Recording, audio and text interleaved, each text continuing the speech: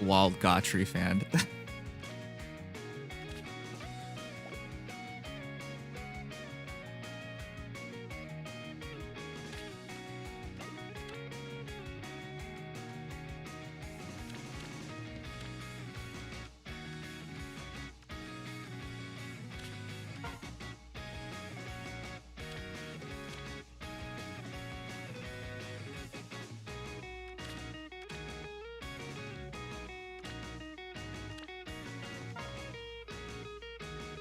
Hope you feeling better. Yeah, I'm alright.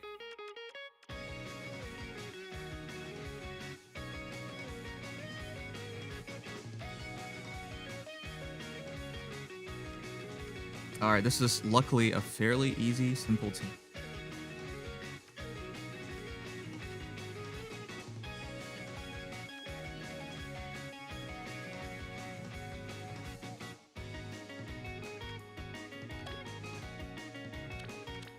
Bludgeoning Falling Eogard in a couple hours. I would not be excited to see that.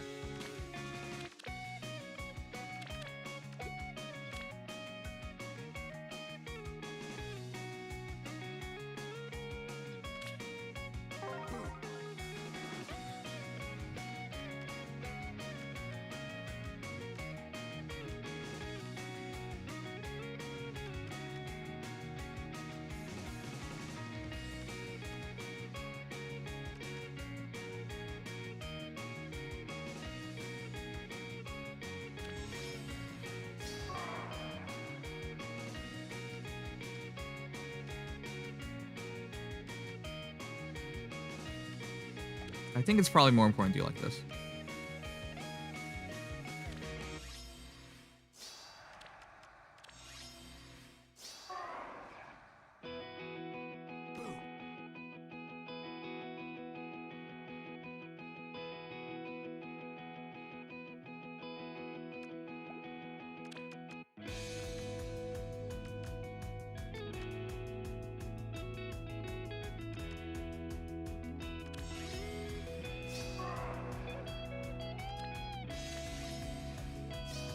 All right, here we go. Of course. I smell sweets. Right, boss. Ready. Good dreams are born. I did go to sleep. I woke up. We gotta stream. We gotta do this stuff, man.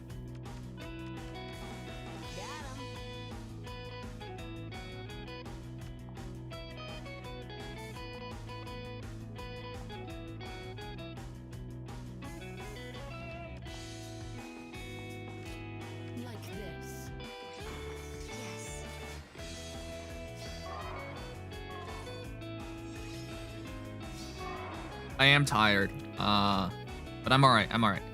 There's a big stream today because we gotta do a lot of things. This way?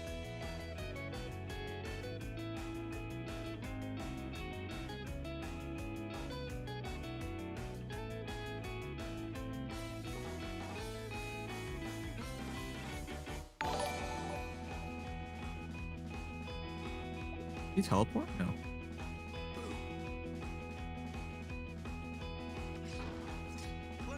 Good morning. Pleasant dreams.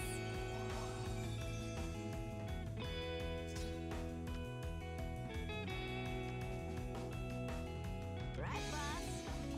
I bestow my blessing. It will be done. All right. If you say so. Of course. 65, 50, Got 55, 56. Veiled, would you look at that? It's been over 30 months. Pride Pog, don't die on us. Noms love you 3. Who was that? Auntie, thank you so much. I bestow my blessing. right, boss. All right, let's do this.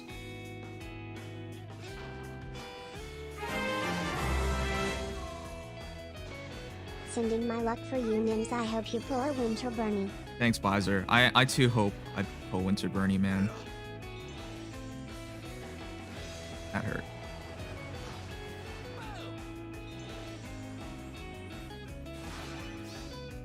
Scared ya?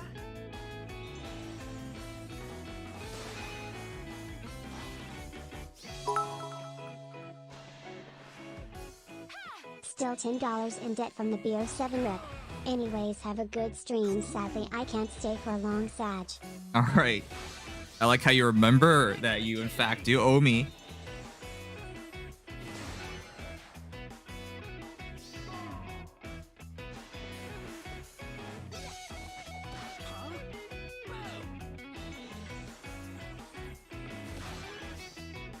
Make with the candy.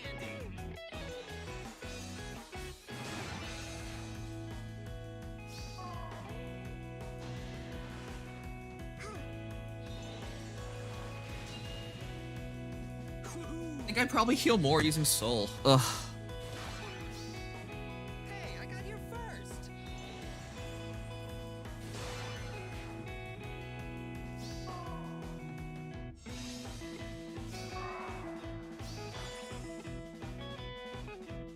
I smell sweets.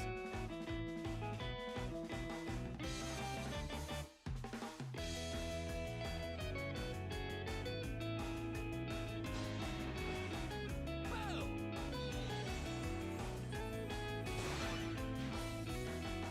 I did not do the IRL stuff because I didn't even plan on it. I didn't expect us to even make it. Which, by the way, it's great that we made it. But like, yeah, kind of need some prep time, you know? Good dreams are born. If you say so. All right.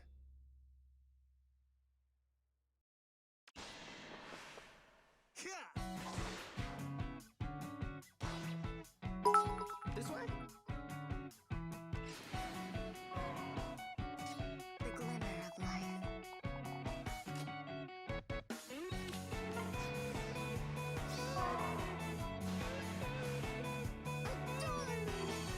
I don't really plan on watching Kazuya presentation. I had the opportunity to, but I didn't really think. I didn't really do it.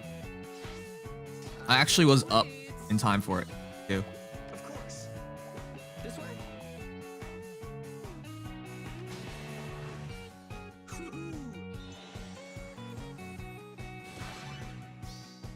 I will protect my people. Hey, I got I think I should be running Soul. Honestly, Noontime just doesn't heal enough. Right, boss? All right. Let's go. All right. Good morning. Light season killing you without Milla. Yeah, you kind of need Milla in everything you do nowadays.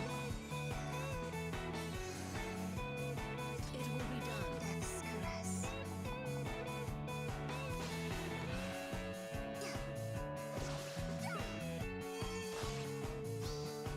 You won't suffer.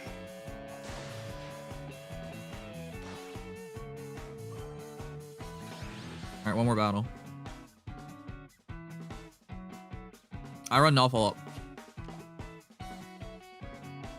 All right, just one more win and I'm good.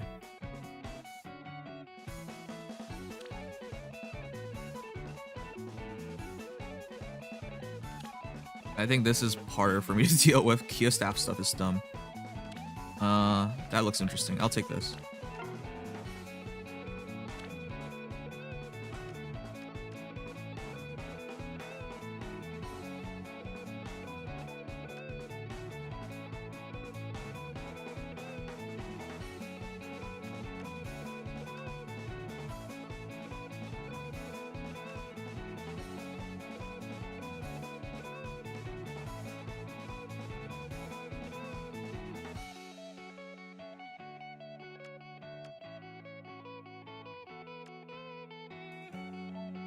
Is he just pushing immediately?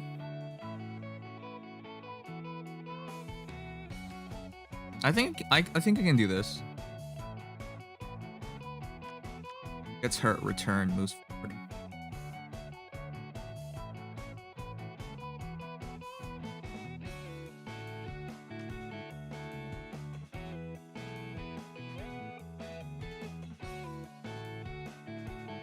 If Shinon doubles me, I'm in trouble. But if he doesn't, I'm not.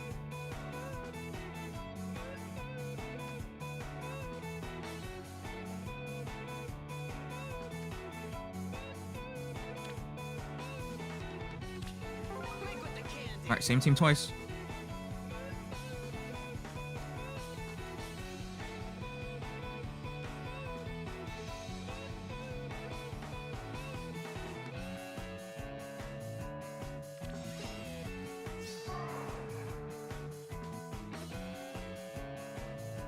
Like this.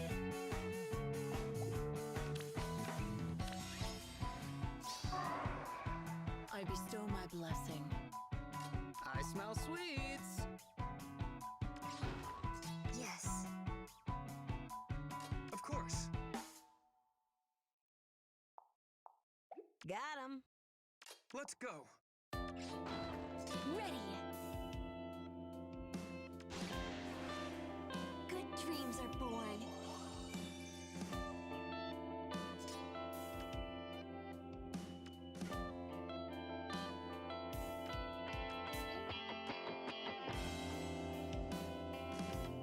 Go here.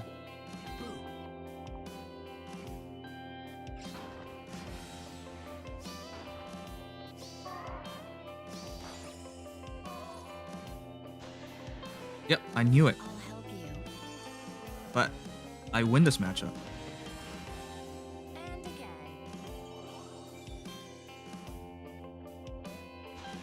I win this matchup though.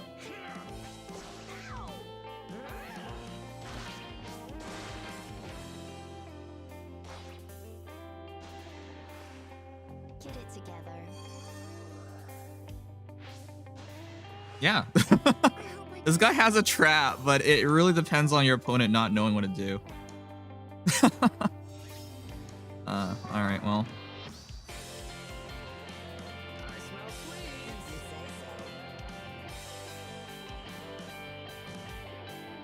you say so. The glimmer of light. Right, boss?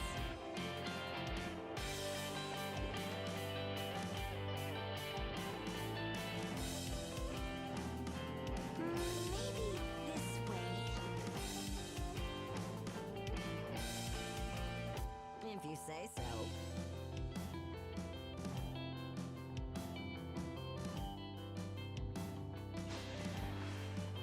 Yeah.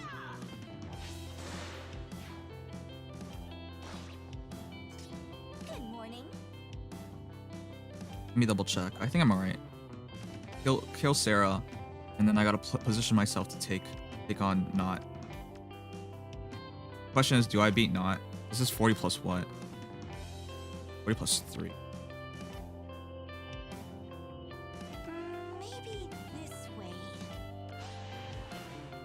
Pleasant dreams. Got him. And I think I do have to push.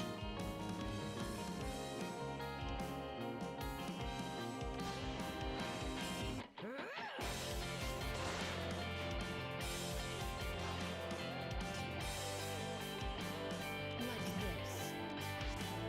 This way.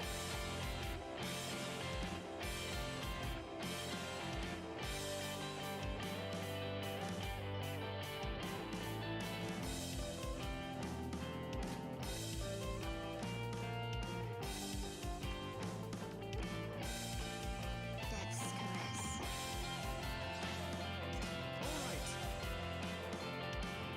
Here we go.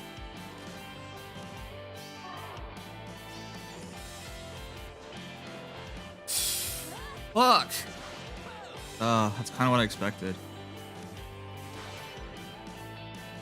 I tried really hard. But I think I'm still top 3K. I tried really hard to take that fight, chat. She's so stupidly fast. Even though I'm not the one debuffed. Even though I put Peony right behind, not fast enough.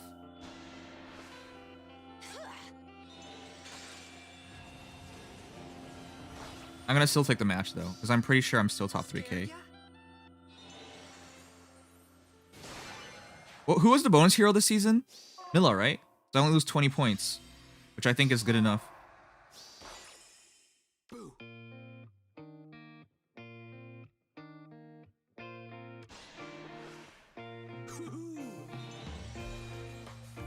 I need to do I need to summon at least, so I kind of have to.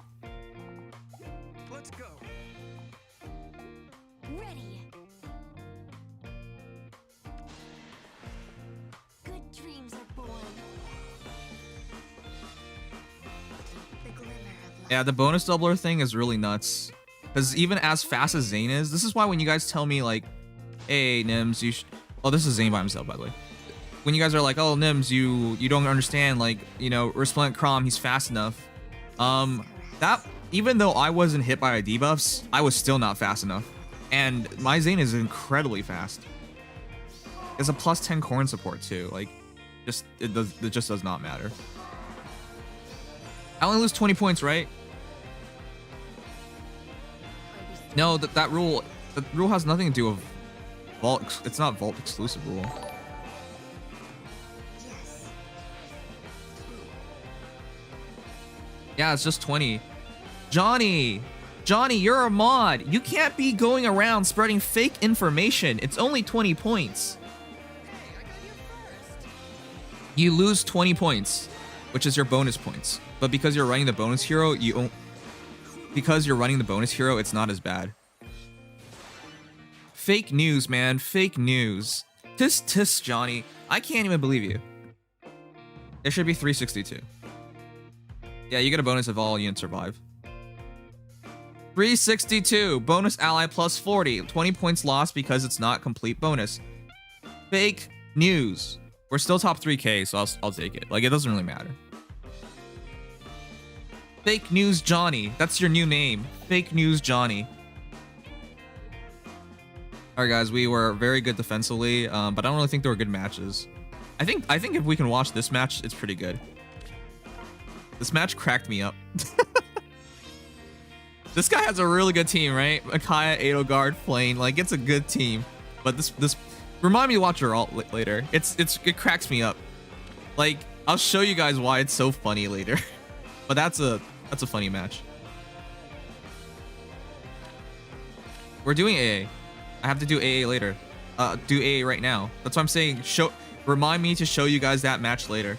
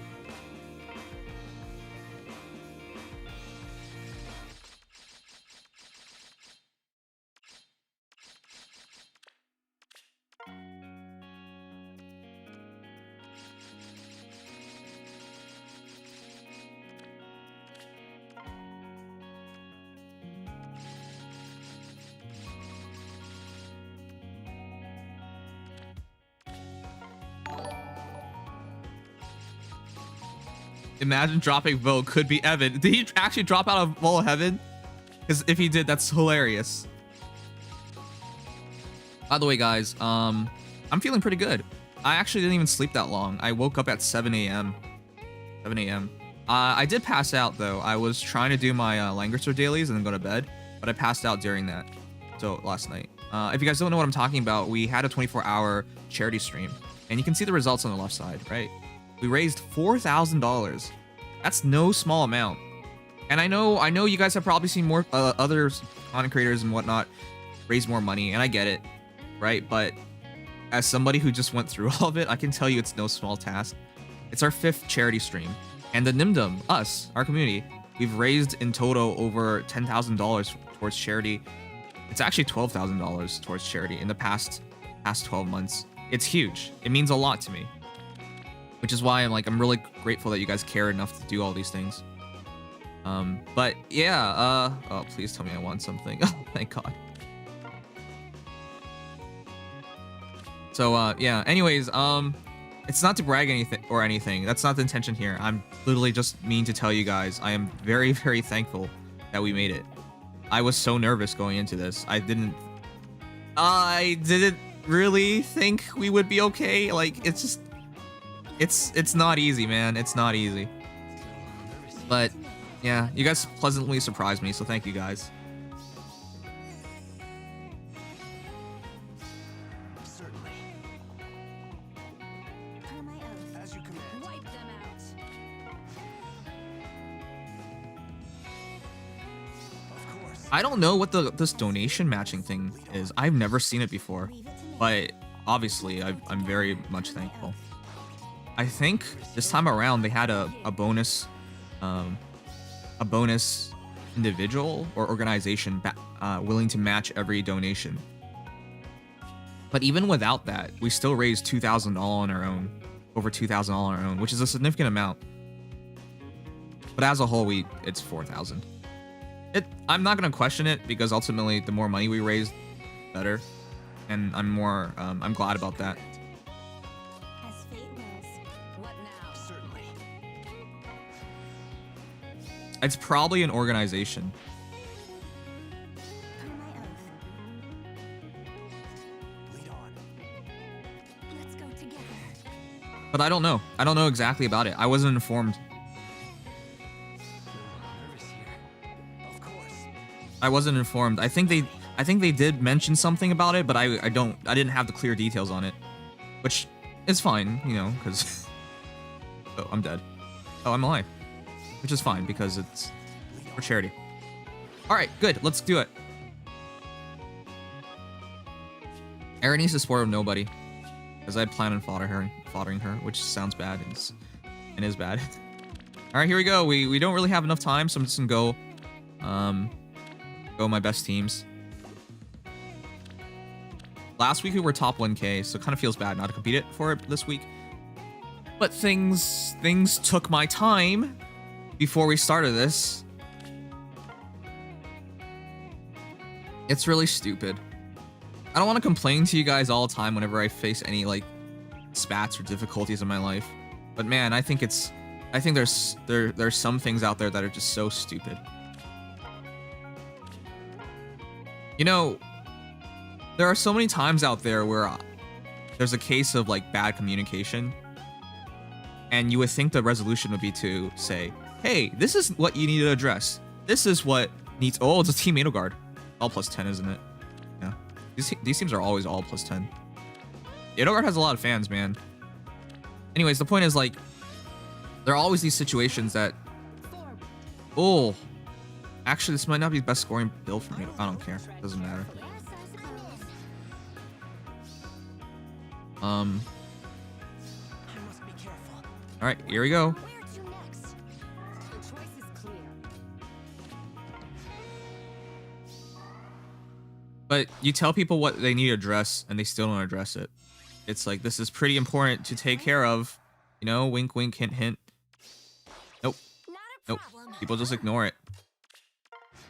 It's worse when they equate it to just anything else, everything else. Oh, this is an easy win. Oh, no, it's not easy win. Oh, wait, it is easy win. I must be careful. Hey. Cool. Edelgard violence.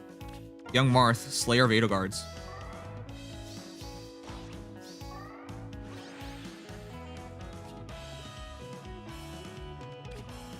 And then they blame others for their own actions. Yeah. All right, these are relatively low defense heroes. It's mostly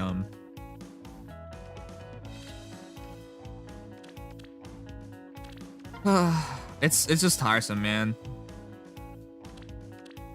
I don't think anyone goes out there looking for conflict, but then sometimes it's necessary to have conflict in order to have a resolution.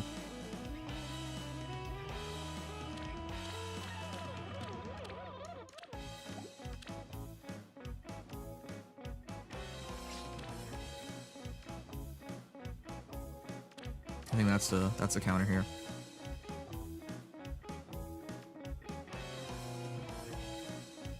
Just something red just in case. All right, let's try to do this quickly. I do want to show you guys that match. It's a good match. I laughed my ass off. Anyways, I do want you guys to know, like, at least this is my own personal philosophy, but you should never be worried about things getting too heated. And the rationale behind that is simply because it's better that you resolve things, get it to a resolution, than worry about the fact what people might think and whatnot. Because that's the reality. It's much more important to have a resolution than not. Yes. Felicitations. Ah, yes. Hooray! Be happy. I'm with you. I think there's anything weird. Hey, Charlie.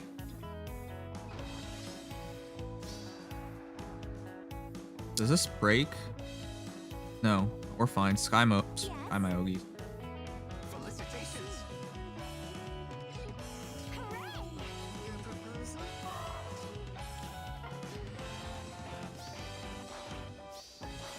Nice, one shot.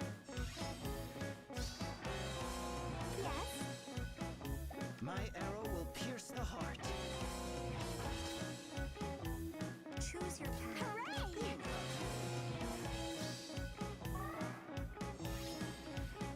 Felicitations. Your proposal? Yeah, of course not. Be nice to get that kill, but yeah, of course not. Yes. Ah, yes. Hooray!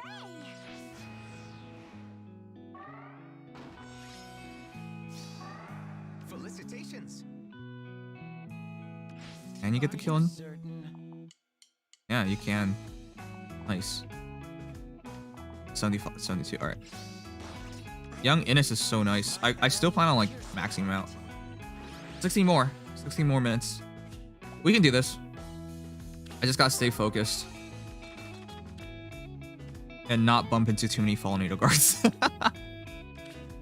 Oh, man.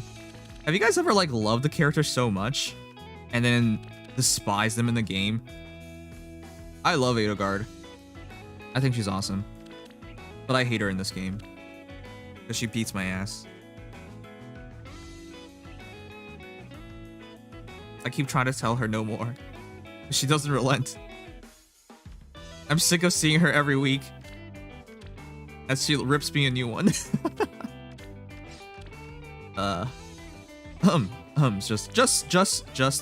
Just saying.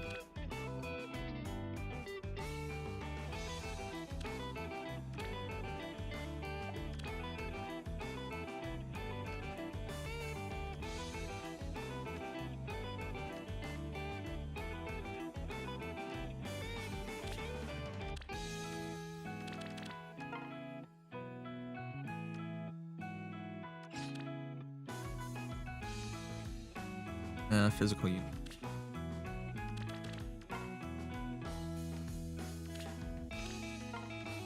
Don't panic. Don't panic.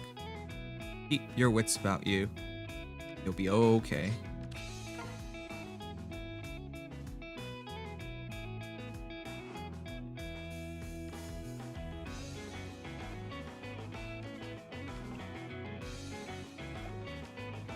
Oh, crud. I just realized I probably don't kill Zeke in one shot, do I? I need to debuff him. A new year. Let's try this. I'm ready to go. Yes. I wonder.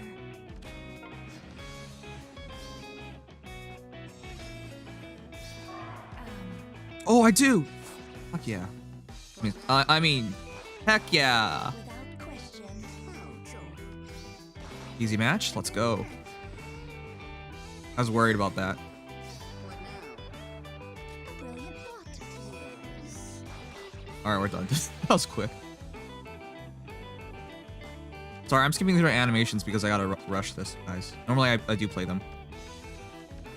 Bait in the Zura. Key to victory, bait in Zura. And then don't get trapped by Dagger. Bait in Zura, bait in Crom.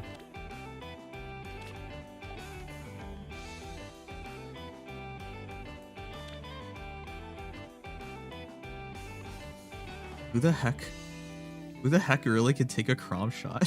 This character is so dumb. Do I use Zane now? I think I should. This guy is so dumb. I hate him. Oh god, it's instant glimmer too.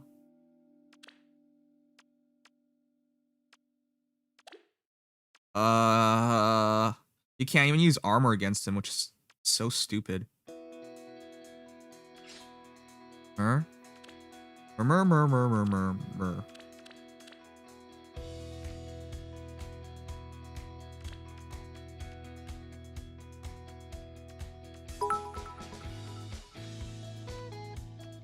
'Nims, try my dark defense or you're a scaredy cat. Kappa. Who's you Kappa? I'm off the hook. I ain't scared of nothing.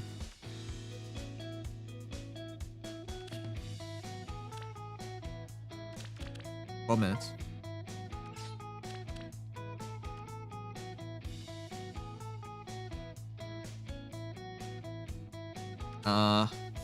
Need a really good strong red hero.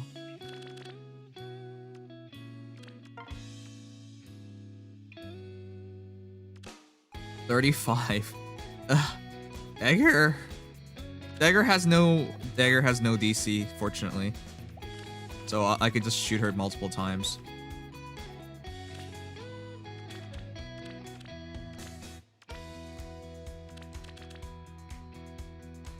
Dragon. A good dragon left.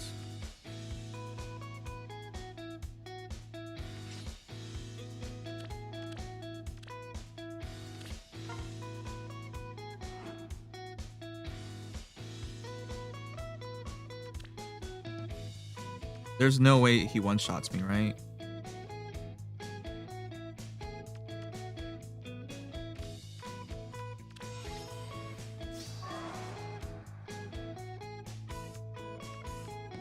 I'm scared. I'm scared. 42 defense, 46.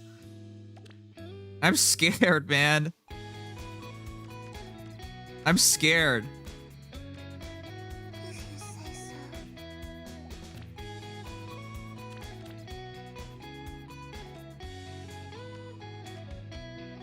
Certainly. Of course. Please. Please survive this. Me. Alright, let's see it. Oh my god! Ugh. Fucking knew it.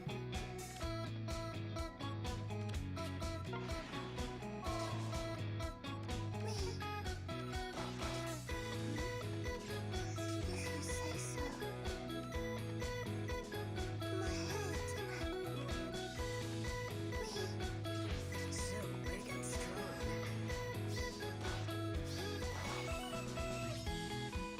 Care to play? Yes. Certainly. That sucks. My head.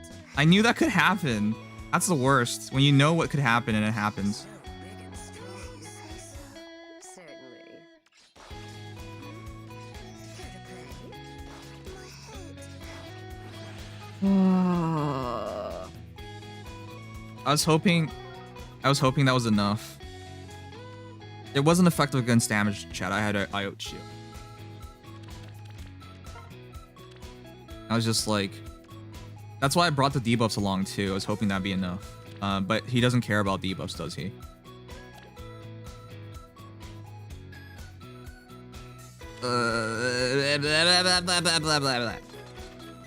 I'm upset. I'm upset.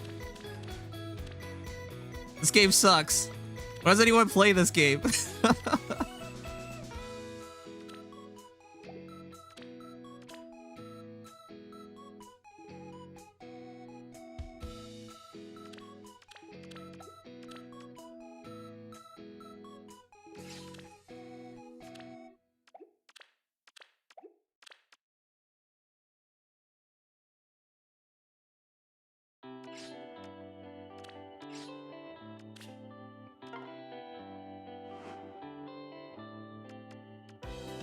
The worst part is I knew what was gonna happen. I knew there was a good chance of it. And I knew. I friggin' knew. But it didn't matter if I knew. You know nothing, Jon Snow. Okay. You know nothing. What should I do? Nothing. I'm Jamaican.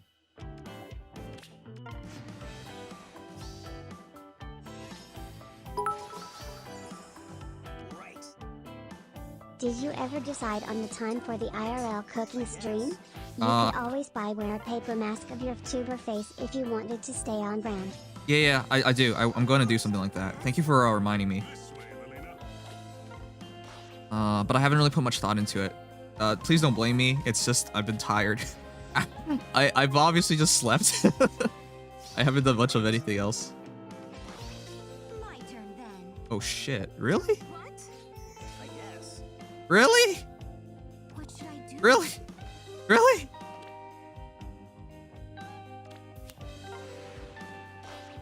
Really? Please don't die in one shot.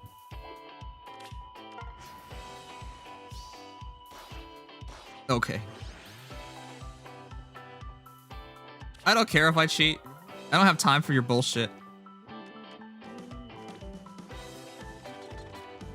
No, no, no, no. No, no, no, no, no. No, no, no, no. No, no, no, no. No, no, no, no. Why is existence so painful? Why is it so painful?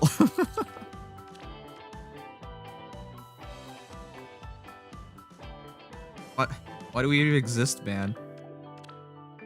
Just to suffer? No, there must be something greater.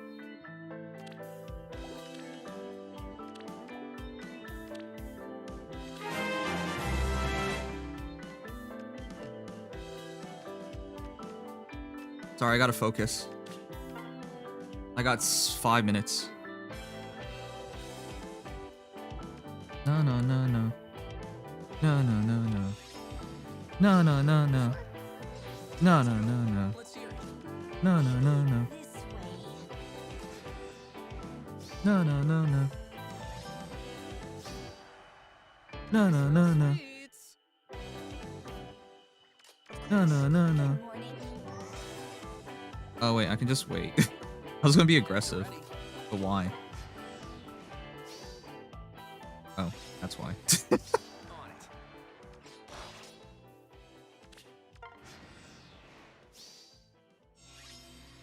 You fool. You think that fan is what makes you a man? No fan makes you a man. At the ready.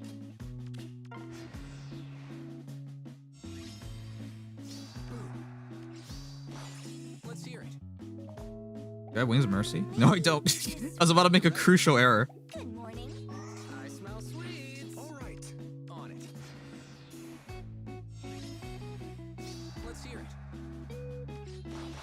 Ready. At the ready. Enough. 4 minutes, 1 battle. I can do it.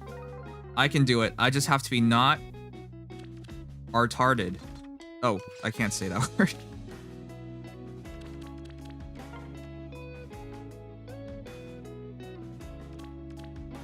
It's only fitting to use Edelgard. It's thematic.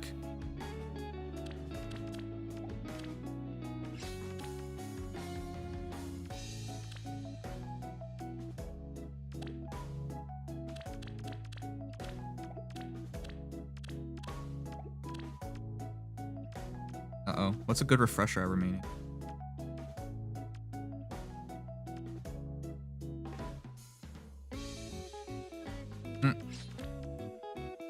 Actually, as much as I want to use Edelgard, probably shouldn't.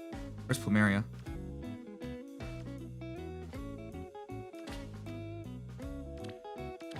Why am I selecting Plumeria? It doesn't matter. I think she's my best remaining refresher. I quite like Plumeria. Is my res shit? Steady enough.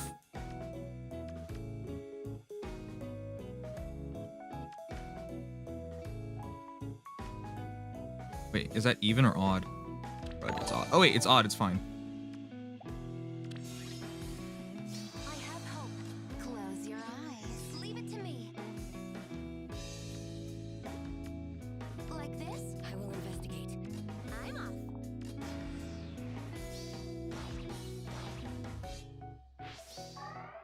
That's always scary. Understood. It puts the fear of God into me. Why not? Leave it to me. Or where? All right, please win. We got 2 minutes.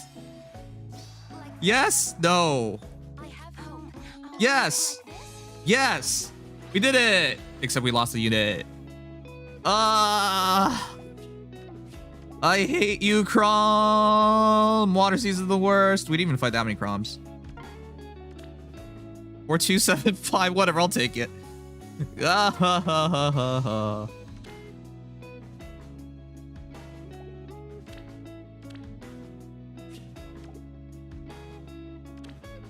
Wait, why am I doing this? What is wrong with me? Okay. How much time do we have? Alright, let's watch a quick match. Hi guys, did you know this is a very good combination? Altina, oh wait, I lose this really badly. Actually, no, this is funny. I don't think we have time for it though. This battle is funny. Okay, basically, this is what happens, chat. Keep talking so I could do this quickly. Guys, don't stop talking. Don't stop talking. Don't stop talking. Don't stop talking. Look, I got a kill. What time is it? Guys, look. Look.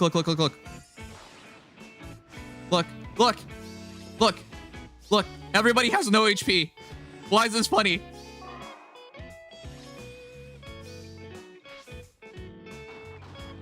He can't attack.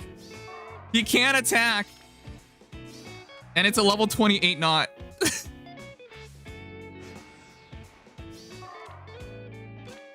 Uh-oh. Okay. He can't attack. He can't attack. Okay. Eventually he just... Okay, so what happens is eventually he just sacrifices a unit to get the kill because he couldn't attack. It was so dumb. It was a level 28 knot that forced him to lose another unit, which I just found was hilarious. All right, we're gonna watch the match, guys. I'm sorry, like this match, it didn't count for anything for me, but he rematched me, and obviously I didn't lose a unit beating him. I don't lose units beating people unless it's the last match of the season, and I know it doesn't matter. Then I do it. But it was so funny because my level 28 knot, his entire team, he even had instant special on Guinevere, could not get the kill on her just because of damage reduction. She was level 28. I know she gets the extra 4 stats, but she's level 28. It's just insane to me how good Nod is. This character is absurd. And he even had all time in the world to get a better placement because she's trapped in the corner, but even then he couldn't do it. Also, this isn't my actual team. Even with how bad all that is, look at my season chat. Win, win, win, win, win, win. Failure, failure. Win, win, failure, win. I went 9 of 12. 9 of 12. 9 wins, 12 losses. 9 wins, 12 losses. That's horrible. 9 wins of 12 matches. And I only lifted this guy, which is a bit unfortunate, but it didn't matter. I was top 3K anyway, so. All right, guys, one sec. Let me grab some water. No, I'll grab water after this match. Okay. So here's the schedule for today, chat. After the orbs come out, we're gonna summon. That's the idea. I don't know whether I should stream straight to the Fae channel or not. I'll decide based on how I'm feeling. For those who weren't here, we did a 24-hour stream. Yeah, on Saturday through Sunday. We raised $4,000. $4,000. I'm sorry. I get a gloat about that, right? I'm so proud of you guys. Thank you guys so much for all the support. Because obviously, that's a lot of money. That is. You guys were extremely generous. Of course, big shout outs to Solnar, big shout outs to Casey, and big shout outs to Dex.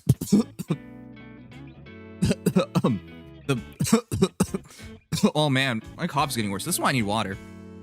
Anyways, I've lost my train of thoughts. But thank you guys so much for the extremely generous donations. In total, we reached $4,000. It was great.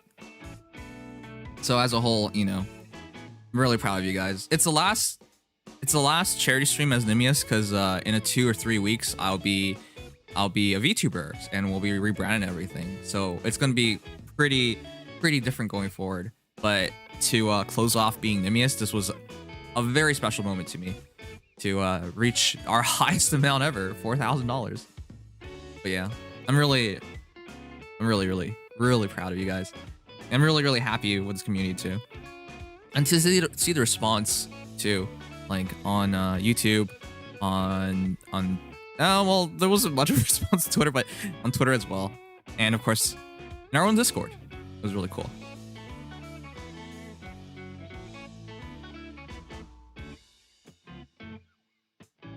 All right, time to watch the final match.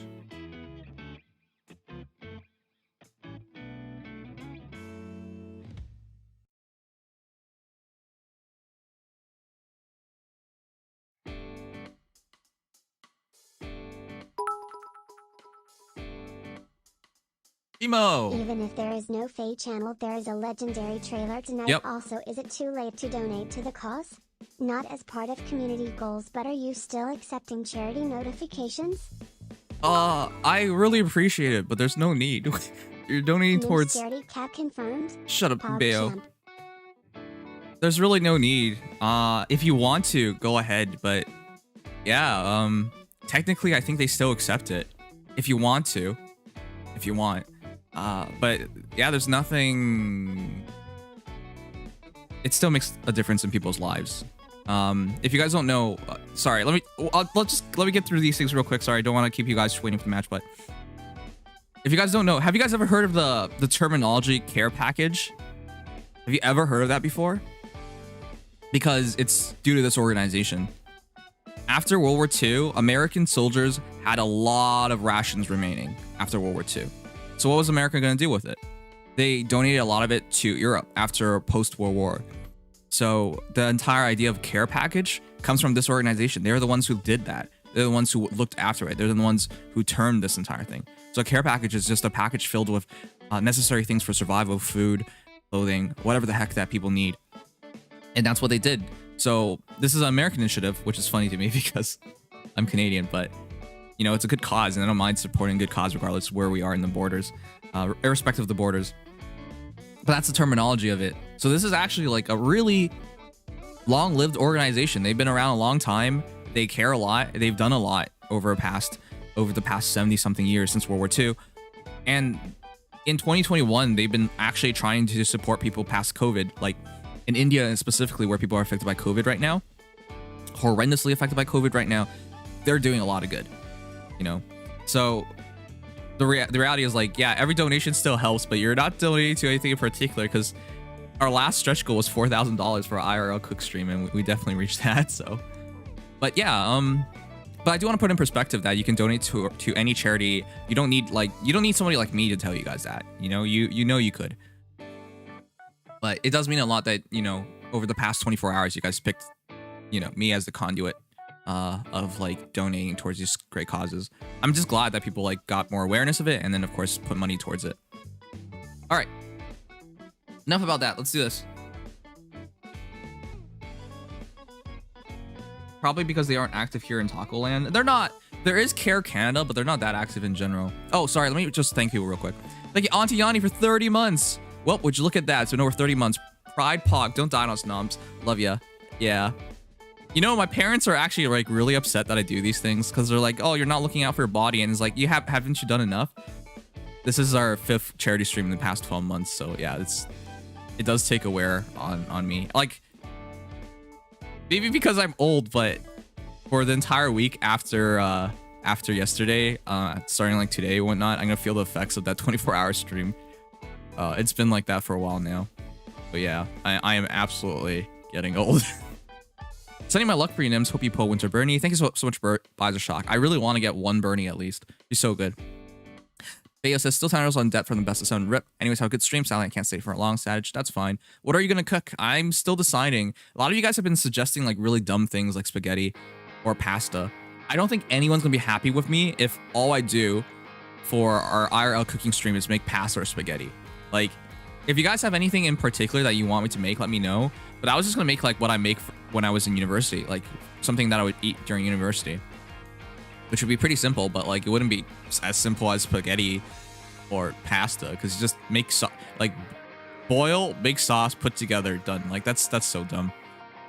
And then Bea wants me to try her defense team. I don't know. There's no point in it, man. There's no point. Your team sucks. Thanks, Firebird, for follow. Thank you, Omega Man, for follow. Did you ever decide on the IRL cooking stream time? Could always wear a paper mask. I'm gonna wear a mask. Definitely. Yoroshiku Annie Games. Thanks for follow. Welcome to Nimdom. I'm not a scaredy cat. It's just there's no point of spending that time. Thanks, Axe, Lex, Mafia. Thanks for 2 months. Gifted by Jomi-san. Even if there's no Fate Channel, there's a legendary trailer tonight. So yeah, there's something tonight is the point. Because there should have been a summer trailer already. So maybe it's tonight. We'll see.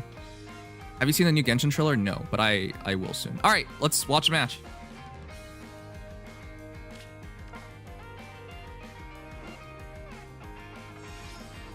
Hey guys, do you ever take extra joy in beating fallen Edo guards? Because I do. I always take extra joy in beating Edo guards. I've beaten multiple Edo guards this week. Actually, I don't think a single Edo guard team has beaten me this week. I have beaten them all. I take so much joy out of beating these people. It's just because they think Edo guard can do everything. She's a really good unit, but she can't do literally everything. Now, Dagger is nice to have as support. Peony is always a great.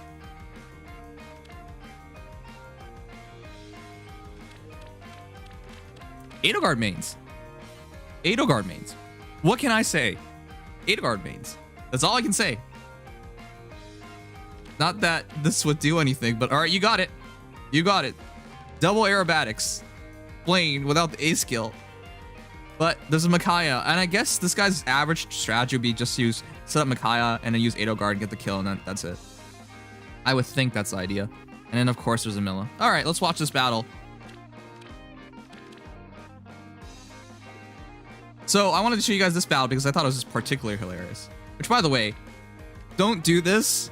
Corner not is a bad idea, but I haven't maxed out her level, and I was just like, I should deploy her because there's no reason not to use her. She gives me extra stats.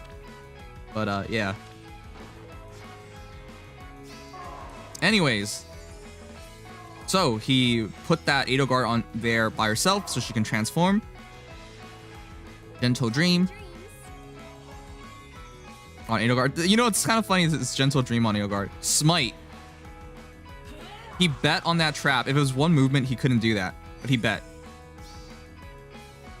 So that always irks me so much that Edelgard hits so hard. She's one of those few units in the game that hits so hard that it doesn't really matter whether you two-shot or not. Even though Twin Crest Power makes it so she'd only attack once, her and her opponent can only attack once, she hits so stupendously hard. 62 attack defense ideal, attack defense solo. She hits well hard enough to one-shot a Kiro. And that sucks a lot because I run Ward Cav and I have extra defense from not, right? HP plus 5, defense plus 5. Doesn't matter, one-shot it. All right.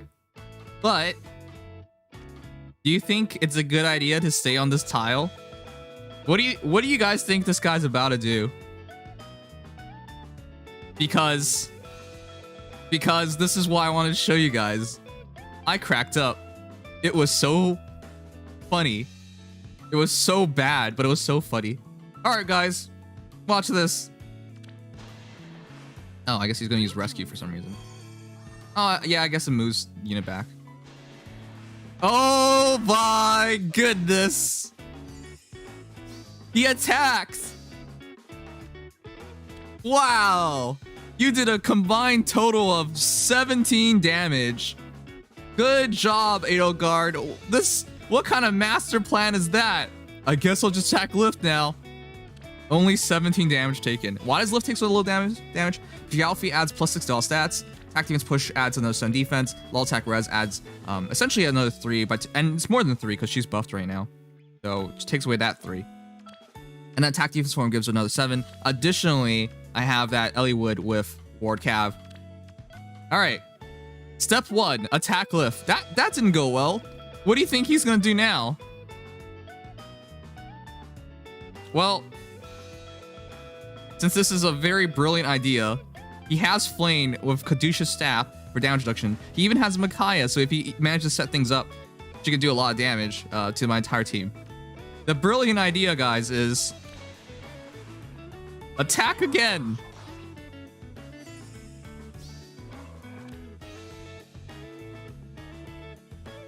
Of all the options to pick, you picked attack again. You know you're not getting the kill. Why would you get off the defense tile? Like, that's literally the worst option. You could have just, I don't know, that was dumb. Anyways, this is pretty self-explanatory what happened next. It literally doesn't get the kill. I have my healing tower. Your best chance of survival was standing on that defense tile. Oh well. She's literally hitting zeros now.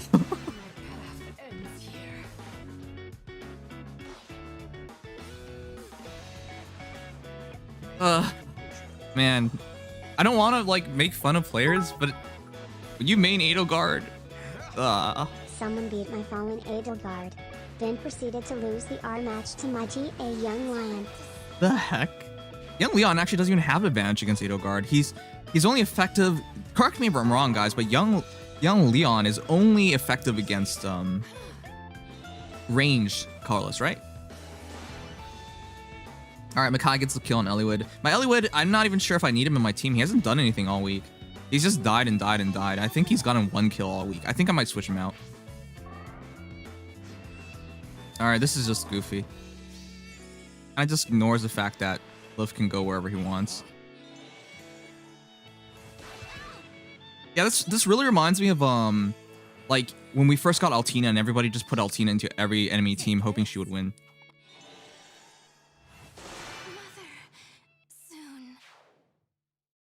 Yeah, only the base is effective against melee colorless, so that's really surprising to hear.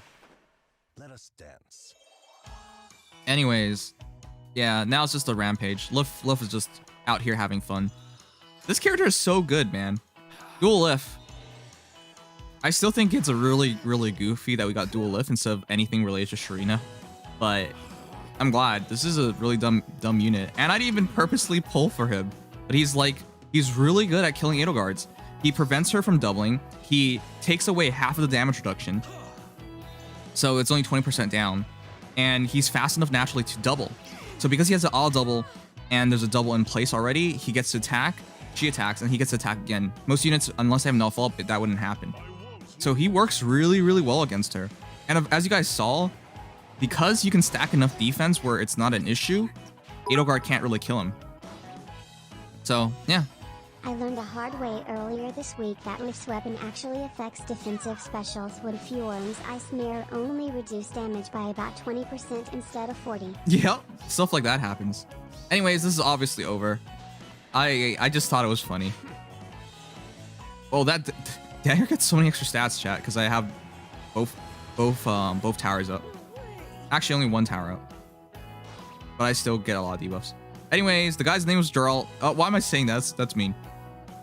But yeah, I hope going forward he doesn't just believe Edelgard over everything. And I hope going forward, when you don't, in that situation, I think he was going to lose anyways, but it literally made 0 sense to attack again. It literally didn't do anything. Like, why would you attack again on Liv? He should have backed up onto the defense tile. That was his best possible chance of surviving. It wouldn't have really mattered because I think Liv was going to win that either way, but that was just weird.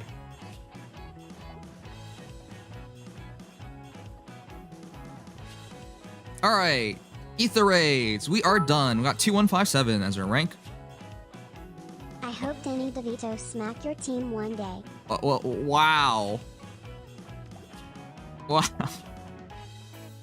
You know what? Normally, I would call in question your obsession with Danny DeVito, but you did it all for charity, so I'm not going to.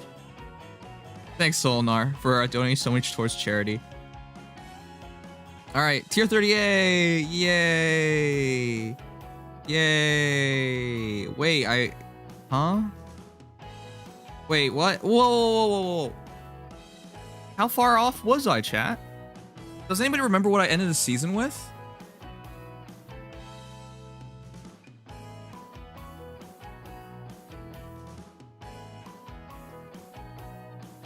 I don't remember.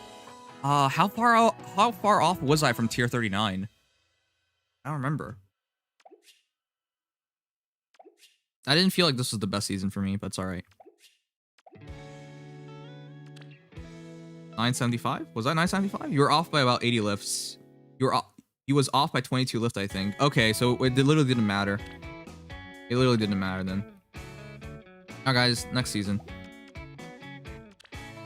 If I played better, it wouldn't have mattered because I would still not make it. All right. Pretty successful season, I say. You had 976. 24 left for tier 39. Okay, so it wouldn't have mattered. What I'm saying is, even if I had gone in a perfect run, I would have still not made it. So, yeah, that 20 lift that I gave up on the last match for time's sake literally would not have mattered. All right, do we have to cook?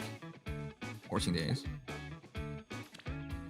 No, tier 38 doesn't drop. Tier 38, you stay in vault. I'm not even sure about that. Hey guys, how does Vault of Heaven even work? Oh crud, we have to do that. I like cooking with Azuras, to be honest. I like it too. Alright, let me do George chat, because I need the orbs. Have you checked out the Kazuya presentation? No. I could have streamed it, because I was awake, but I was like, do I want to push myself? I just woke up 8, and then went back to sleep. That's what I did. 33 is to drop? 36? I don't really know. Sorry, I don't really pay attention to stuff like that.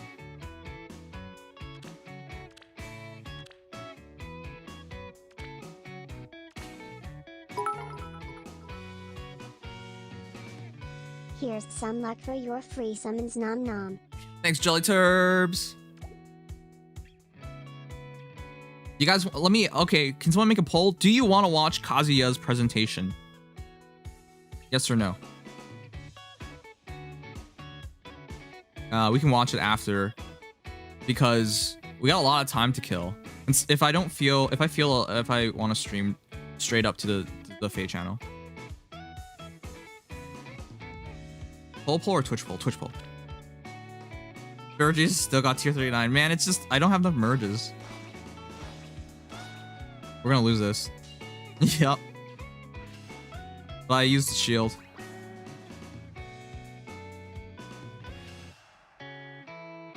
I like how Edelgard's the one who's shielded, chat.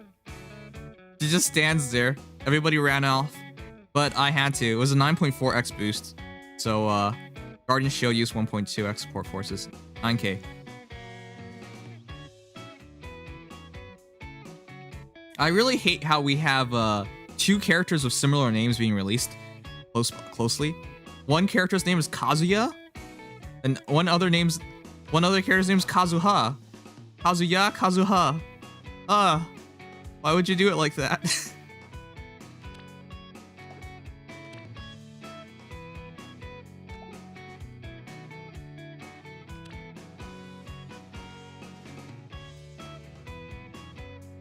Do we get the max boost, chat? I love the new Guardian Shield animation they added with this front line. The guy you deploy just like, Belp, not my problem. Yes.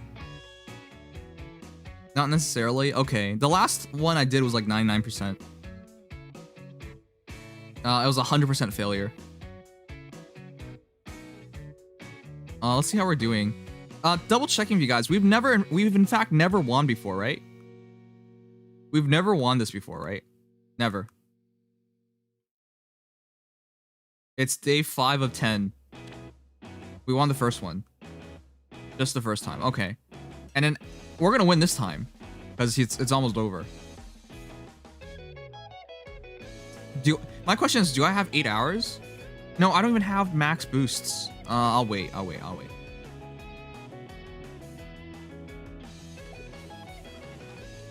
Alright, whatever. Anyways. Alright, we're gonna summon Sin chat. Just let me get through George first. It is a relatively simple mode. Doesn't mean much though.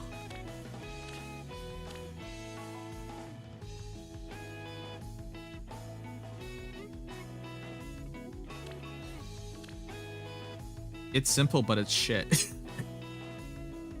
Whoa, whoa, whoa! What got to you? Anna, I gotta use Anna and George. Do I have George leveled up? I think I do.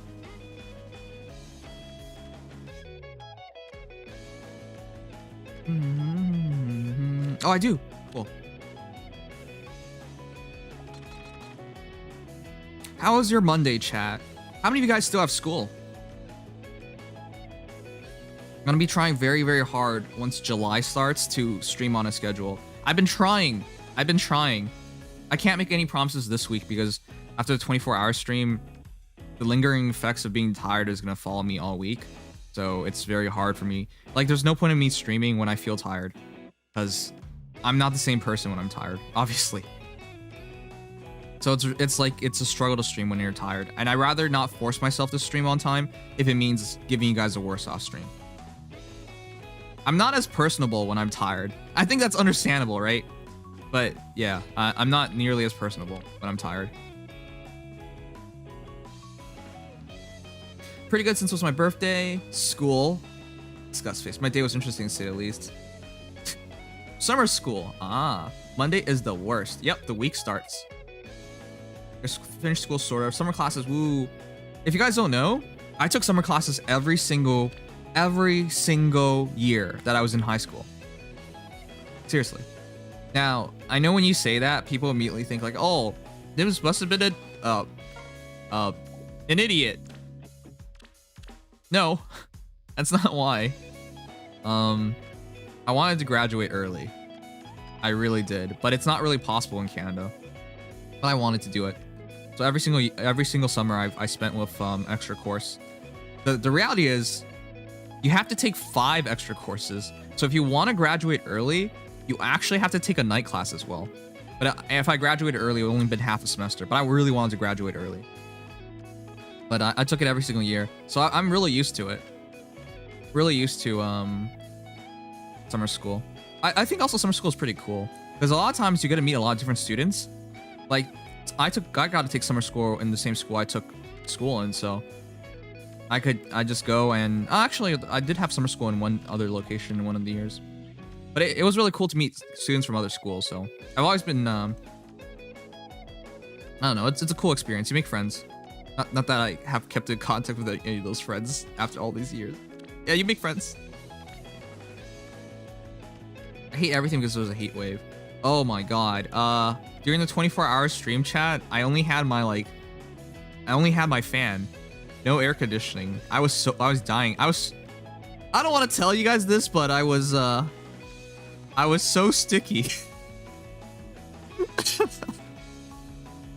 The worst thing is, because I'm doing a 24-hour stream, obviously I didn't take a shower. Right? I showered before the stream. Absolutely.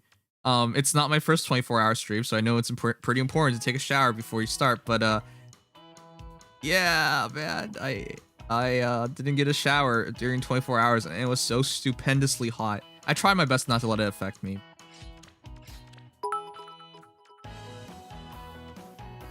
Were you nude? Was I nude? Don't you know, I only stream nude. Anyways.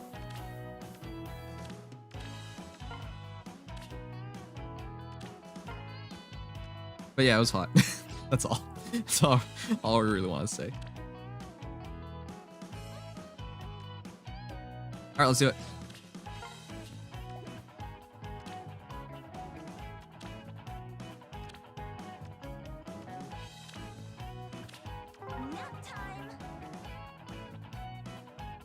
My family wanted to renovate the kitchen cabinets at almost 40 degrees yesterday. What? I mean, sometimes you gotta do what you gotta do, but like, that's rough.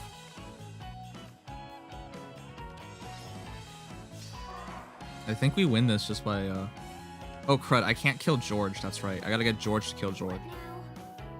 Sometimes these battles feel a bit, like, sad.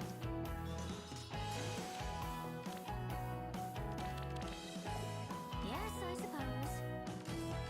because you kind of have to kill yourself.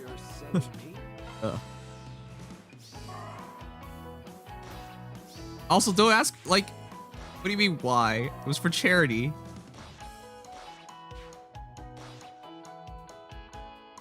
You know, chat, growing up, oh, I can, What now?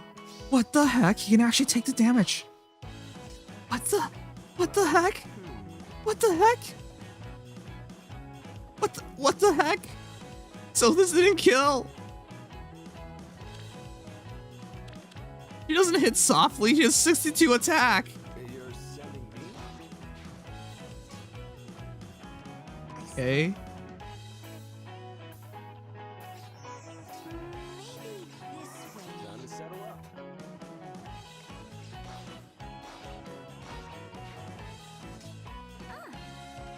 Anyways,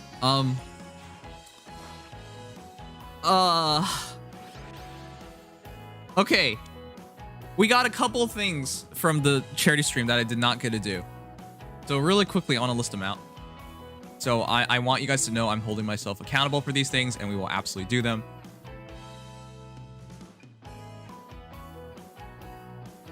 Let me... You could bake a cake or muffins and decorate them. Does that count as cooking? I don't know. I don't think baking counts as cooking.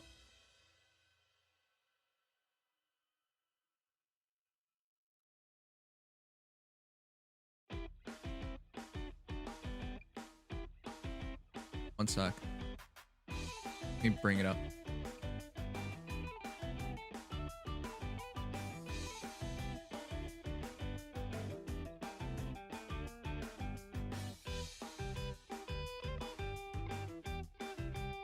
Sorry, I don't have the link very accessible as I would like it to be.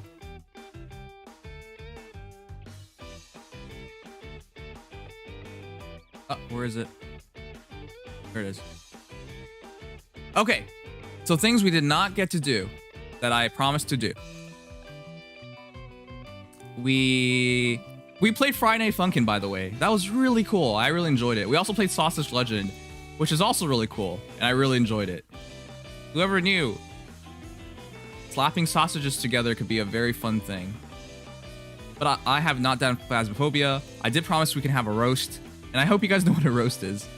You could roast me, and I could roast you. No hard feelings, all for the fun of it. Buy a body pillow. We already discussed this. We already went through all this. The only question now for buy a body pillow is whether I buy the official By the Artist body pillow, which costs $117 Canadian, which is insane, or the knockoff version, which is $50. It's the same design. It's just one's directly through the artist, and one's directly through it's through a site. We did the fanfic reading. You guys ordered food. The food was good. It was Fat Bastard tacos. Fat Bastard burritos. It was really good. You guys really liked the name, but it was really good. I enjoyed it. You guys already changed my name for 1 month. That's why I'm now Nimious. Nimious? I don't even know what that means. I promise to make a Faye size tier list.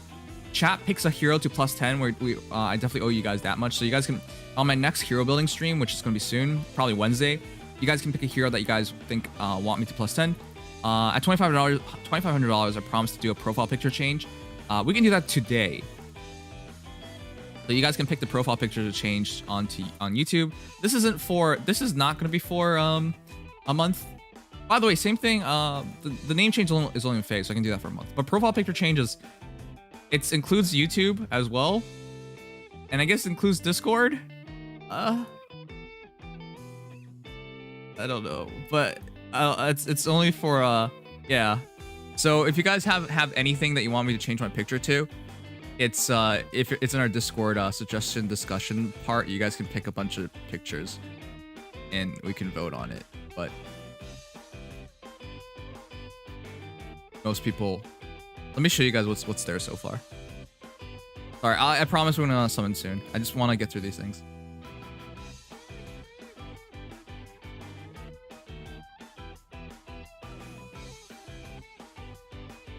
It is either Venti,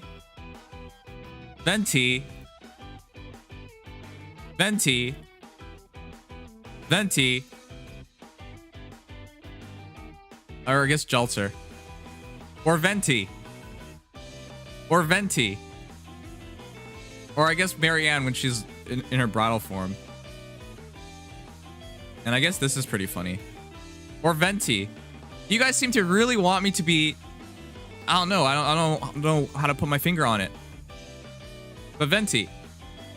Who is this? Season 0 Kaiba? Ugh. There's also Flame in Flame Emperor Flame and Flame Emperor armor. There's also this curse thing. A Corn plush, I guess. Gatekeeper.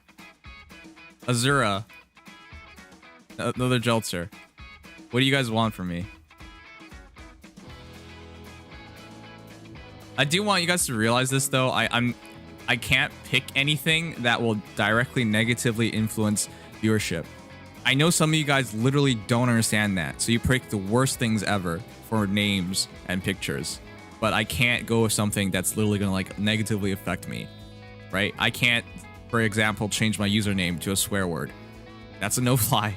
Same thing with this. No one's gonna watch me for like 2 weeks, and I'm not willing to give that up. That's obviously very detrimental. Oh, Melts. Not a schoolgirl. That looks like a middle girl school uniform. But yeah, that's really cute. Actually, that reminds me of crap. Lucky Star. Reminds me of Lucky Star.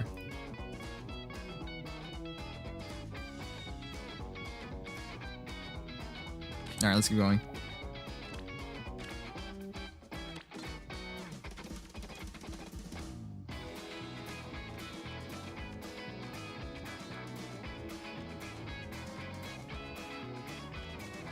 Listen, just changing things slightly doesn't help at all.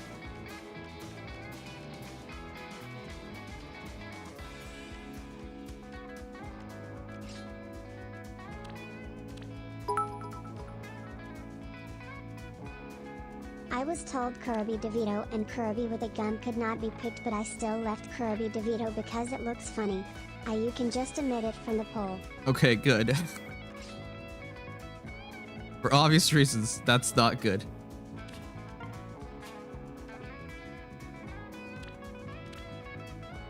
Auntie, it's for this charity stream.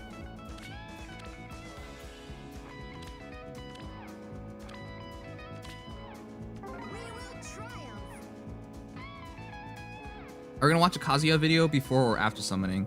Sorry, do we have a vote on that? If you guys are down for watching it, we can watch it. But right now I'm gathering orbs, and then we can summon.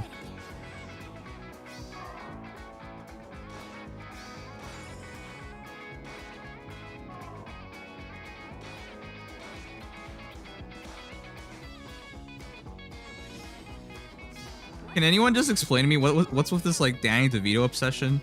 Why do you guys like him so much?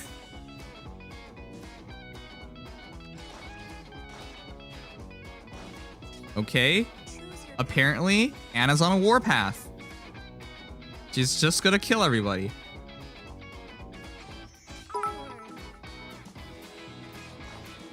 Make you suffer. Oh. He's off. Thanks. Off. Oh, no, I don't have reposition. Oh, oh. Oh, wait, it's fine. We're done. Why not? Thanks, Desmo. Thanks for subscribing. Why not? Because it's painful. All infantry team now. Alright, that's easy. This is just my best heroes.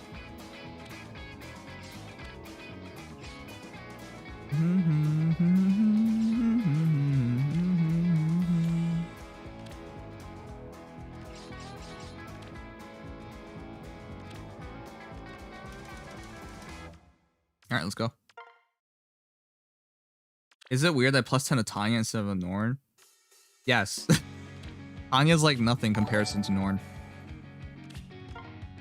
Thank you, Desmo, and thank you, The Castaway. Thank you guys for subscribing. Welcome to Nimdom.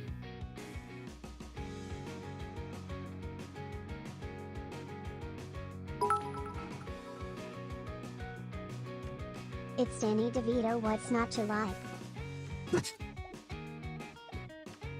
First of all, I didn't even know you guys were such big fans of Danny DeVito. But I don't know. It's just weird to me. Time to kill. JR4CC. Thank you so much for subscribing Prime. Which, by the way, I want to do a subathon once I become a VTuber. To be honest, we have never held a subathon. I think we tried it one time, but then I just gave up on it. But we never actually did one. So that'd be really cool.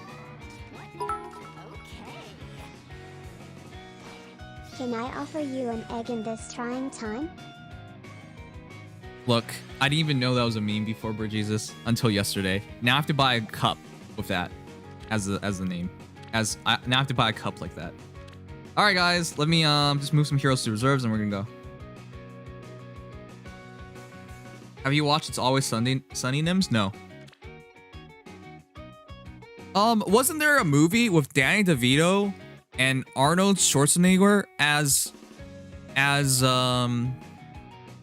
siblings? Like, it was one of the weirdest movies ever. Because they're obviously not siblings. They were twins? What the?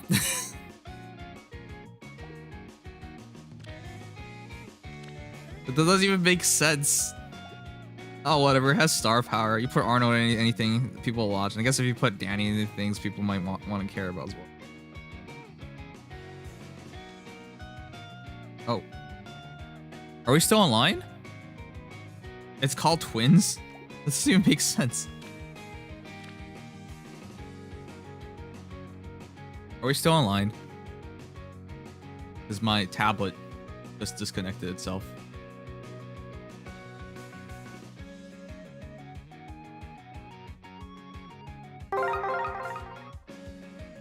Okay, my chat just died on my tablet.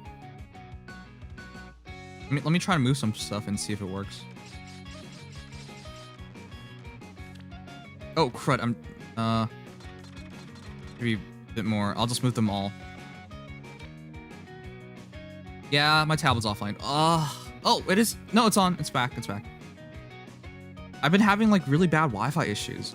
Yesterday during our charity stream, my stream actually crashed 3 times. No, 2 times. Which really sucked because that really affected viewership numbers. Actually, the sad part is I think this charity stream was one of the worst. I think this charity stream was the worst when it comes to average viewership. We had high moments and we had low moments, but it's because it kept crashing.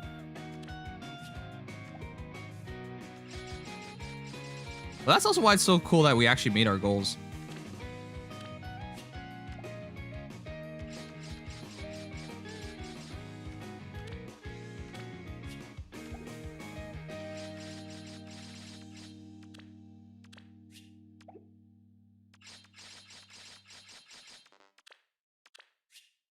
All right, I think that's enough.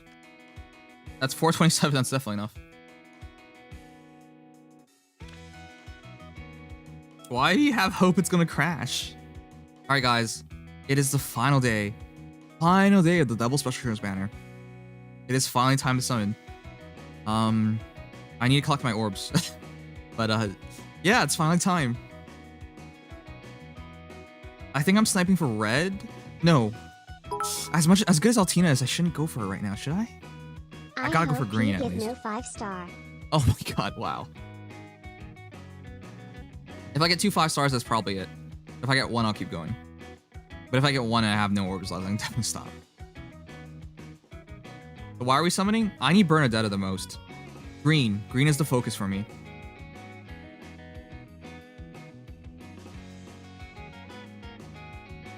This banner is a bait. It's not bait. It's like the best double special heroes banner I've ever seen. Red and green is the play. Yeah, I'm tempted to go just for red and green.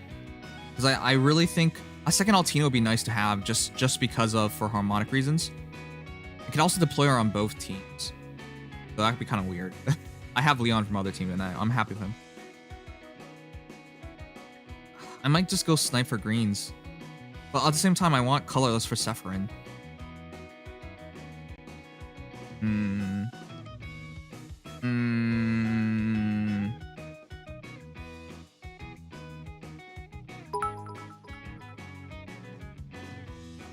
Nims wants Bernie. Has tired of losing to Duessel. Kappa. Yeah, Bernie would be do so. All right, guys. Just give me a second. I really did run out of water a while ago. Just grab water, and I'll be right back in the sun. Giving luck to free poor winter Bernie. Hopefully your luck will be as good as mine was. Thanks, Azur. If I get one Bernie, I'll be very, very happy. Though dual peony makes a big difference for me too. Both of them make a big difference. Just need to grab them. All right, one sec. Let me just grab the water, and we'll start.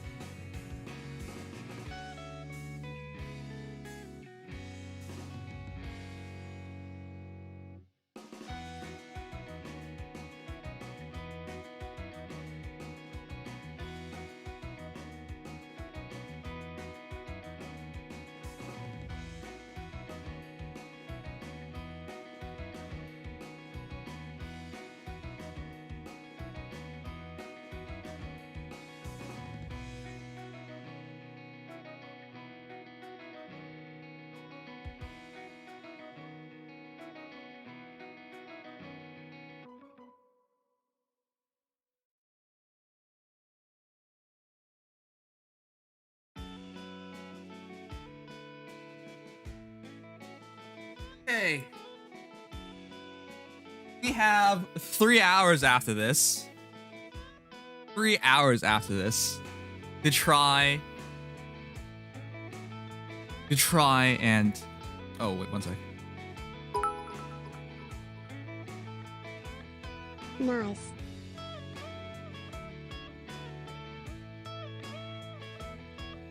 Okay. After this, we got 3 hours to kill before the Fate Channel or Fate Trailer. I hope it's a Fate Channel because there's always one for summer. All right, let me grab my orbs.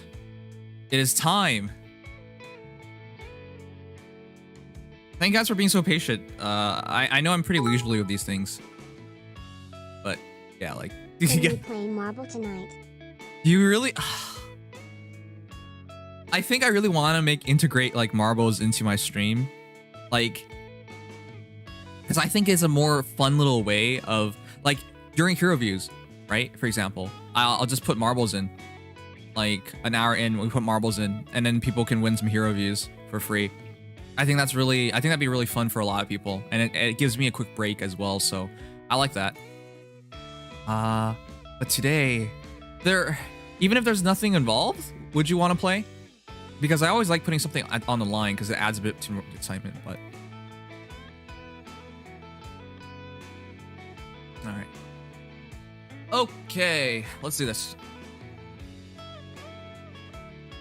All right, chat. There are a bunch of banners. Double Special Heroes banners, Tempest Trials banner. Some are Vibrance, some are Passing, Focus Heroes with Push skills, some are Returns, Weekly Revival for 17, Pegasus Knight Pile-Up. I've already gone for this. So I think I'll leave this banner just in case, but I highly doubt I'll ever return to this banner. It really sucks that the most pretty hero, Marianne, sucks. All right, well, let me grab the final orbs. Oh, whoa, oh, no, we got it. I was like, maybe there's one more orb. Never mind. All right, let's grab the orbs. Resonant battles. No, it's trait fruits and codes. Interval 20. I was actually ranked 70, chat, because I had both dual heroes, or sorry, harmonic heroes, both harmonic heroes. I already removed the team, I think. Arena. Oh, let's see it. We tried really hard. We seriously did. Oh, I hate this game. Hey, chat. Did you know I actually actively tried in Arena this season? I used like 40 crests. I went for 758 average. 758. That's no small mark. The only thing I had a +10 soak. The only thing I didn't do was give him a dual rally, and I guess I didn't go through to SP A slot, but 2 things. But he was +10, and even then I couldn't make it. So frustrating. I was finally able to +10 Summer Hilda, and I'm so happy. Expect Joey a hero said, review congrats. when you do that loud. Okay, well, tomorrow's hero reviews, so you can show off. But wait, Summer Hilda? You +10 dual Hilda? That's so over. I don't think that's necessary, but all right. I thought you meant Winter Hilda. I was really excited, and then I realized that Summer Hilda +10 is just offensive healers at +10 is just so gratuitous. You don't need to do that. Obviously, like if you like a character, that's fine. Oh, we already did Arena. Oh, cred. It's Arena Salt. All right, Arena Salt. We chat. How is that fair? Let me put it this way. +10. It's a +10 Crom. I get it. +10 Crom. No instant special. Versus Myrrh. +1 Myrrh. Iote Shield. Green Hero. Green Dragon. Vlad Defense. And she had Ninian support, who they're ally supported. And Ninian has 4 or 5 dragons, and I gave her the Hone Dragon seal as well. She has +6 to everything. How? How does she lose against Crom? She only lost by 2 HP, but still, that pissed me off so much. I was just like, I was hoping it would work, but I was just like, it should work. And the worst part is, like, I had a Versa debuffing the entire team, but then Crom doesn't really care about penalties. But still, like, we lost the unit, but that really pissed me off. That was just, Crom is so stupidly good. But yeah, +1 Myrrh. Despite how much defense she has, and despite her having the refined weapon and having ally support and everything, didn't matter.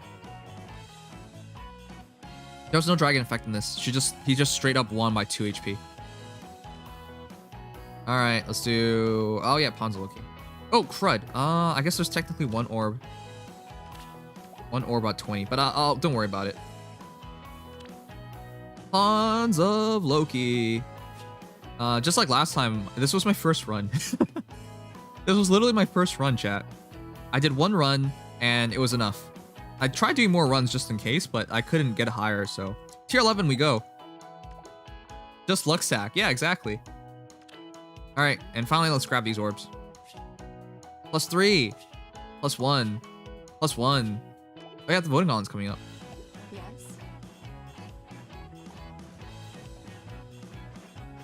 How to get to tier 11 path Ponzaloki? I just use all my friends' heroes.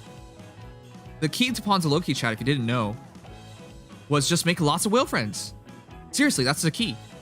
The more whale friends you have, the more heavily built units you have, the more score you get. Because their heroes are all +10. That's it. That's the key. Make lots of whale friends. And then you'll succeed. It's just like in real life. Make lots of rich friends and you'll succeed. Life lessons with Nimious. All right.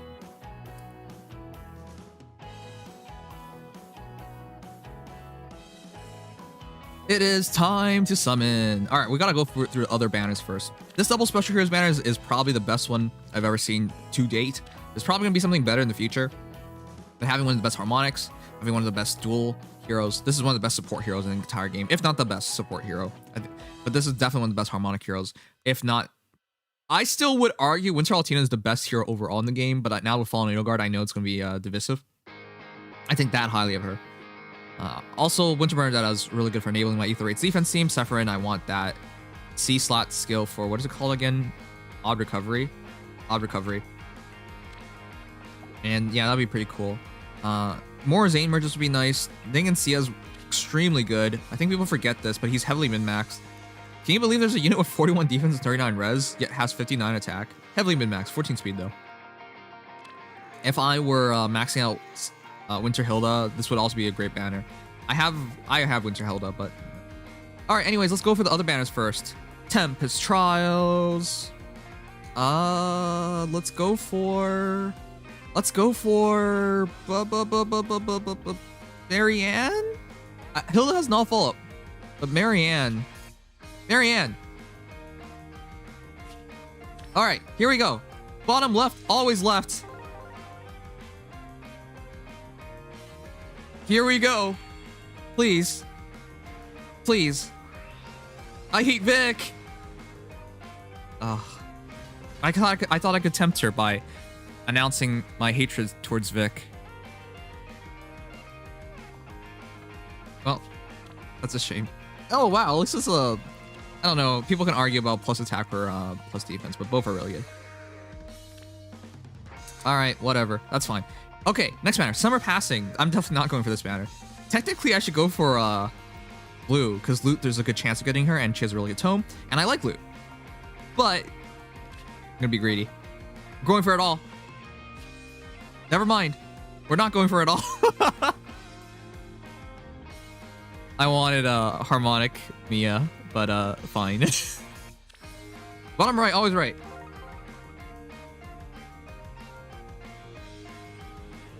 Please, loot. Loot. Loot. Oh, come on. It would have been awesome to get loot. I like loot. She has my favorite voice actress, Rina Palencia, I believe. She's also the voice actress of Holo. I love her voice. Let me double check. Rina Palencia. Yeah. But it is not to be. All right, next banner. Heroes with push skills. Jill. How can I say no to Jill? But there's also Bernadetta. I love Bernie, and I would like to get a +1 Bernie, but Jill's my girl. Jill's my girl. She's my, I think, she's my favorite Wyvern Rider. I love her and Har. Please. Duh.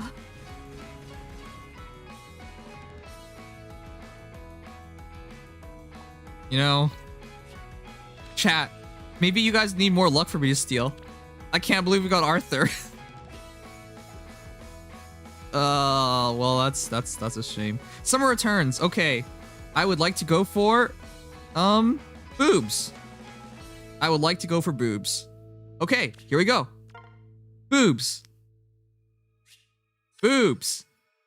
She's blue, right? She's blue. Here we go. Bottom right, always right. Summer. Summer Leg Yarn. Summer Leg Yarn, please. Huh. Summer Leg Yarn, you look different. You suddenly have eye patch and blonde hair. I would have preferred Summer Leg Yarn. I'm Dimitri Alexandre Blediad. I can't say it. Ruler of the Holy Kingdom of Fargus. I wield this lance for my people. All right, buddy. I've never gotten Dimitri before. I have learned Dimitri, but I don't have I'll breathe Dimitri. You thought body sweeper. It's not just because look, I love like Garen as well myself. I mean, I feel like they did her dirty in the story because I felt like she died for nothing, but I like her. She's really hot. It's still one of the hottest summer heroes, but the game says no. All right, chat, get some IVs. Dimitri's still pretty good, but I think of all... Do you guys disagree with me when I say this? Of all the Brave heroes that released last year, Dimitri's the worst one. I have Lysithea over her, I have Edelgard over her, and I definitely have Claude over him. Did I just say her? Whoops. I have everybody over Dimitri, is what I'm saying. All right, let us see. Well, I should always leave the shit talking to after the fact. I think these are his worst IVs because he does damage reduction based on defense. Right? If you did defense, Azur those defense. Nice. All right, I can always follow him off for attack defense unity, I guess. All right, well. Seeing myself in the formal attire of the King of Fargus, it will take some getting used to. He talks a lot. All right, whatever.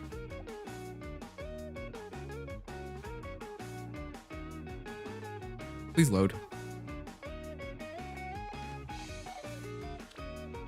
All right, weekly revival 17. I shall go for Nino or Hector or Carla. Carla's good now. I don't know. Let's see.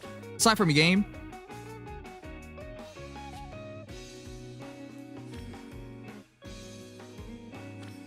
Hector's the top. Hector is a top.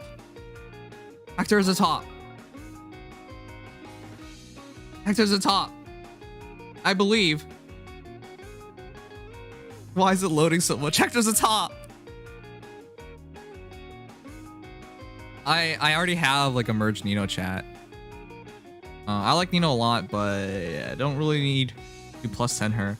Whereas if I ever get to plus 10 Hector, it'd be amazing. It's only loading so long because it's Hector chat. If you guys don't know, whenever I do a summoning session, I steal all your luck. So it was just processing all your combined luck, which would be nothing. Nice. We waited all that time for a 3-star est. Alright, we're out of here. Alright, finally, Pegasus Knight Polyp. I'll go for red. Though I like Farina.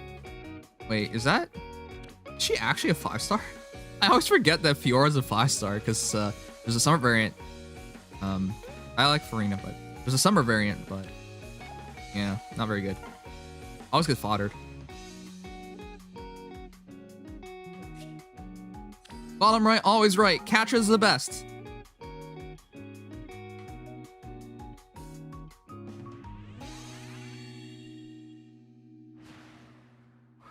Best White Wing Sister. Oh. Oh. Oh my goodness. You know, I have such a soft spot for Urk. He has to deal with that annoying Sarah all the time. And yet, when he came to this game, it's between best free-to-play mages with no perfs. It's between Urk and Luthia right now, but I think Urk has his limber. But I really like Urk. Really good mage. I'm Urk. I am to be my teacher's ideal student. Is that all you say? That's all he says. All right, please be good IVs. Plus attack or plus speed. I think he has a supermoon in speed, right? Oh! Okay. Congratulations, Urk. You're going to be plus 10. I still can't believe they released Urk and Miranda within like 6 months of each other. All these free-to-play demoted red mages, and he's the best one. But yeah, I'm really happy about that. My name is Urk. If I'm going to fight, I will show you the true power of magic. Okay. But it's, yeah. 9 HP plus speed would be also really good, but res is fine as well. His res is decent. All right, chat. Those are all the other banners except for the summer banner. It is now time to start the main course. We got one 5-star for free, Dimitri. And we got an Urk, which isn't a 5-star, but I still like that. But here we go. 126 orbs left. We begin. That is not a good start. Do I go for Sephirin? I would like to have odd recovery, but I think it's unnecessary. Bottom right, at least. I already have Zane, guys. I already have a plus HP Zane. He's perfect IVs, and getting more merges for Zane is kind of dumb, because unless he gets HP, it doesn't matter. Odd recovery is nasty.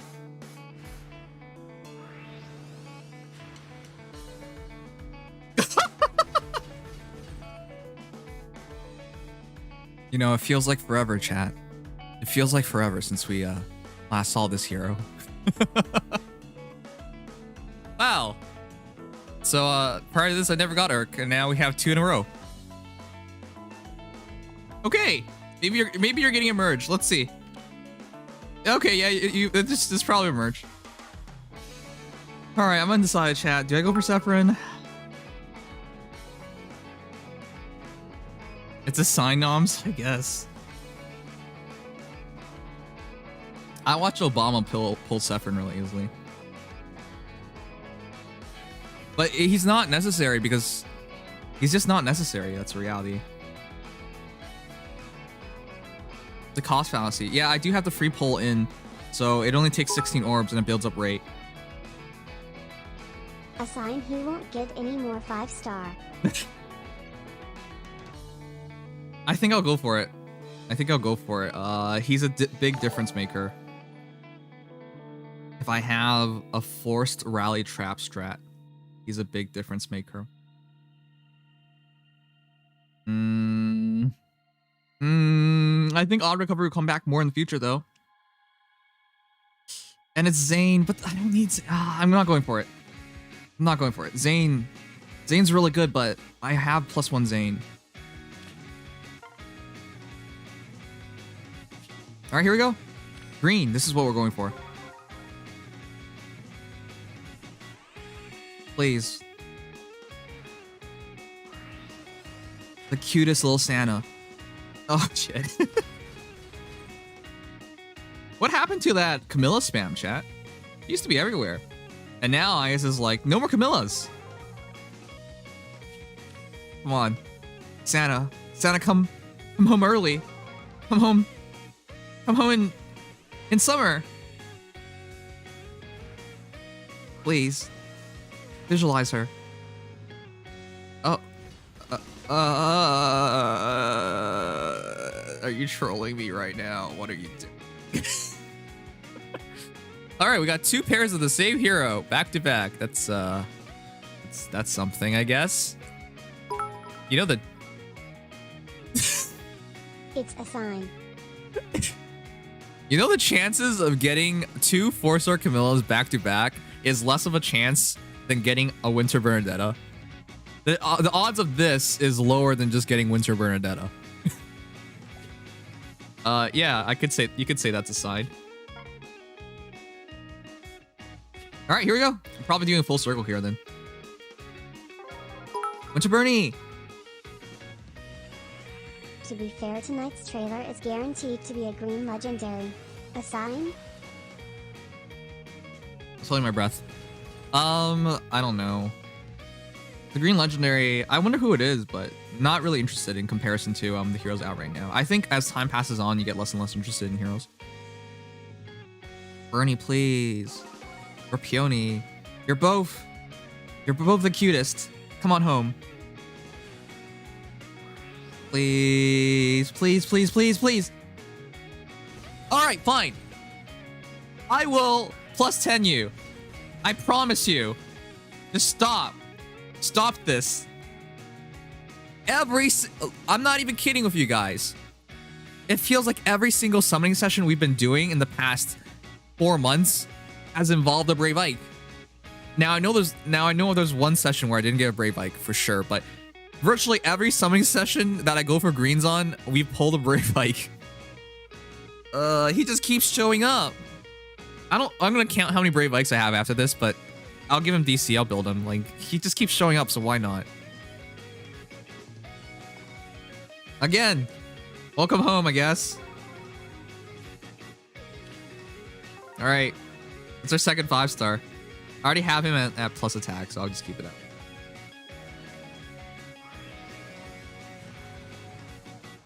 Oh! I held my breath for Bantu. When Bantu just looks so funny, chat. He's literally the only hero in this entire game that looks like he should probably not be here. He's so creepy in comparison to everybody else. He's a nice guy, though. He's a nice guy. He is. But it definitely feels weird for him to be there. He has hot feet. Oh yeah, I always appreciate his art. Please. Please, please, please, please, please.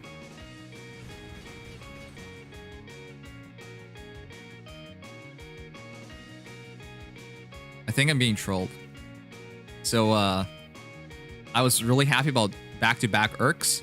I was not happy about back-to-back Camillas. I am definitely not happy about back-to-back Pontus.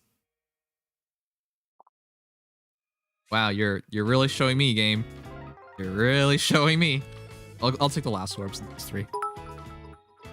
Maybe it's Hilda? Seriously, how is this happening, Cack? The chances are so astronomically low for that to happen back-to-back. Effie! Still one of the worst refines. Alright. Appearance rate 6.5. Let's go. Colorless! Oh, wait, I'm not going for colors. Alright, here we go. I'm like really happy. You know, chat, want to know one reason why I'm really happy to see colorless nowadays? Damn it. It's because every colorless orb has a chance at Fallen Edelgard. Seriously, that's why I'm so happy to see colorless. Because whenever when I summon, I always visualize the hero I'm gonna get. I always do. I don't know if that works. It's that saying, if you hope for it, it'll happen. If you put your heart into it, it'll happen. Like, I don't know, it's the universe will work its magic, get it to you. It works for me because I steal your luck, but like I don't know. Anyways, I always visualize the heroes, and I always visualize a fallen Edelgard every single time I pull for colorless. That colorless bottom right. Do it. Are you?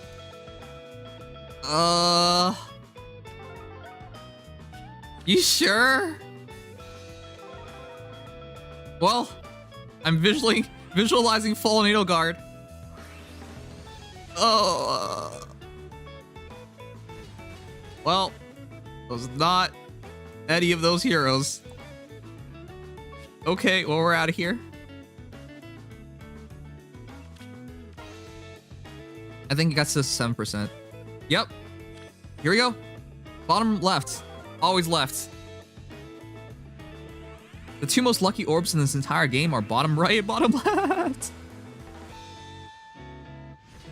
Mustafa, have you ever looked so badass? Has there ever been a hero that's so badass looking in this game? His armor looks awesome. All right, people warned me about this banner. They told me it was bait because I've seen people literally like get to like 10%. I hope that doesn't happen. Please, Bernie, make it Christmas and summer. Christmas and summer. Christmas and summer, please. Oh, it's Lex though. That's not so bad. I'm trying to make a +10 Lex. I like him a lot. It's like Reinhardt, but cool. All right.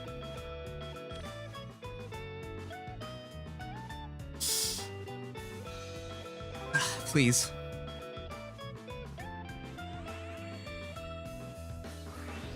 No. Echidna though. Echidna, I wanted to make her a +10, but I didn't have enough Echidnas. And then Hannah got released. And then it was definitely not enough. Alright.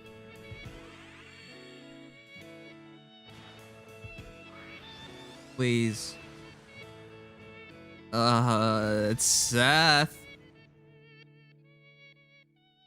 You know, Seth was really good in his game. Kind of surprising that a lot of these heroes that were really good in their games come to Fae and they're just complete junk. 7.5.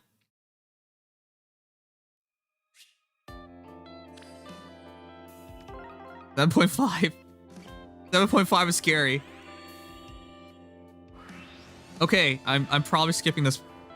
I'm skipping this. I think I should be sniping greens now. That Peony and that Bernadetta. Please.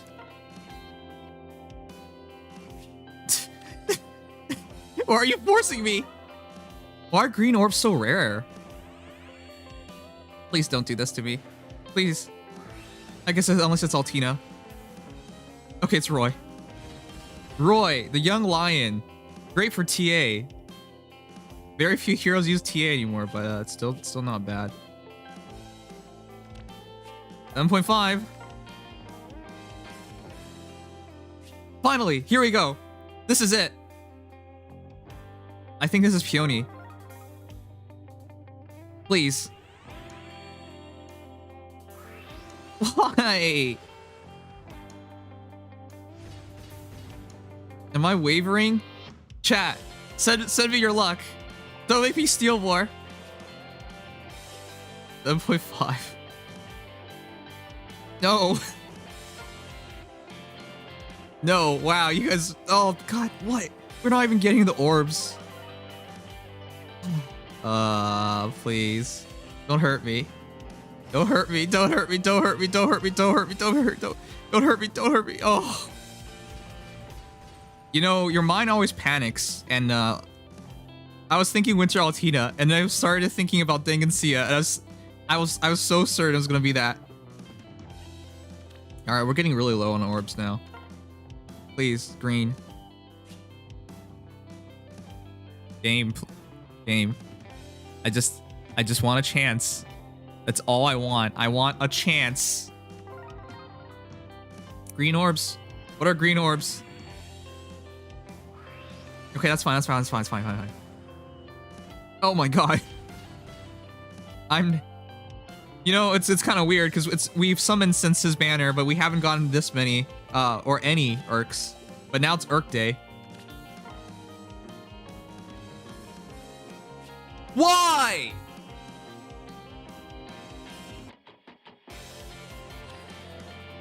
Why? Why? Why? You're not even giving me green orbs. Don't you dare. Don't you dare. Okay. Please. Please. Give me a chance. Give me a chance. Give me a chance. Give me a chance.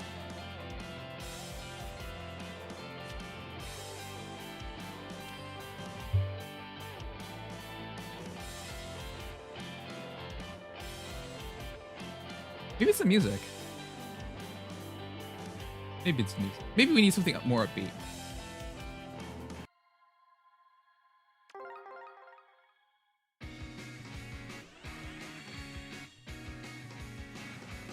Don't hurt me. Please don't. Okay.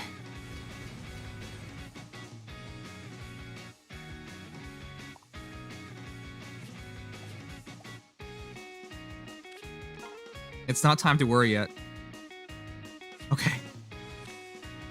This is it, chat. It's been like 5 circles since we last saw Green Orb. This is it. This has to be it. Please.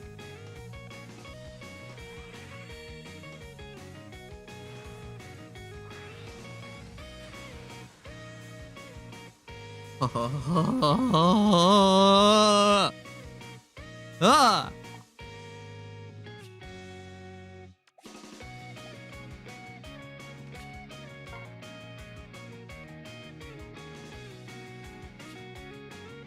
This is cursed. This is just cursed. This is just cursed.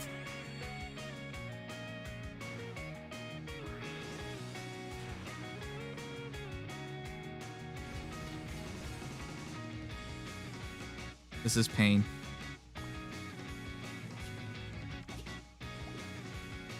This has to be the circle. We only have 21 orbs.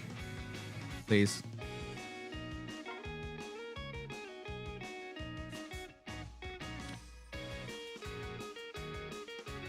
Please.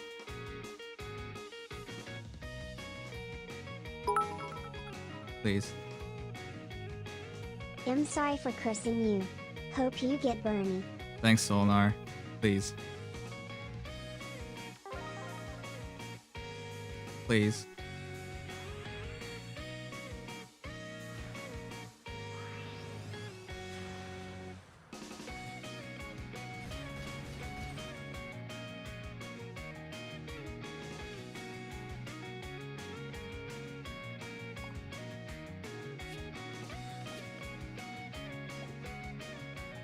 Oh boy. Oh boy, it's that time again. Wait.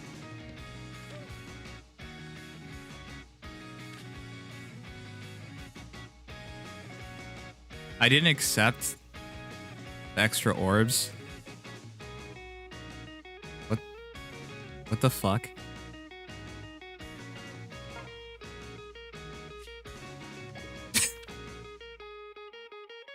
Okay, let's try again.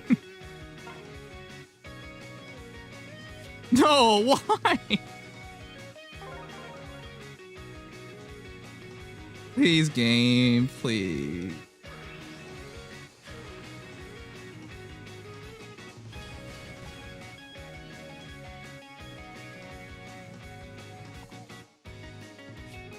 Ow, I regale this banner as one of the greatest. Please.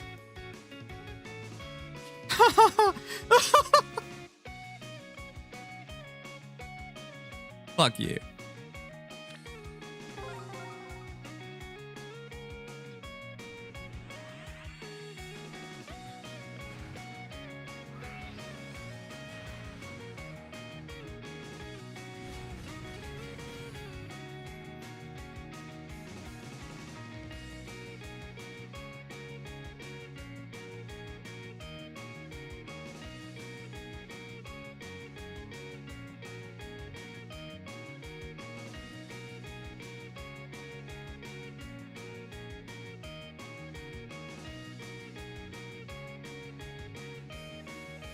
This is the worst. This is the worst. At least. Odd recovery now, even you can be cancerous Kappa. Everybody else was a bigger difference maker, man. I'm finishing this circle. I don't care anymore.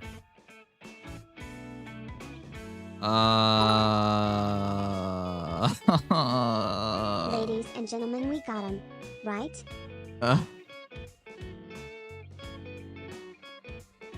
Did I come into this circle of 21 orbs? I think I did. Odd recovery is really good, but I love Birdie. I'm gonna finish this circle and just pray. Just gonna pray. You didn't specify what type of luck you were stealing from us. I was hoping the good kind of luck. Now I'm just hoping for Navarre. Velp, not what I expected, but okay. Well, I'm just gonna hope for Navarre now. Now your defense is invincible.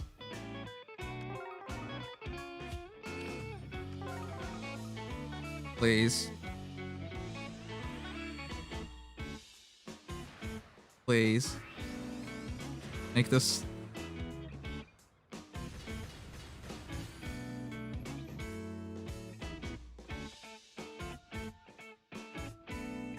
I was praying for Navarre. I was praying for Navarre.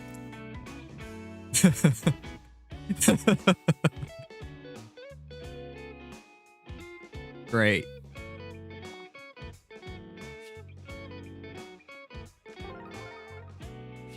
Well, I guess next winter, if 185 BST is still the highest, I'll consider her.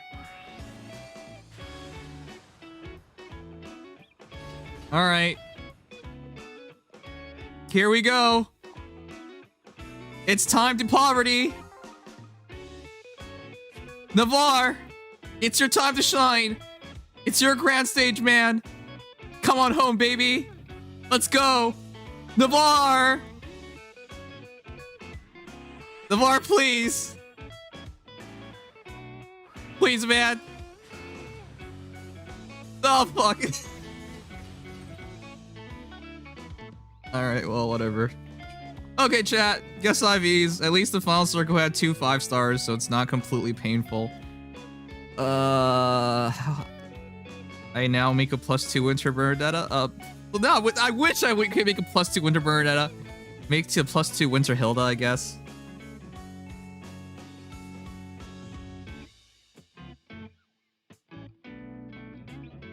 Well.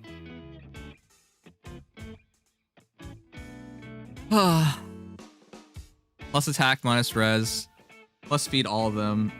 I already have a really good IV on Hilda, so I'm not worried about Hilda. Sephirin, if he's really good IVs, it actually makes me feel bad because I don't want to fodder a really good IV Sephirin, but it comes down to it. All right, let's see him.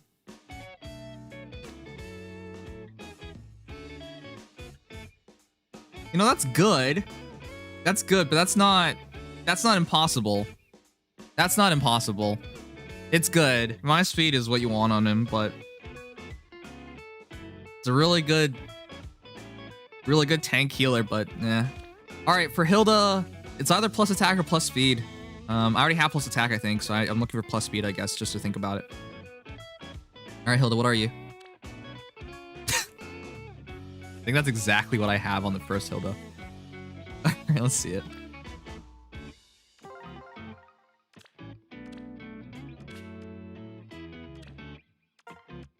All right, where are you? Oh, the exact same IVs? You're kidding me.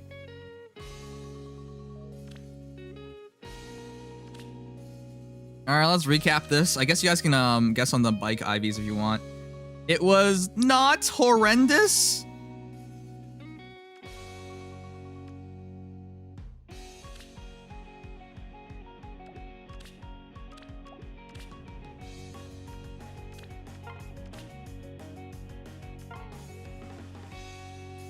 All right, guys, recap time. All right, to start things off, we got Dimitri. It was free. He was free. He at least, well, these are possibly his worst IVs. Minus defense plus HP possibly is the worst because he's looking for defense for damage reduction. It's not the worst because, you know, he's still good fodder for attack, defense, unity, and I can always draw the joint hone attack as well. So it's not the worst, just not ideal. But he was our first hero, first free summon. For Ike, we now have minus speed plus res. Okay, I need to count how many Ikes I have because I now have a lot of bikes. So summon number 2 is actually not bad. Plus res is one of the more ideal IVs if you're buying into a tank bike. But I think bike needs to go plus attack nowadays because he can survive well enough. He just doesn't get the kills anymore. Yeah. I seriously need to count because if he's getting close to plus 10, then this is a really good hero.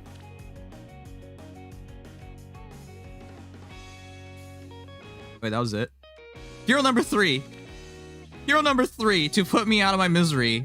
You know, it could have been worse. We could have had not enough orbs and we could have gotten nothing at all. But at least we got Sephirin. He is really good fodder because you just have to kill off. I just have to kill off Brady for attack res push 1, 2, 3. Grab attack res push 4 and then grab odd recovery 1, 2, 3. So he is very good fodder, and this does give me odd recovery for Ether Raid's defense, which is really freaking good. Really, really friggin' good. Actually, I don't want to say. Look, chat. I'm a guy, and I think Bernadette is absolutely adorable. You know, if one day I ever get Bernadetta, I'm gonna tear her cheeks apart. Cheeks on her face. Because this little dumb brat, this is the second time I've gone for her. This is why it's such a piss off. But fine, avoid me one more time. I would have also liked Peony because, you know, she's obviously good on both seasons and just absurdly good. Best refresher in the game, but we have Sephirin now. He's gonna get foddered. I'm sorry, this doesn't. It's my speed plus defense is really good on him, but it's not good enough for me. For me to keep after all this trouble, it absolutely has to go towards Ether Raids, or it's not a difference maker. And for heck of it, I guess we have Hilda. So as a whole, I think 134 orbs for 4 heroes is not bad. It's just I didn't get the hero I wanted the most. I'm now gonna have a +2 Hilda, I think, going forward, which is fine with me. And I guess if she ever comes back next winter, I can make up my mind whether I want to make a +10 version of her or something. But anyways, if you guys enjoyed that suffering and that pain, leave a like, subscribe, follow. That was my summoning session for the double special heroes banner. I just saw a man go through all stage of grief. It could have been worse, chat, because it could have been Zane at the end of all of that. A 5-star Zane, which would have made no difference for me. So at least I got Sephirin. Oh, fuck! Is Obama here? Okay. Chat, just to let you know, I got the same results as Obama. He said he also used like 130 orbs or something, and all he got was Sephirin. And I literally watched him summon, and he only got Sephirin. Oh god, is this karma? Because I remember when he told me about it, I laughed at him. I was just like, that's so sad. That's so sad. Nimious said 2 weeks ago.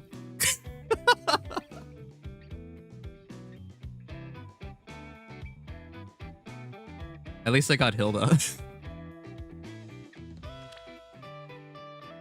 Look, it's not really karma because I said, you know, at least you got odd recovery. It was pretty good.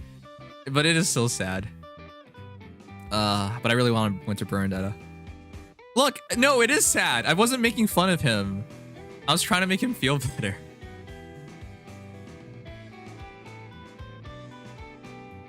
Alright, guys. Let me quickly thank everybody. Thank you so much for the donations. You just saw a man go through all the stages of grief. It could have been worse. What about bikes, IVs? Now we know. Oh, yeah. Let's check how many bikes I have, chat. No, seriously. I think I'm making a +10 bike at this point.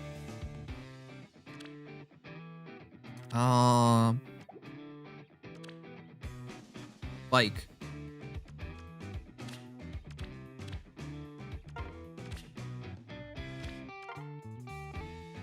One. Okay, and we have another one from there. And then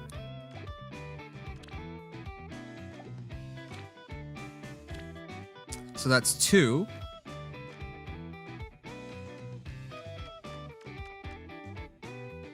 3, 4, 5, 6, 7. I'm at +7 bike. All right, we're 3 away. We're 3 away from +10 bike. I'm not even purposely doing this. He just keeps showing up. I'm not even kidding you guys. He just keeps showing up.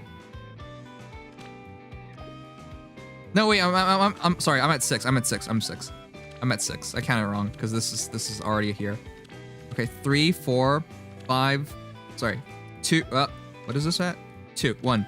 1, 2, 3, 4, 5, 6. I'm +6. Okay, whatever. He's still showing up a lot. He just keeps showing up. I'm gonna be. It's not on purpose, but I'm gonna end up with a +10 bike at this rate. All right, whatever. I'll merch him another day. But yeah, +10 bike. Why not? Since he's already a resplendent hero, I should just commit to him. Give him distant counter. Let him do his thing. Just 4 more. Just 4 more. I don't use bike, chat. I don't know. I think he's one of those heroes that yeah, is not as it's not as big of a difference maker. Hey guys, let me do this real quick. But yeah, let me deflate myself. How'd you guys do on this banner if you went for it? Keep in mind I had 135 orbs, so it was not like I had a shit ton of orbs. Oh. It was a healthy enough amount to get at least 1 hero, which, you know, we did. But yeah, that was rough. Now we vote for your profile picture? Yeah, give me a moment. We'll do all those things. By the way, if you guys ever want to pick my profile picture, it's gonna happen in a moment. 840. Let's just go with this team.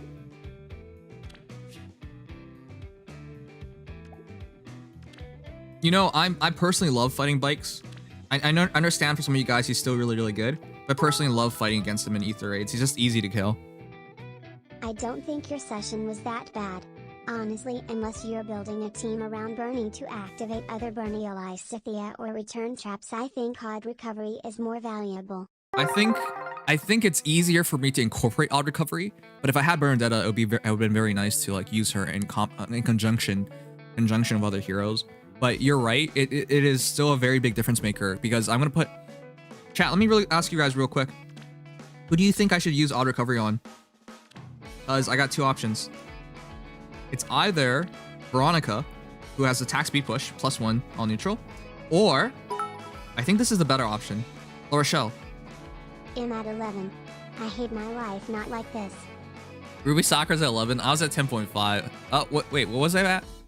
8.5. I was at 8.5. I was at 10.5. That'd be sad.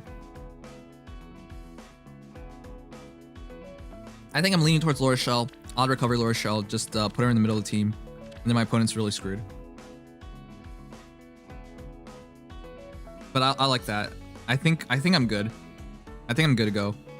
I think with in combination, I think I'll beat most people with just odd recovery, guaranteed push, guaranteed recover, guaranteed push, guaranteed rally traps.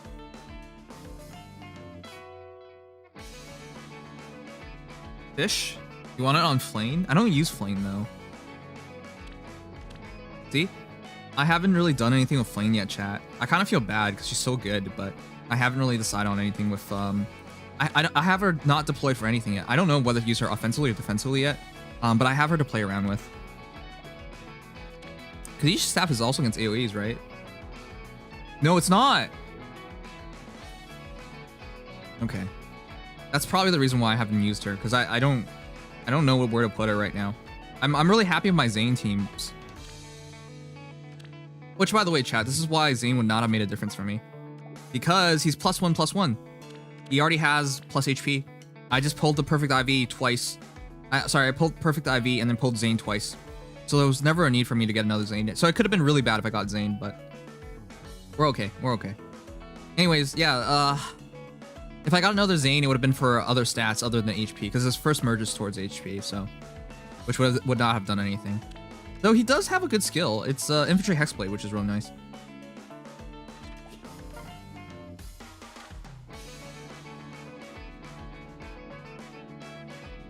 You needed 2 more Zanes. But yeah, I'm gonna give it to Young La Rochelle coming soon. Yeah, only him and Huber have that skill. That skill's fairly valuable. Chat. Also, chat. Why did I do that to myself? Do you know how dreadful it feels when you're under 20 orbs at a high rate and then you're summoning? When I was at 16 orbs, I was just like, oh god, I don't have enough for full circle. And usually when you finally do get a hero on your full circle, at a high rate, there's multiple heroes there. I was dreading that so much. All because I forgot that I had 10 orbs and I didn't pick them up. I couldn't even believe. Something's wrong with me. Oh wait, I am tired. That's true.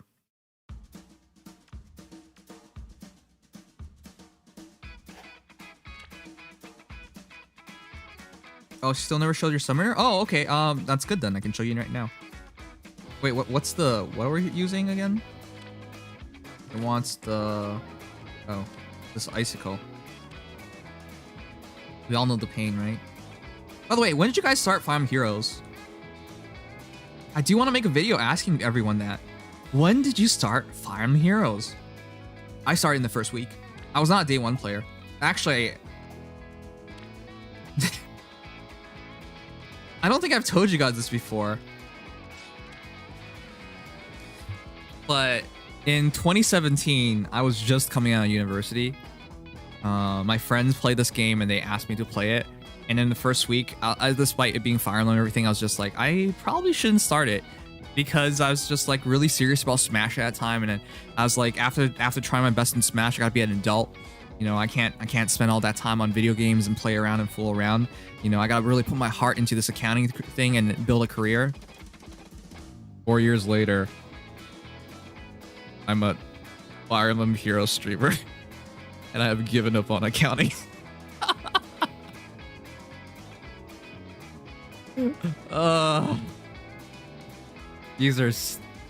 Life's fucking weird.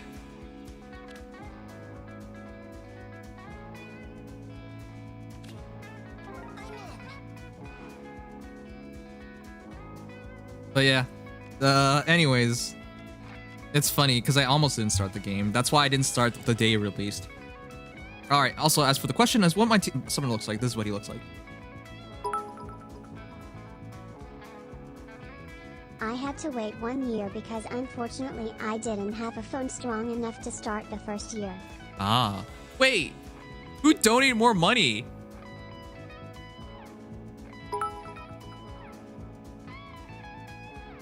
I started Why? waiting, but due to an error on my part with not linking my account, I lost my original account. Oh, jeez, dude, that sucks. Yeah, the account matching thing was a really big deal at the start of everything. So, that's shit bad.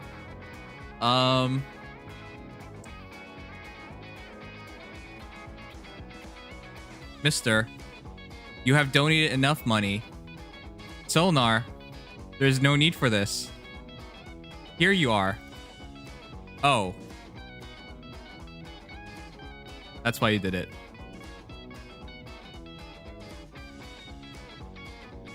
Never mind. I understand. Understandable. Have a nice day. Thanks. You're feeding kids.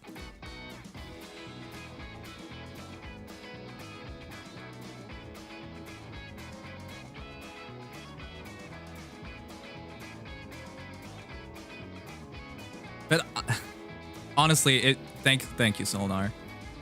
Even though it doesn't go to directly anything that benefits you, it does benefit people around the world. So thank you again for being so generous. Oh, we're just waiting.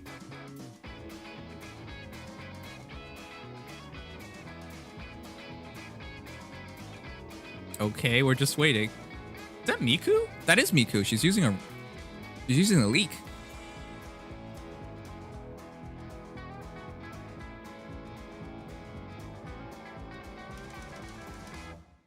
All right.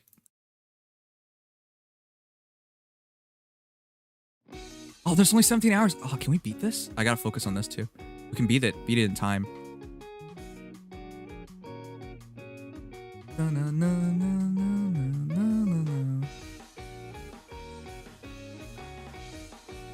right, let's try beat it in time.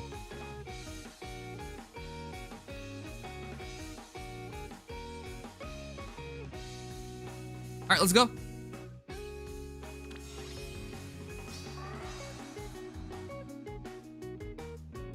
Imagine using Nims like Wikipedia and still not having him showing him out by summoner in battle.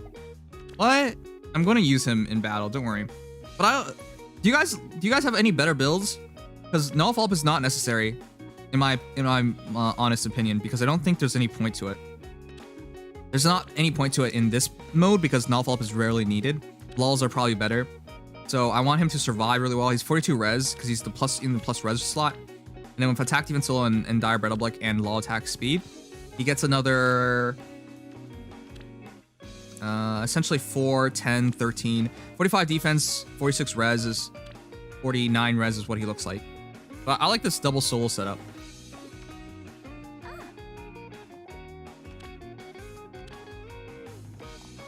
Yes, I suppose. Ideal or catch skills, I don't know.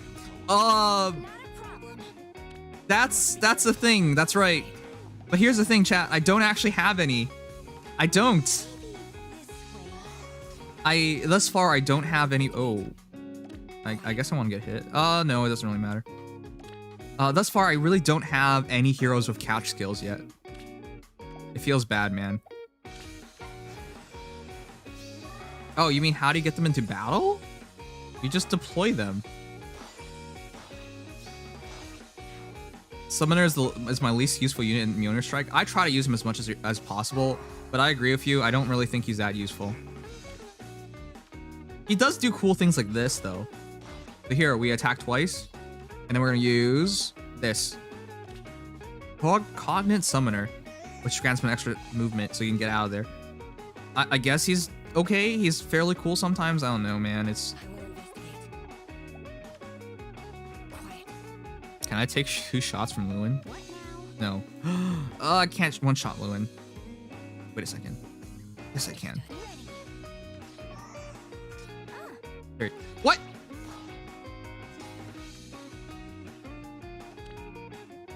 At start of combat, if foe's HP is over 75%, grants attack speed plus 4 to unit during combat.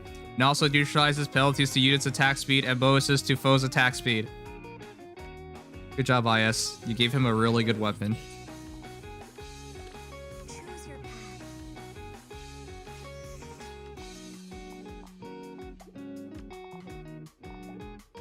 Understood.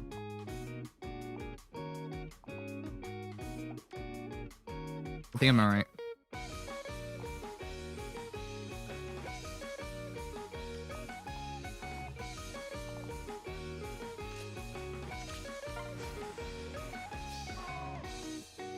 Oh yeah, they named it Dire Bread Oblique, but it's not a Brave Tome.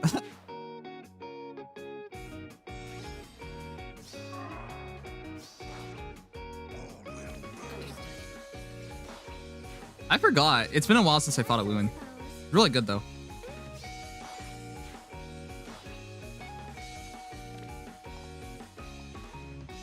Oh yeah, I count as a mage, don't I? Indignant Bow. Let's see. If foe initiates combat or if foe's HP is 100%, SR combat grants attack plus 6 unit and attack minus 6 on foe during combat and also neutralizes penalties to units attack and bonuses to foe during bonuses. Oh wait, he doesn't do anything specifically against mages? I thought he did. He's a really good mage killer. His res is ridiculous. I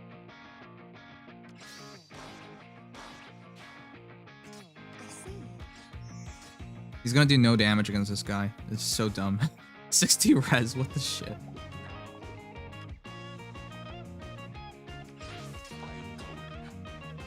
I'm gonna be okay. Okay.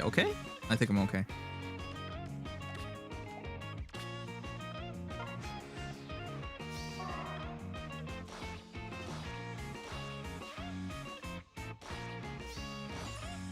Wait, why did I get attacked twice before I can counterattack?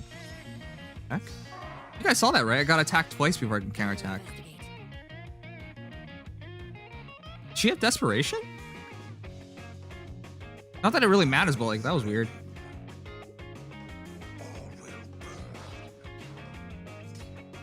Oh yeah, I'm Platform Genshin content creator. I did that. I made sure to do that because if you guys don't know, there was one time I actually forgot to do it. I felt really, really bad. Good morning.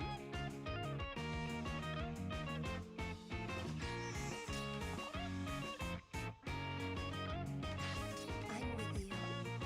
This way? Choose your path.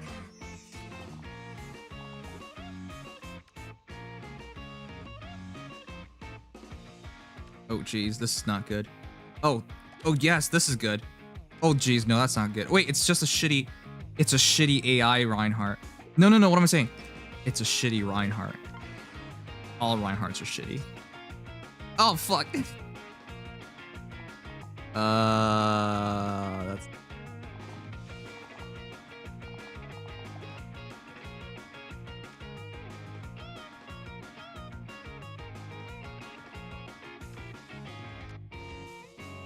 It did 40 damage, I still don't kill. What the heck? This difference is so huge. God, being alone is so rough, man. He doesn't kill in one shot. He doesn't kill in one shot. I should be able to. Oh, whatever. I believe in you. I believe in you. Understood.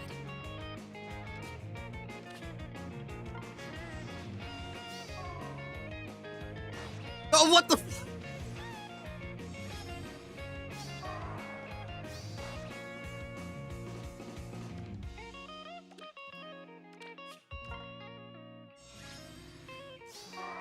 I made a mistake.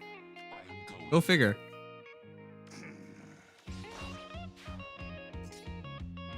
Quiet.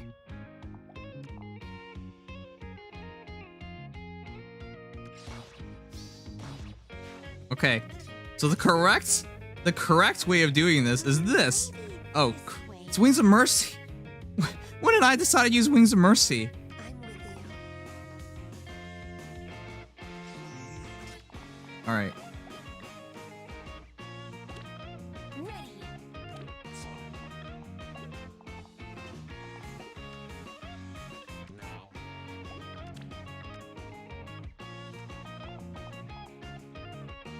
All right. There. There, I am not a fuck up.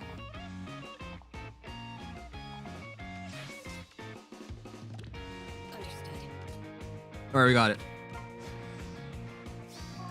If all my winter burnies were dual peony, I'd be a +9. I have a +7 winter burnie and a +4 dual peony after my 400 over events. Not bad, but not ideal. 5 burnies and 2 peony along with Navarre, Zane, Hector, Julia, and fine. You know, I'm content, but I really want a +10 peony for AR and Arena.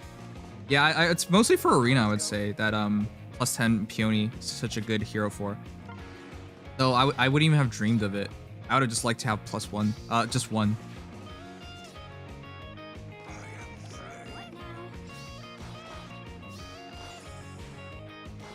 Man, Sothis is so good, chat. Attack, defense, solo, Dragon Wall, Sothis is such a tank. This hero's kind of ridiculous. Though she's starting to fall behind, which feels bad. Ready. 39 speed. Is that enough? This way. Guess we'll see. No, it's not.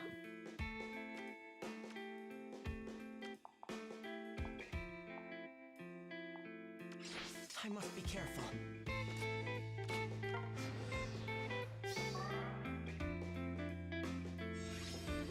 Still slow? There's nothing slow about her.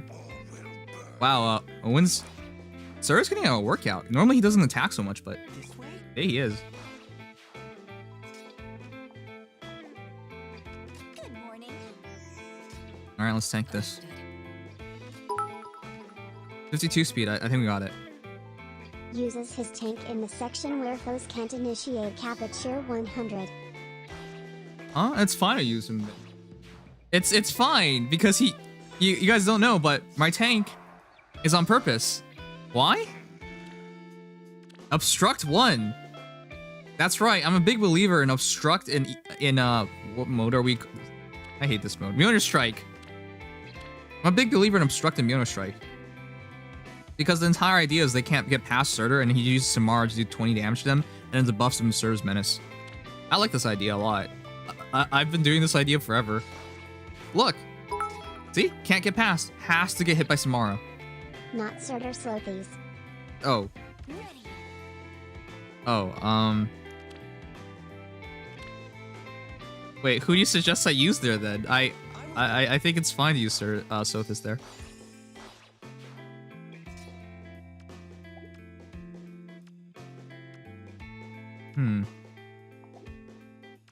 Maybe this way. Is there a point of getting hit? Good morning. There's never a point in getting hit. Quiet. Ideally a Gale Force unit.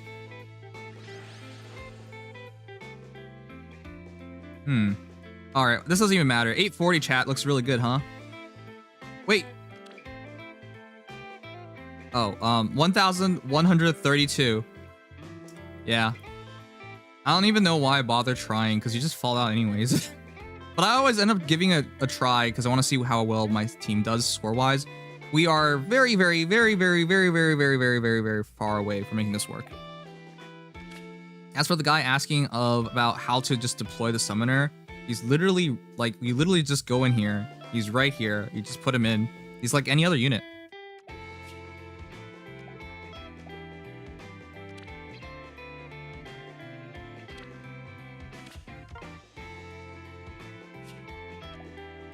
Oh, chat! We have finished literally everything. Literally everything is done. Isn't that always a good feeling to be done with every quest in the month? Literally everything is done.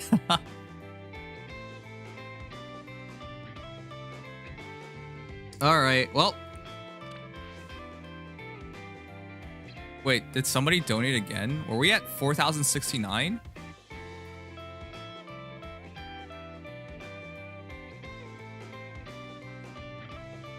No, okay, good.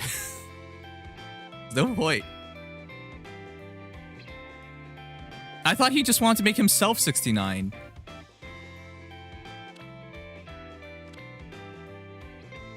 Alright, chat. So going forward...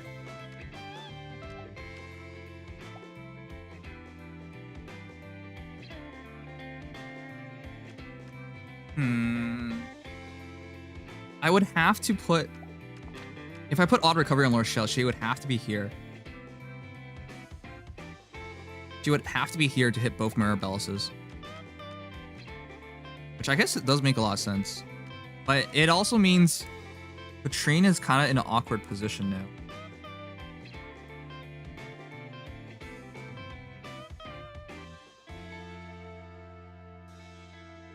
This doesn't work perfectly, because if they bait La Rochelle, Patrine moving forward is kind of bad. I liked it like this before, because if it's a physical unit, they fight both heroes.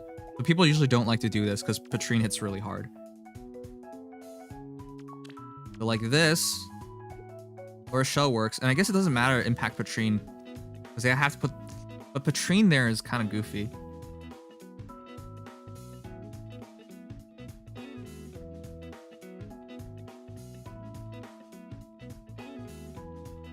Is Kemp any good in Mjolnirs? There's no use for no necessity of that.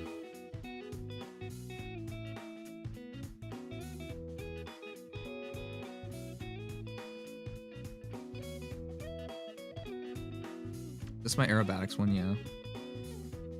Chat, it would have to be like this to set it up.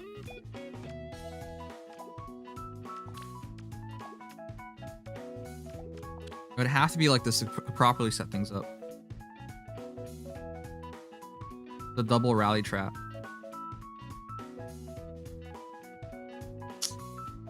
Would you guys change anything?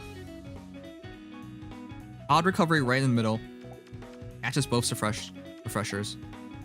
But if they go down the center, they can now fight La Rochelle by herself, which I don't like.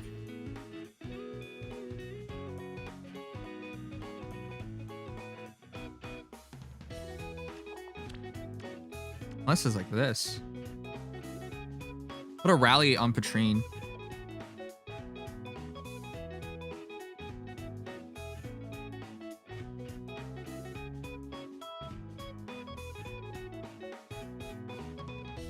Or when I finally get Young Innis plus 10, Young Innis here, and then he's a quick push with Mirabellis push, Mirabellis refresh. That could also be really scary. All right, I'll see. It's still a lot of time because I'm gonna max out the HM on Zephyrin before following him off, but we'll see.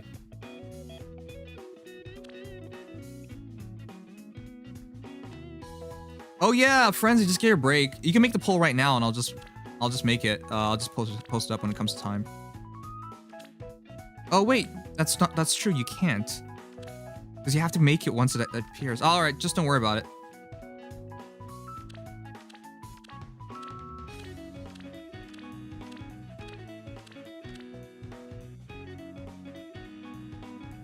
All right.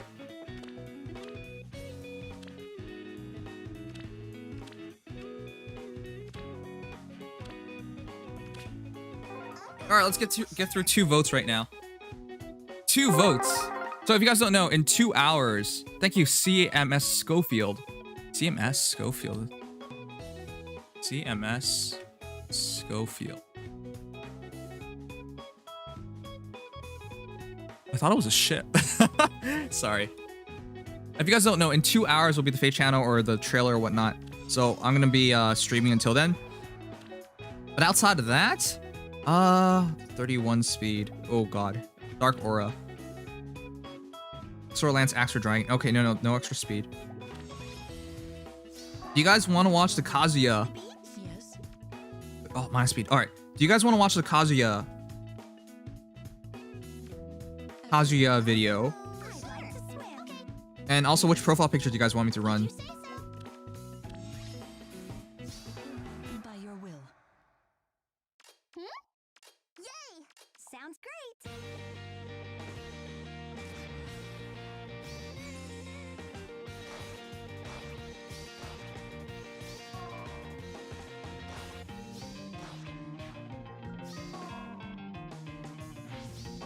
The poll for it was in majority yes to watch Kazuya showcase. All right, let me download it right now then. To the beach? Festivals are the festivals. You know, chat, she's been pissing me off a lot. She keeps saying festivals are the festivals, but I disagree. Festivals are not the bestivals. And she has said it more than enough times. Yes. You all should play Binding Blade. Oh yeah, definitely. Wait, did we not double? This bow is faster than Luna.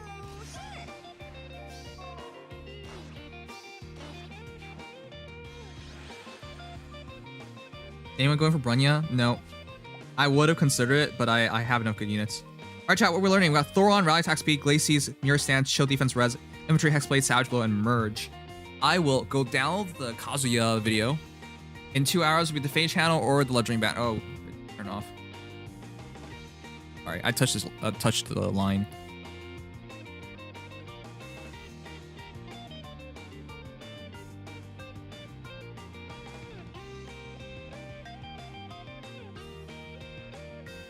Hexblade.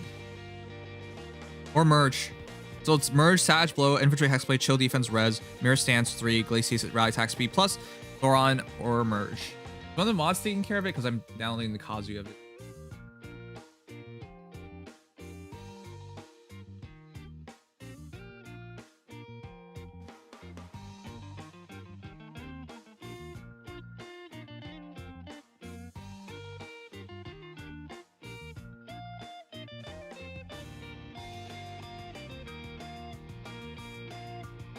Should do a Sothis profile picture. That'd be cool. I like Sothis a lot. It's only for 2 weeks though, because I'm not gonna do it after I become a VTuber for obvious reasons. Imagine being a mod. Oh shit! Whoops. I have forgotten, haven't I? For Jesus, how have you enjoyed being a moderator? Wait. It was awful. Oh wait, no, I did. Wait, were you unmodded? I don't remember anymore. You aren't a mod right now. Okay, okay. We're always looking for more mods, chat. Benefits of becoming a mod is that you don't get paid, and you possibly get recognition, but you have to deal with shitty people. But you are a part of Nimdom staff, which means you work for free. Oh no.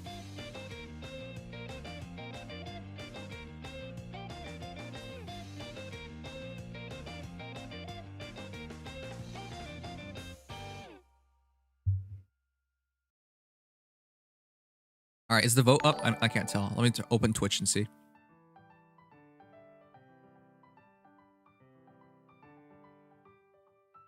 Infantry Hexblade won. All right.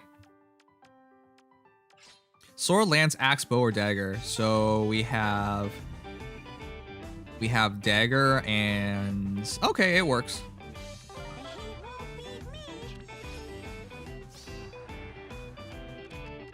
Oh, this is an easy one. We're gonna finish this? Guys, we're gonna finish this. That's crazy. I did not expect to finish this. So that sounds like costs of being a mod significantly outweigh the benefits.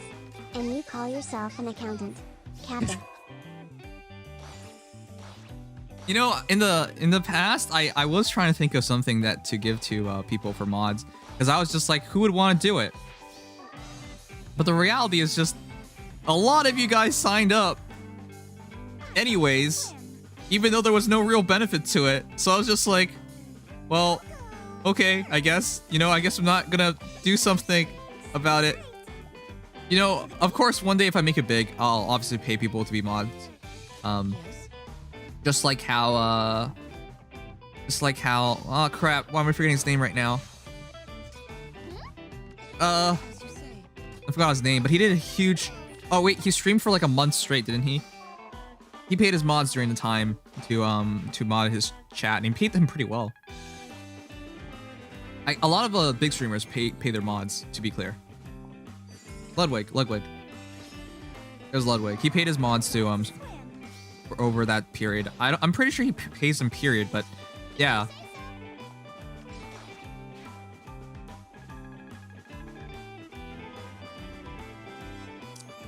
The mods took over the stream for a bit too. Yeah, that's really cool. And thanks IR4CC for subscribing today as well. But it's not like yeah. It's just not in the budget right now because this is my full-time job right now. All right, we did it. All right, what are we learning, chat? We got Juicy Wave, Ardent Sacrifice, Ether, Bracing Stance, Speed Defense, Link, Spur Attack Defense, and Swift Stance. Not that this really matters. Wait a second, why am I even asking you guys? This literally doesn't matter anymore. We've cleared it.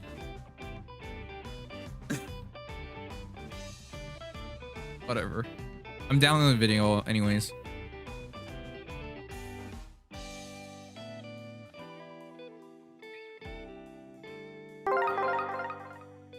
True Killer Pony. Thank you so much for the follow. All right.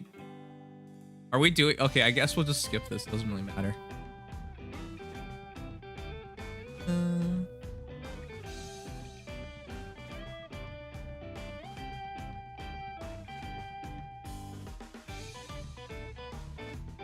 Oh, I guess the poll is up. Sure, why not?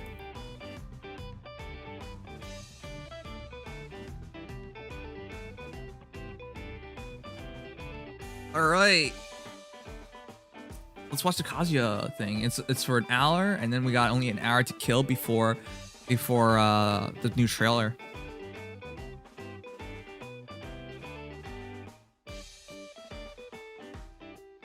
A new week. June's almost over, into July. Becoming a VTuber is only 2-3 weeks away. Man, I'm nervous.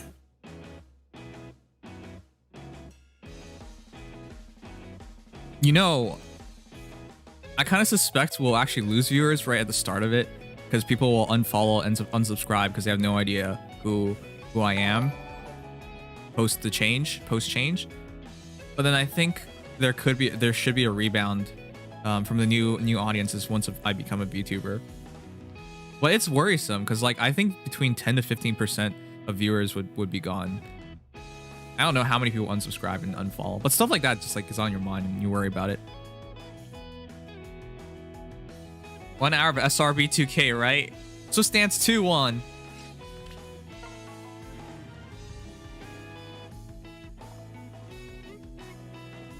Yeah, I also did not get good luck. Not that even if it would have mattered because you guys would have beat. Oh my goodness.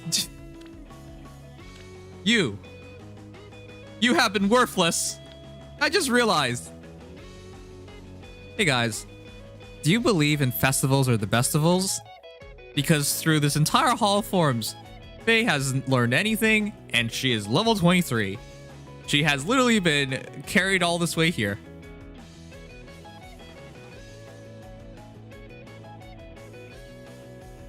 But yeah, this is my endgame Faye, guys. Level 23. Everybody else has had to do everything else. Literally no point. Literally no point to her.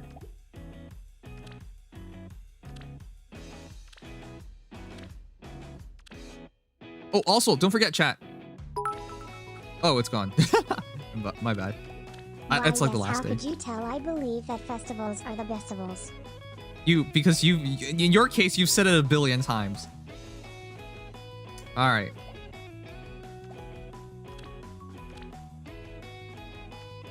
All right, this is all done. I do believe in festivals. My face fully decked out with everything except for Ruptured Sky. Nice. Unfortunately, I am not so lucky. I got 420 left. Aim to avoid so we can outlast our foes. Aim to avoid. Chat, do you think Alphonse is a good strategist? My guy is literally saying aim to avoid so we can outlast our foes. It literally says 100%.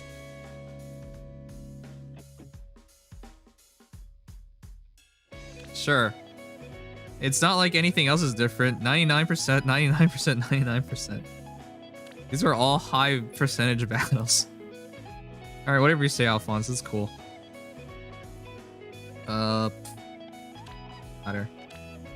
Let's put it onto 74%, 78%. I don't know, I'll just go for it. Just because Alphonse said don't do it.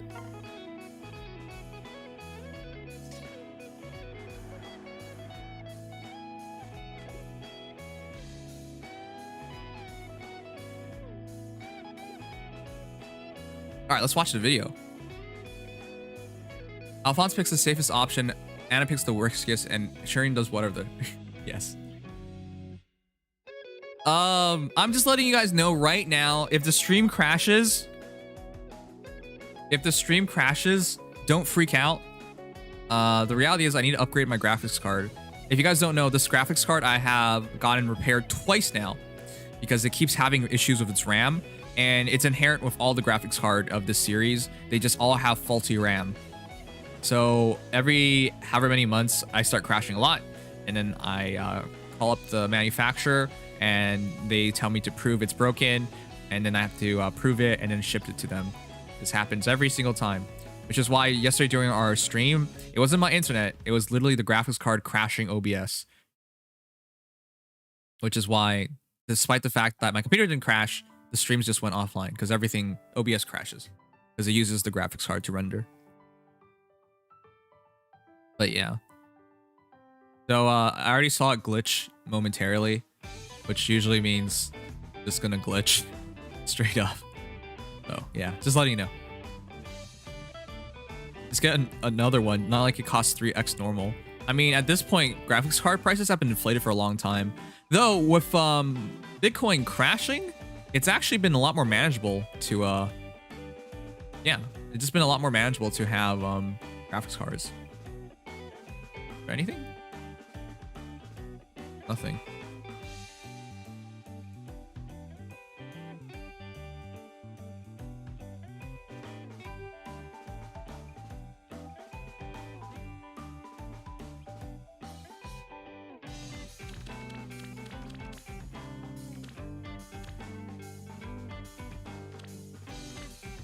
Did I fodder the hero? What the heck? Oh, I probably moved them away.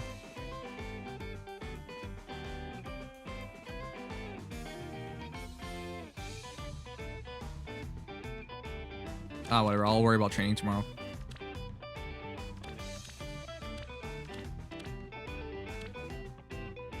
Three Houses Summer 2, right, Nims? No, actually, it's a Legendary banner, but it could be... They could just make a Fate channel and just put it all together.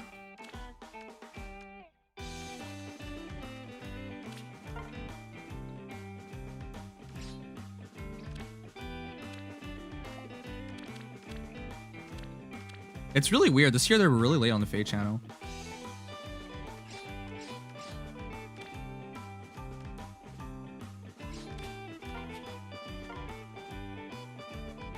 Next summer banner. Do you guys really believe in double summer banners being 3 houses? I think that would be a horrendous mistake on IS's part. There's such a thing as too much of a good thing. And while it makes them money right now, which by the way, they made the right bet. Most of you guys didn't care. Only about a third of you guys cared for the fact that we got back-to-back summer banners. Most people didn't really care. A third of people were okay with it. I'll just show you guys the poll. I took a poll.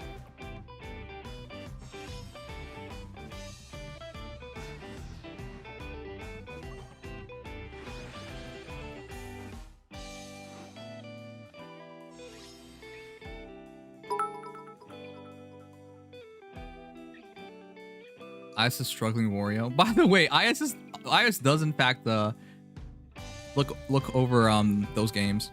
By the way, thank you guys for being so cool. I made this announcement around 23 hours ago. Wow, it's almost 24 hours since our 24-hour stream. Doesn't even feel like it. But oh, actually, it is 24 hours since our 24-hour stream. Well, look at you guys. You guys are really happy about it. 362 likes, which is a lot because the stream itself only got 312. But yeah. Celebrating the fact that we did in fact raise $4,000. All right, let's see. Here, see? Are you guys happy with this being the second year in a row for 3 Houses Summer Heroes? Comments will be featured in the video. I haven't made the video yet, but I'm going to. 44% of you guys said you're happy, 25% said no, and then 31% said they didn't care. So it was literally only a quarter of people actually didn't like the fact those 3 houses back to back. Most people were fine with it, and then a good portion of people just, you know, didn't really care. 5,001. There was 5.1k votes. That was a lot of votes. So obviously Edelgard has more votes. It's 7k votes. Yes, 69% of you guys. Nice. I think following Edelgard's the most impactful hero since the Fire Emblem Heroes release. All right.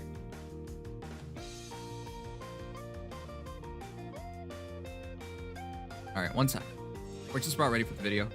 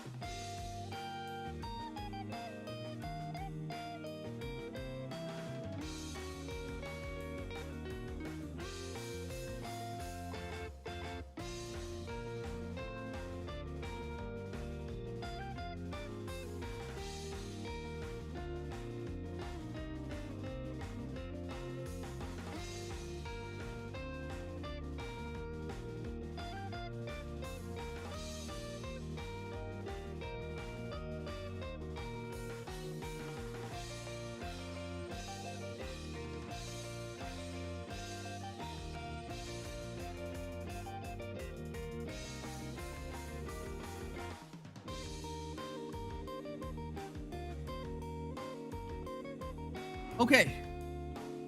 Oh god, it's team 3? That's bad. Ow. How's it team 3? By the way, this team lost before. There you go. Team 3, it should never get a team 3. Let's finish this.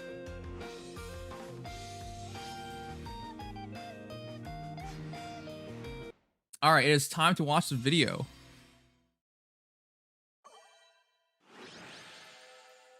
Azuha.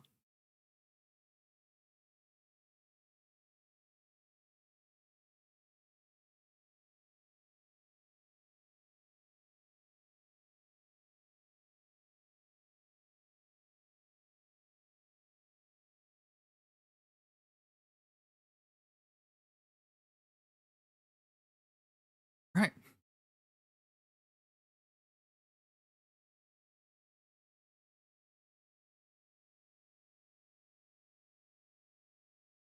Let's go. Kazuya. 大乱闘スマッシュブラザーズディレクター空の桜井正宏です、スタジオに戻ってきました。ご覧の通りです。だけどいつものスタジオとはさらに違う Is 広い COVID スタ better ジ in オを借りてい Japan ま now? してもうスタッフが非常に遠い距離で Not that 見ています。 they really ever got really hit by COVID because they dealt with it really well. 格闘ゲームシリーズ鉄拳から西島和也の参戦です。 Oh crud. すでに Sorry, ダ the イレクト donation で bar 発 is 表し still ま up. したが、 For 和 more 也の charity 通常 stream. 技を There you go. 改めて流してみますね。 All right. Tsunami kick, searching edge, flash punch combo, steel pedal drop. Is that his throw? Or is that command grab? Crouch spin to kick, twin pistons. These are his actual moves from Tekken. Whoa, he jumped really high. I thought they were gonna compensate because Tekken characters don't really jump. They can jump, but they don't jump like that high. So I thought he was gonna be a low jumper. Crouch jab, roundhouse triple, rise and toe kick. Okay, I lost count. How many moves are we at now? Stonehead, even God Fist. Sure. Oni frontal kick, double face kick. Even okay. We're this is a bigger moveset than 90% of the cast already. 10-hit combo. Is that an actual combo? Okay, he has a lot of moves, just like actual Tekken characters. 最初にその鉄拳を紹介しなければなりませんね。改めて鉄拳とは1994年12月にリリースされたアーケードゲームが第1作目。 This is a legendary ポ fighting リゴン game. を使った 3D 格 It's one 闘 of the ゲ best ームで remaining. 両手両足を表す4つのボタンにより多彩な攻撃を繰り出します。 You guys remember these graphics? I literally remember from arcades. ナンバリングは7で Arcades す in が China. タッグトーナメントなどの種類もあり実際のタイトルはもっと多いです。 Tekken あ Tag. る日 That's what I 天 had の on 声 the が Wii 聞こ U. えました。いや天の字が入ってる会社からかもしれません。これ海外でどう訳すんだって思いますけどその声によると正宏鉄拳をスマブラに参戦させなさい。 Somebody from heaven told him that. い Okay. やーそう簡単に言いますけどね。 Okay, this time God 鉄拳や literally バー told チャ him. ファイターなどの 3D 格 Or, 闘とスマ somebody ブラ else. では全く異なると認識しています。パンチやキックで相手を倒すということは共通していますがゲームデザイン的にはジャンルごと別物です。 Tekken? More like I 単 can に take Ken スマ and ブラは bet 格 Kappa. 闘ゲームなのか That is such a といった bad joke. よくある議論や区分の問題ではなくゲームの本質 This is 的 such に a legendary matchup. ゲームデザ I イン hated 論 that のよう matchup にな by り the ま way. すが Link vs Mario was so 鉄 bad. 拳は間合いと技のヒット位置上中下段の属性などで Ah, 構 see 成 this? する間合いのゲーム。一方スマブラは高度や距離で差し合い安全と危険が位置取りで変化す I'm る glad 座標のゲーム Sakurai's so cognizant. 求められる Despite the fact he keeps saying he made a party 身体能力もだいぶ違い game, ます。 He is a また very understanding of 例えば fighting game スタンダードな mechanics. ファイターにおける最も速い技の出だしを競うとなんと5倍ものスピード差があります。 So a jab like Mario's is between 1 and 3 frames. It might even be 2 frames, but it's between 1 and 3. It's a だ joke け in ど Japanese. それでは形だけ Nintendo contains the 真に kanji 作 for 品を heaven. 再現することに So は he ならない says で he す。 was told by 普通に Nintendo. 作っては I see. 残念 Thanks for なものに explaining なる that. ことでしょう。しかし無茶をトンチで何とかするのがスマブラのデザインです。 Mhm. 深掘りをした結果一つ良いネタがありました。What was the idea? Kazuya joins the battle. 鉄拳にはデビル因子という設定があります。 Oh, I can't wait for Tekken music to come into. カズヤの母カズミが持っていました。 You guys don't understand, but Tekken music is so good. I literally listened to Tekken music when I still competed in Smash. Tekken music is just fantastic fighting game music. Wow, I can't believe they're going through the family tree. Oh, explain why they picked Kazuya. It's kind of, it did surprise me they picked Kazuya. デビルの力を出し入れできるようです。 Double 通常技 Kazuya. はなるべく鉄拳に寄せつつ空中ジャンプ、スマッシュ攻撃、必殺技などをデビルの力に置き換えればスマブラでもうまくまとまるのではないかと考えた次第です。 Ah, では早速 I want to see the デビル explanation 化を between the 使っ devil た form, yeah. 必殺技の説明から参りましょう。 Special moves. I'm trying to say 必 it like 殺 an 技は announcer. 例によって通常、横、上、下の4通り、方向を入れて B ボタンを押すだけ You で know, す。 the one thing they should have done 例 with によ all って these カメラは true 開発 fighting 用 game の特別 characters, なものでバランスなどには more traditional 製 fighting game 品版との characters, 違い they should have が生 allowed じる可能 us to 性がある use ことをお伝えしておき game ます。 pads. 通常技はデビルブラスター。 Because that'd be a lot more familiar to all the pro players in these 原 games. 作ではいくつかの名前に分別されていましたが、本作では Whoa, 通 that's 常 actually really 必殺技を fast. デビルブラスタ That ー is, という呼び I 名 think で that's fast 統 enough that 一 you してい can't ます。 react. 射程が長く飛び出したら一瞬で飛び複数人を貫くことがで If きます that's under 15 frames, you can react to it. If it's under 15 frames, it's really hard to react to it.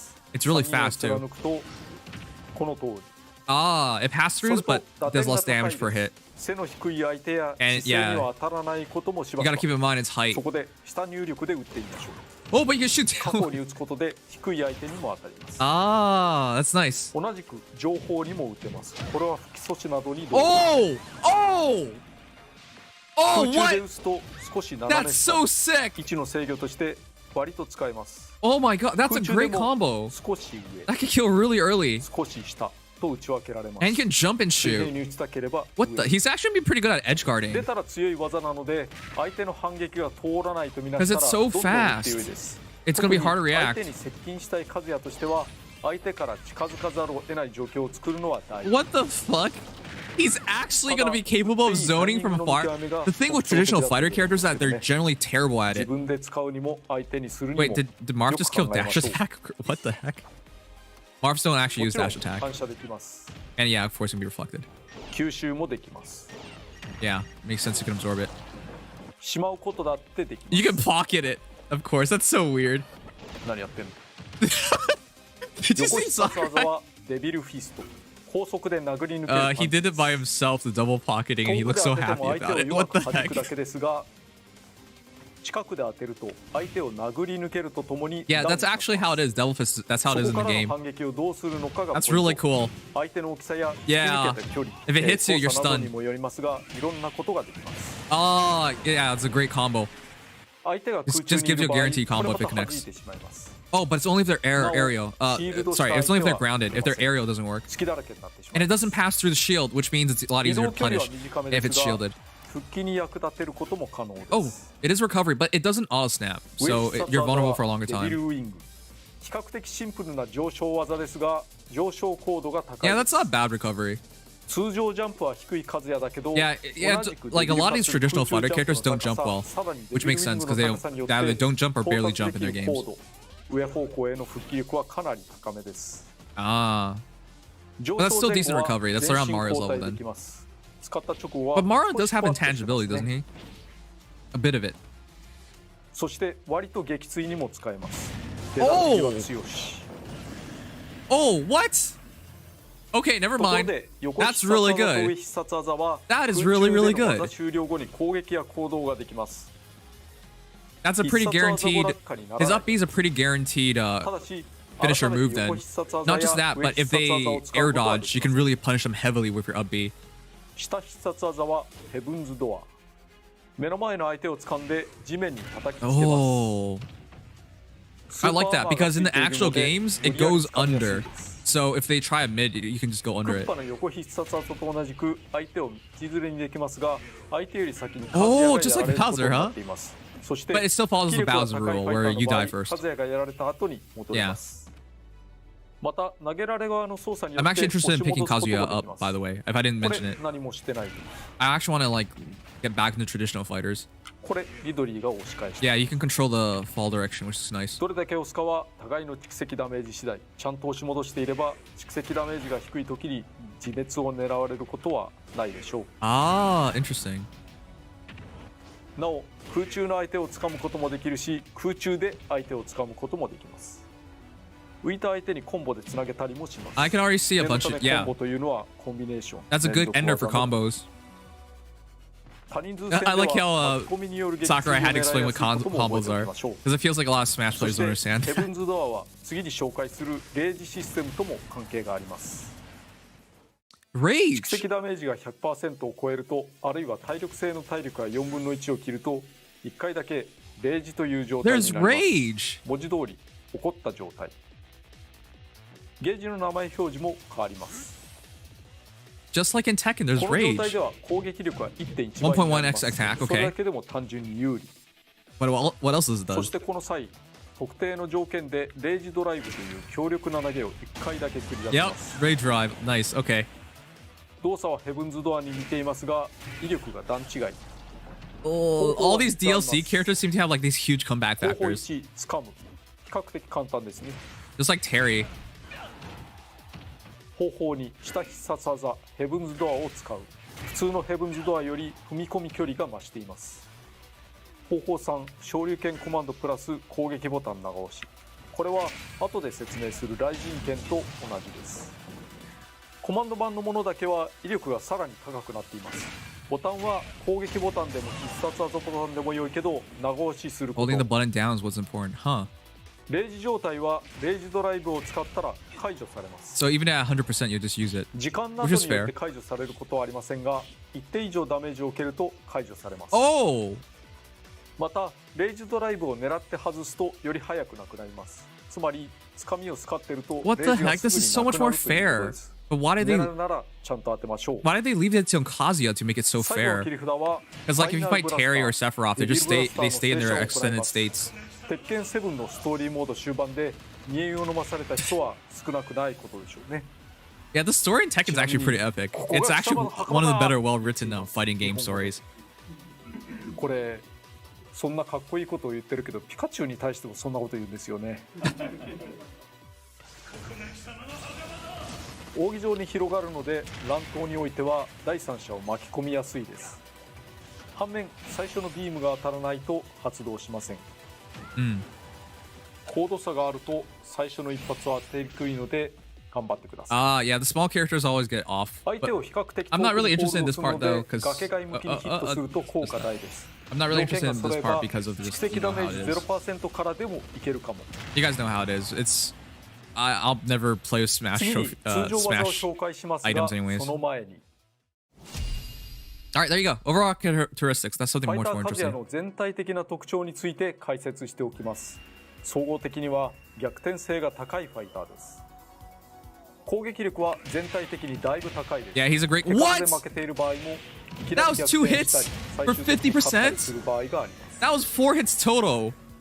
ただリーチや攻撃範囲などでは劣勢です。 Yeah. 攻撃が出る速さも This is why in games like Tekken, for example, Yoshimitsu would intentionally not extend his sword, because otherwise the game would be broken. Because anybody with like actual weapons would have such a huge advantage. What? He's so heavy.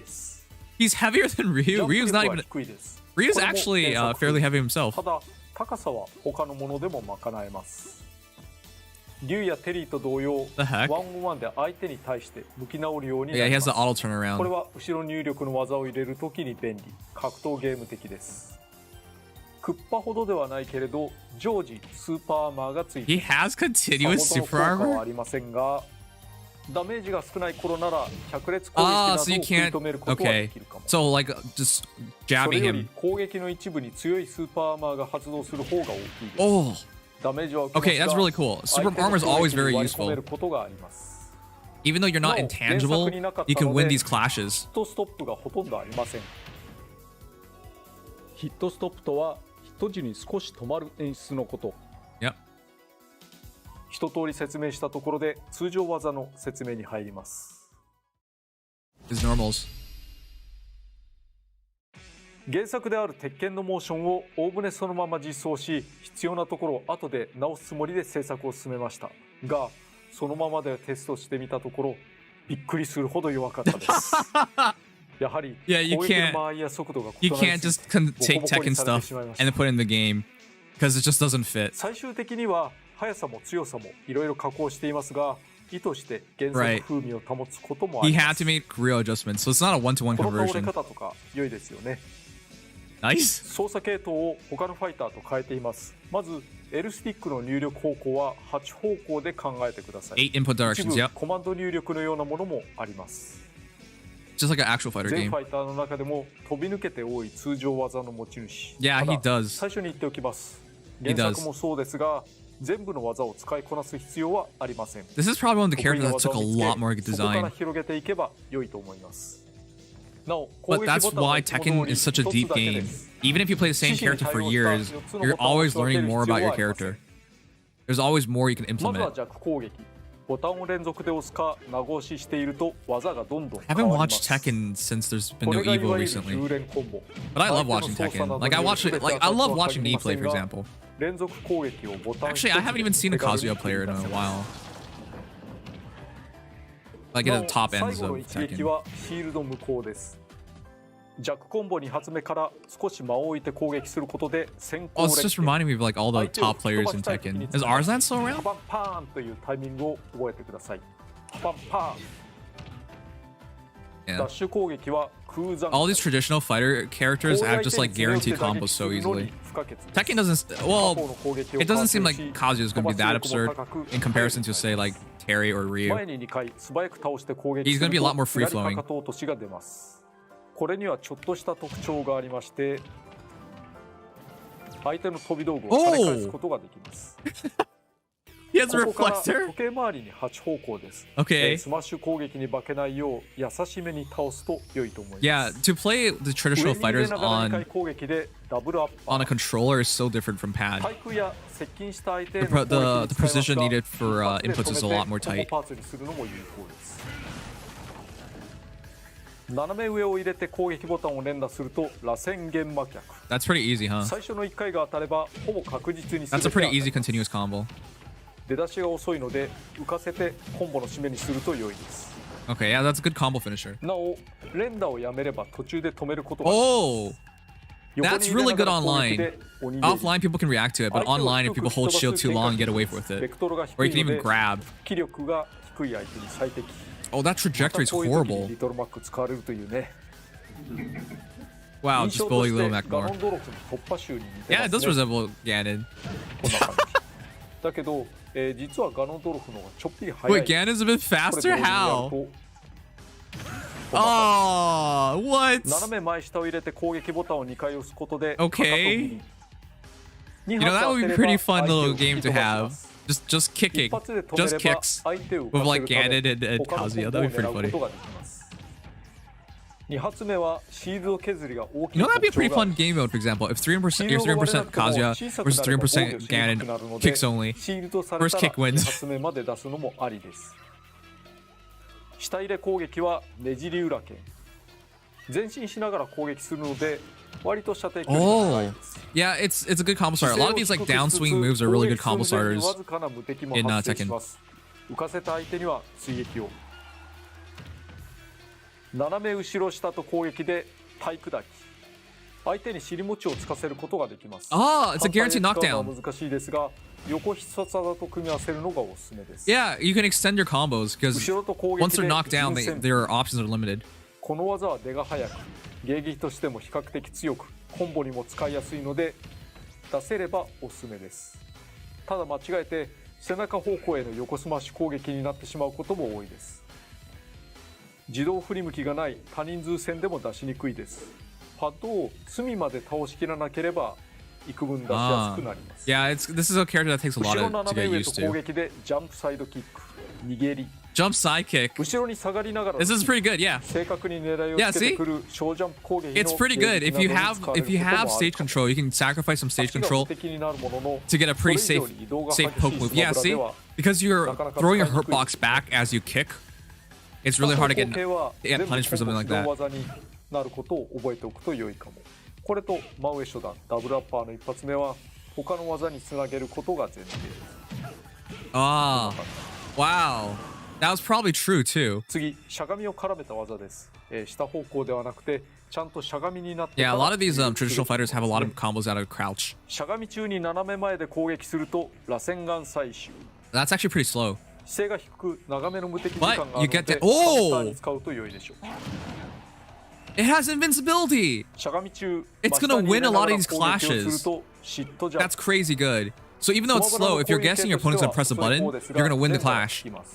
相手の行動阻止の牽制や Because there's no clash, you're invincible. しゃがみ中斜め後方で攻撃するとシットスピンキック。 That's really fast. 判定の持続が長い技です。牽制として Okay, it's a lingering どちらが hitbox. 有効なのかは相手のファイターと戦法次第でしょうか。 By the way, I think this だけど matchup's kind of ここは bullshit. スマブラなの Whoa, で what the heck? Why does he keep winning these 原作ほどの有効度はない。 clashes? そして特殊な入力ですが、 That one didn't even have intangibility, he still wins. 攻撃をすることで He's gonna have really good priority. ガロンドルフの技の名前と被りましたが、これは魔人剣。相手を強くひるませる技です。いろんなコンボができますが、一番狙いたいのは横スマッシュ攻撃。相手や状況によって別の技にする必要がありますが、撃墜できそうなら大チャンスです。 Okay, he's gonna have no issues getting KOs. If he just guesses right, he's gonna just destroy you.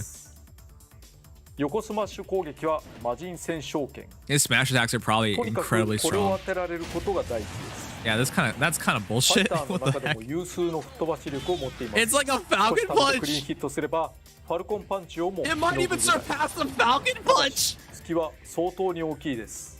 What? また That is not okay, Sakurai. The Falcon Punch is iconic. You can't make Kazuya stronger than the Falcon Punch. なおクリーンヒット時は今でも演出が All 入り right, ます。 well, he's a privileged character if he has something strong. Oh my! It even has armor, unlike the これは Falcon 全てのスマッシ Punch. ュ攻撃はそうですが、スーパーアーマーの強 So さには it can be 差異があ stronger り than a Falcon ます。 Punch 横スマ and ッ have シュ攻撃 super は armor. Nice. 一番強い。 Oh my god! See, that's what I mean. If you guess your opponent's gonna press a button, you're just gonna destroy them. 文字通り相手を巻き上げるシンプルなアッパーで比較的発生が早く攻撃力も吹っ飛ばしも十分です。攻撃範囲は狭めですが発生の速さを生かしてコンボに織り込むこともできるでしょう。ダッシュで前を詰めると良いです。また床の上をかろうじて攻撃できる貴重な技、選択肢が少ないんですよね。 I'm actually really looking forward to trying out 下 Kazuya. 仕切り包丁。 Oh, 吹っ飛ばしを見ての通りコンボに使うのが本です。 what the? There's no way that's a combo. Can they tech it? No, it's untechable because it's a. Yeah, it's untechable.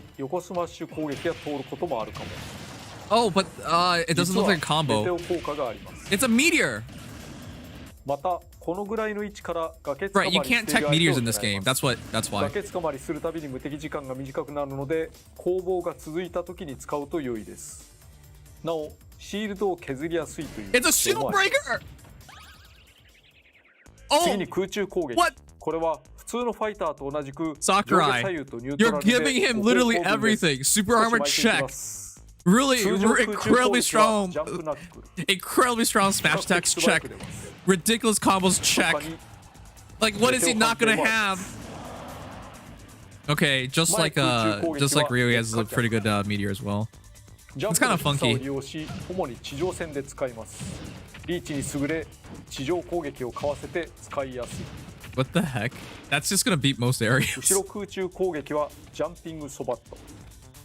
His recovery, I don't think it's bad. It's like around Mario's level. ワンオンワン時には And his recovery is actually a really good 少し finisher. 使いにくいとこ So ろも it can あ be りま used す。 as a kill move. 前に打ちたいなら例によって後ろにダッシュしてから使うとか。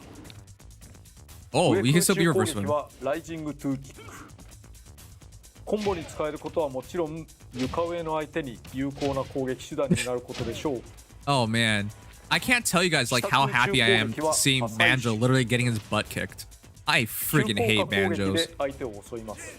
素早い空中制御ができること Kinda もあ reminds me り of 貴重な Bayonetta, that 技 one.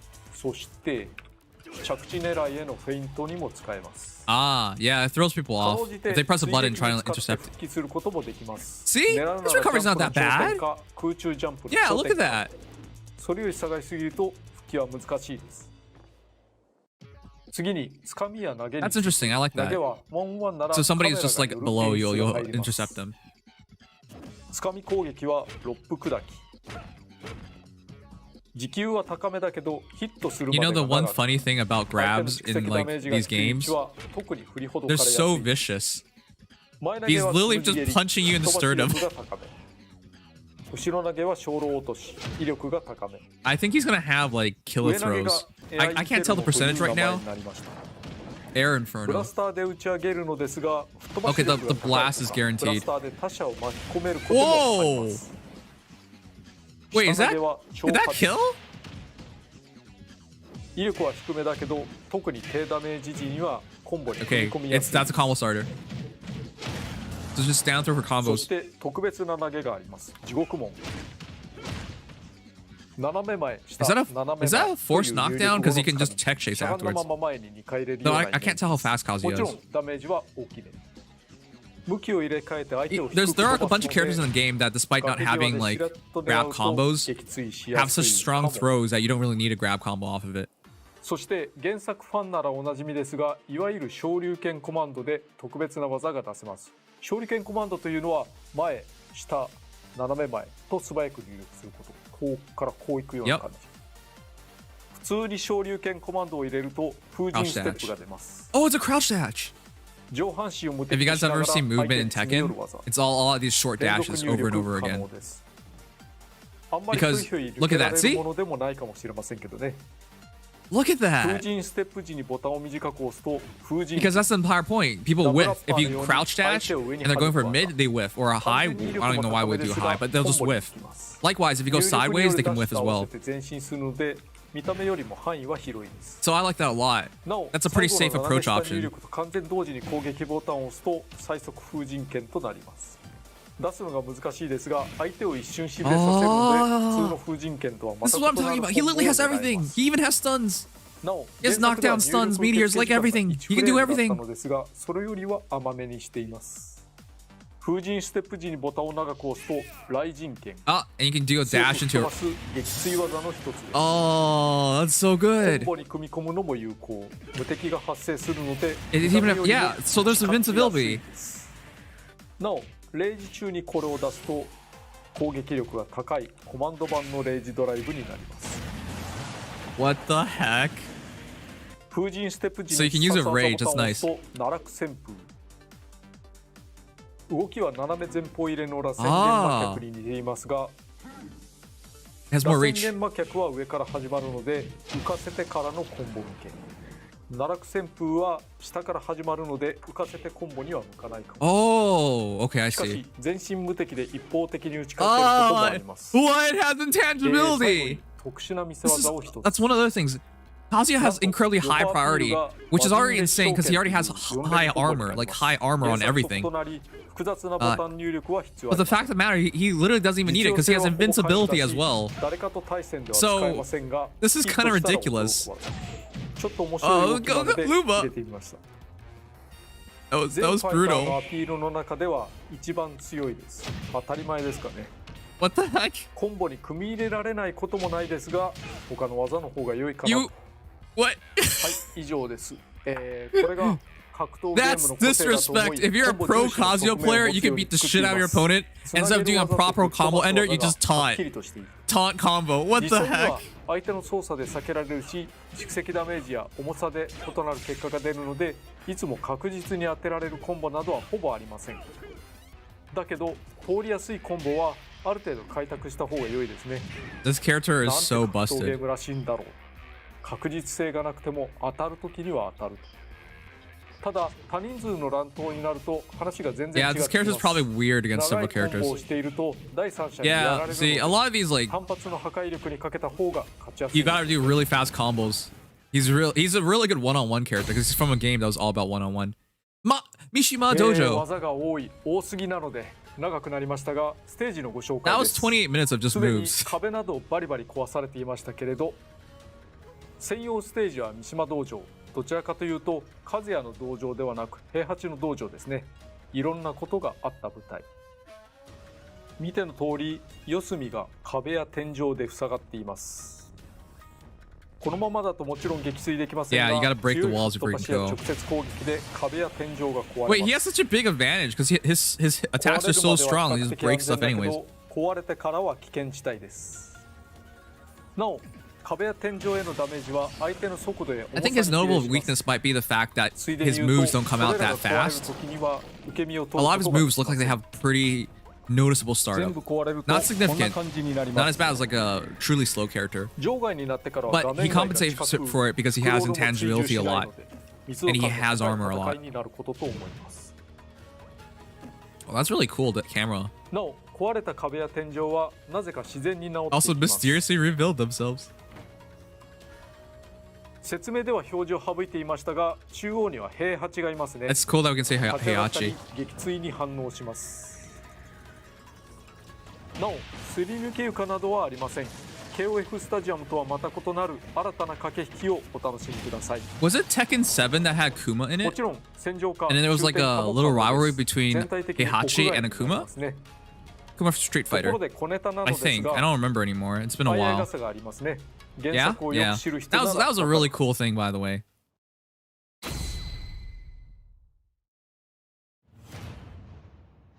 今回は団体戦で行ってみたいと思います。相手チーム5人は火口に落とされた人々。 This is still one of my most favorite moments in all of the Smash Directs. Just seeing Kazuya literally be like, well, these guys are all まずは壁を trash. 壊さないといけない。あー It is まあ a family 気持ち tradition 悪い after all, so why not? Oh, he started with あ Terry. んまり傷つけたくはなかったがしょうがない。 Can't be helped. Wow. とりあえず残機数は減らしていきます。 Sakura, are you trying to show off right now? 全くすべて力が同じ対応 Of っていうのは course. 厳しいで Get しょ Lil うけ Mac ど to ね kill himself as if he doesn't SD enough already. はい。まさかの魔人戦長剣。 52%! そこで使う。 What? This guy's damage output is absurd. ダメだね。 And by the way, I hate it when physical characters can clank with swords. That doesn't even make sense. How can your kicks or your punches clank with a sword? But yeah, it's oh. Okay, that's something to note. Keep eyes out for. If people hold their ledge too long, you can just finish them off, guaranteed. Did you see that? I think that was supposed to be a clash. I don't think he won outright, but he like got out of the way, or it was an intangibility. 狙われるの嫌いだよね、あなたは。あ、飛び散った。でもそういうの良くない。もう60。 No, I do think, おっといけない。 No! No! This is how you know it's done live, because that was pretty embarrassing. もう一回やらせてもらいましょう。 Oh, okay. I respect that. It's okay. You can make mistakes. 外した。どさくさに紛れたアピールよく。 I mean, it's recorded, but like he doesn't like plan it. Sakurai says, edit that out. Editor replies, no, I don't think so. 全部通しちゃえ。割れなかったな。 He didn't like reshoot it like from the beginning. But they did edit it. But that's really cool because that means he's not like intentionally cherry picking these moments. ああ、でも 49% も食らってる。一人目ですからね。あと4人。 Oh, did you see that? It actually went under Ganon, even though Ganon's a pretty tall character. いいに使いましょう。 I mean, sorry, it went above Ganon. What the heck? Like, this is what I mean. うま Like, く避けるんだよな、こ you れ。 guys realize how screwed the noobs are? Like, the people who are, like, new at Smash. What are they supposed to do about this? That laser is not reactable. I don't think so. That is way too fast. あー危ないね。 It's like in Smash 4, or I guess in Ultimate as well. Yeah, in Ultimate as well, where you kind of have to just guess. Say against Sheik or something, because Nidos are so fast. 18% just from that drop. てててててててててて。まずいね、これ。 I really think Min is going to be an amazing matchup 手は長い。 against Kazuya. But if you get into these scenarios where Min Min's good at mid-range, whereas Kazuya is actually better at long range, 早めに so デビル I guess it's a guess. If Min Min if it's a guess and a spacing game, because if Kazuya stays out of, oh, but you can see how bad that is. Like Kazuya's really tall. Min Min's dash actually gets her under the laser. 天使と悪魔だ。ところが、 Is this actually こ a の位置は kill? とてもいいですよ。 Oh, 画面の端に近い。Are you そして sure? このマルスがね It's okay. Sakurai's allowed to play lame. It's his game. He can do whatever the heck he wants. Poor old Mark with 0 projectiles doesn't matter. 本当は実は全然ないんだ。さっき言った通り。お、ダメか。 Oh, that was actually dangerous. Oh, 螺旋岩採集。岩採集。 whoa, wait, how does that kill? Okay. はい、お疲れ様でした。無事に復 alright, 讐なら sure. ずということで、残念でしたね。CP レベルは7でした。まあ、他にも They weren't completely low. いろいろな技を Level 使いたい 7's な not the とは思っ worst. たんですけれども、なかなかお伝えできない Yeah, ところもありました。 yeah, eventually Sakura's like, well, I already lost one. I gotta win this. 以上です。 That was really enjoyable. I like that. 音楽の話題です。鉄拳はシリーズも多いので何百という曲がありますが、このように絞りました。全39曲。今回の音楽は極めて多いです。昔のシリーズから今のシリーズまで織り込んでい The ます。 Tekken 7 songs are my favorite. 四半世紀続いているタイトルの一つですから、I don't 歴史 see は my 深いですよね。 favorite. ところで今回は勝利時のファンファーレをあえてなくしました。これはスマブラ史上初です。 There's no では victory 対 fanfare. 戦の時に勝った時にどうしたの Ow. か。 Yeah. What ズバ happens? リこのようになります。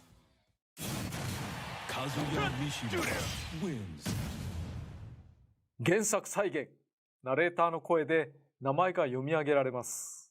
ちなみにこの勝利ポーズは鉄拳セブン調。 Wait. これが鉄拳5、6調。 What? That's so cool. Wait. 初代鉄拳調のポーズ。ちょっと I 懐かし usually い have 感じです audio ね。 off while I play Smash, so I don't know his 遅れ this, なが but らカラーバリエー is シ he ョ the ン only も one お見 with せしたいと思います。 like the original announcer? 奇数カラー That's は actually really cool. 火炎刺繍の道着の下のみ。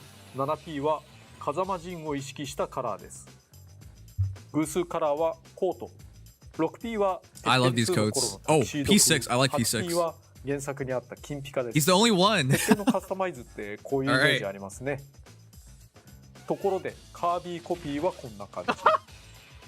デビルブラスターを打つ際、デビル化した姿を見ることもできます。 Yo. 新しいスピ Kirby リッ looks ツ like a ボードも thug. 加わります。 That's pretty cool though. ピックアップされたのはペアも含めて10種類。この中の風間陣のスピリッツはレベル99にするとデビル Jin 陣 Kazama に超過できます。 Devil Jin. また平八のお題においてはすでに発売されている平八のミーコス That's チュ actually ームを pretty cool. 着 You ていれ can ば fight like a fake 平八の Heihachi. 姿に切り替えられます。とミーファイターの話題が出たところで新しく販売されるミーファイターのご紹介です。 Me fighters. I'm sorry, I don't care about these things. It is really cool though, because this makes a lot of money. Me fighters. They all look soulless. Me Gunner especially. Only people without a soul play Me Gunner. Right, Body Sweeper? Alright. Tales of Symphonia! You know, a lot of people once upon a time talked about Lloyd coming to Fire... Oh, it's not Fire... Smash.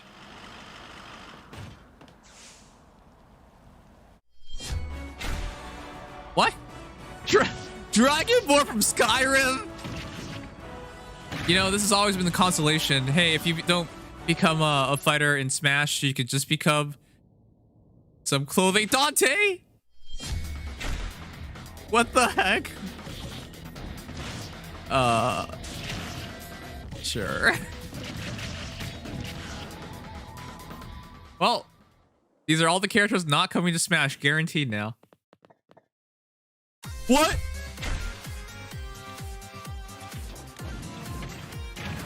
This is so cursed. Shanti? Shanti? Shanti had a chance. Oh my god, she looks so soulless.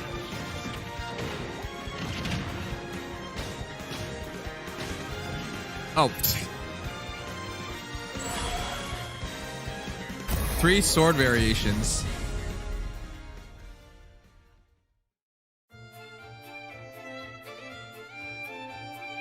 Yeah, a lot of people just pick these up anyways because they're only 75 cents each. But then they're free 今 anyways. 回はいずれのものも癖が If you 強 have い the という pass. か単体でも参戦希望される系というかスマブラで使えることに驚きがありますね。No Sakurai, this is what people ask スカイビームの主人 for. 公の呼び名はドラゴンボーンにしました。原作ではドバキンとかドバーキンとか言われることもありますが、 Yes, I don't remember 狂気の揺れがなくて Dovahkiin 済むので shooting out tornadoes and doing spin ドラゴン attacks. ボーンはドバキンの英訳です。ドバキンとは原作のドラゴン語で竜の血族のこと。そしてシャンティは購入すれば楽曲が1曲追加されます。ハーフ Dante. ヒーローからバーニングタウンという曲が I actually really enjoyed her その games 他 back on the カテゴリ Wii ー U. に入ります。 Been forever though since I played. 肝心の配信日です。6月30日に配信 June 予定で 29th. す。 Oh, it's tomorrow. ファイターパスボル2があればそのまま受け取り可能、単体でも購入可能です。そして久しぶりのアミーボ情報です。 Amiibo. すっごいこ Oh, for real? What? Oh. Oh. これです。 Oh my god. 現面のアミーボのサンプルができてきま That's した。 sick. これが出るなら時間がかかるでしょうけれど、 That ファイ is ター so パスボリューム cool. 2のファイター登場も期待が持てますね。任天堂が三島和也のフィギュア作るというのもなかなかのおかしさがありますけれど。 Wait. Is there gonna be a 現面の Kazuya アミーボはご覧 Amiibo? の時期に発売予定です。 It would be weird, but that would be so cool. 今 2022? までいろんなファイタ So ー far やステージ away. を作ってきました。新旧揃ったさまざまなゲームを一つの作品に落とし込むのは個人的にはやりがいがある課題でした。思えばスマブラ4の開発開始から、数えて連続10年近くとなり、だいぶ長い付き合いです。 Yeah, it doesn't even feel that long since it was Wii U, but it し feels かし it is a い long よいよ time. 次回がラストです。延長もありません。 Oh, 披 that's 露す it. るまでお時間いただきますが、約束通り今年中には発売しますのでお待ちください。 So there's only one more Smash チーム Direct. は最後までテレワークで終えることになりそう Oh, で they're す。 still working ま at ずはそれ home. まで三島和也を楽しんでいただければと思います。それでは Ah, that's it. Only one more.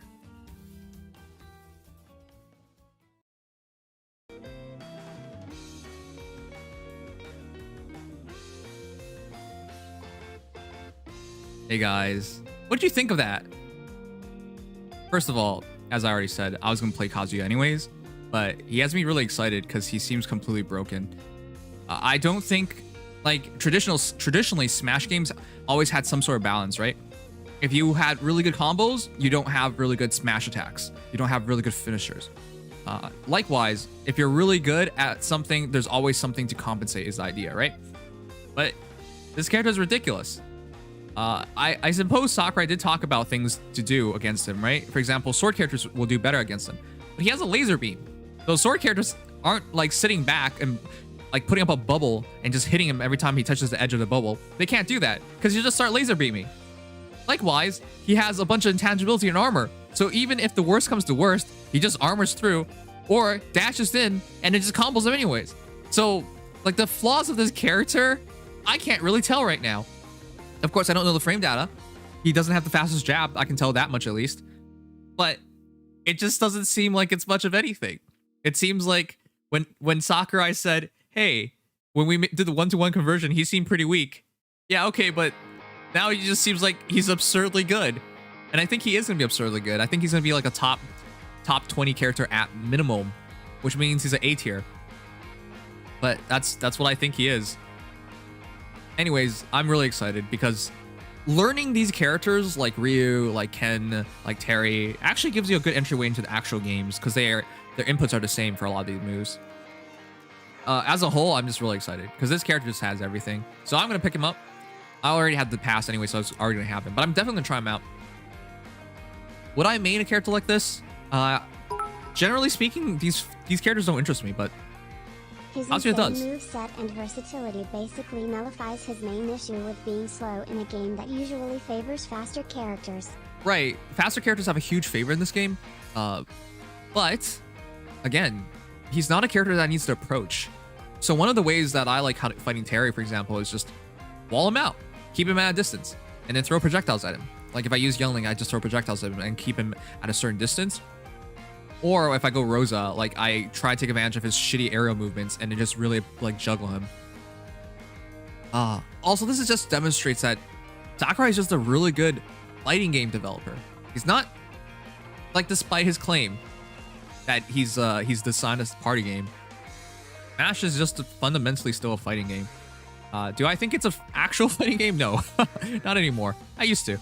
But in Ultimate, I think there are too many things that are an issue for having good fighting game mentalities, right? For example, get a combo starter combo. No, Smash is one of the games that rewards you a lot more for just throwing things out, which is kind of lame, but whatever. Anyways, I'm not gonna talk about things like that. With that said, though, I'm really glad he put in that time and research, because he's made a really awesome character. It's really rare for me to be like genuinely excited about a DLC character. Well, that's not true. I've been excited for Sephiroth, for example, but I think there's a lot of thought in this. Generally speaking, like most characters in Smash don't interest me at all. But I think I'm really interested here. Kazumi's so hot still. Jeez. Man. It's kind of weird because it didn't have to be Kazuya. It could have been Jin very easily. But yeah, they had options.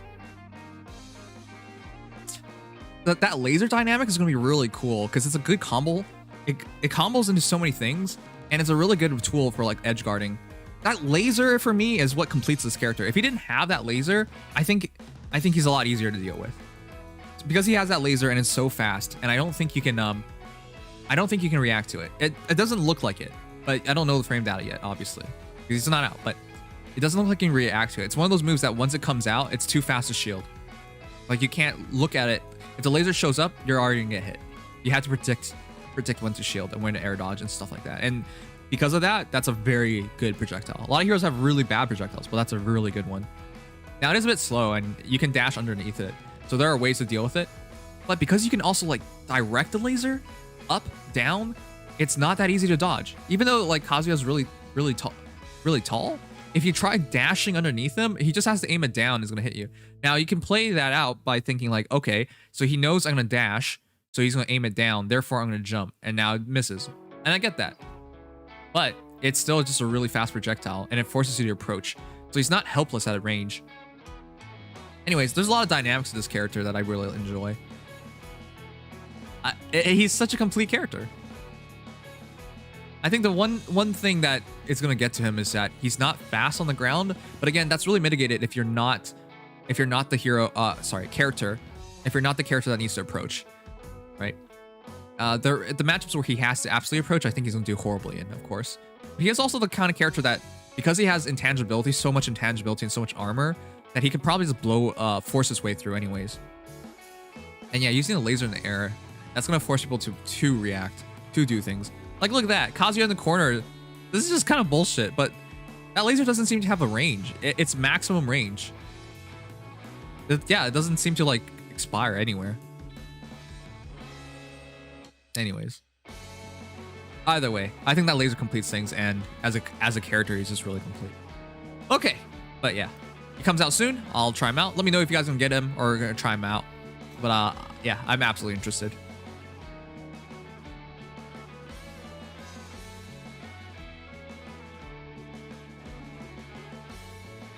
Then it was already in Sony PlayStation's All-Stars. That's really cool. Jude X Nalfumi, thanks so much for the follow. Welcome to Nimdom. Also, laser will be important when others are camping. Exactly. That's why I think he's really, really useful. Sakura just wants to make real video games. I mean, look, it sounds like it wasn't an approach. It sounds like he wasn't approached about this, chat. You know? Whereas with Minecraft, Sakurai did not hide at all what really happened. Sakurai was basically like, so these Nintendo businessmen, they suggested I put this Minecraft Steve guy into the game. Wink, wink, nudge, nudge. Like he was pretty candid about it, making it very clear that this wasn't his choice at all. But this was an interesting one because it sounds like he's talking about how he literally has talked to the heavens about this. So I know it's a pun on Nintendo and everything, but like it sounds like this is something that he was a lot more enthusiastic about.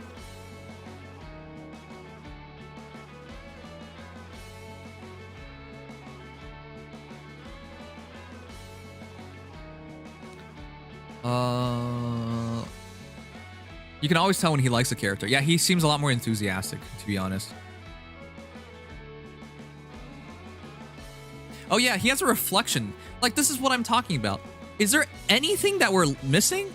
He has a guaranteed trip. He has a reflect. He has invincibility, intangibility. He has armor. He has meteors.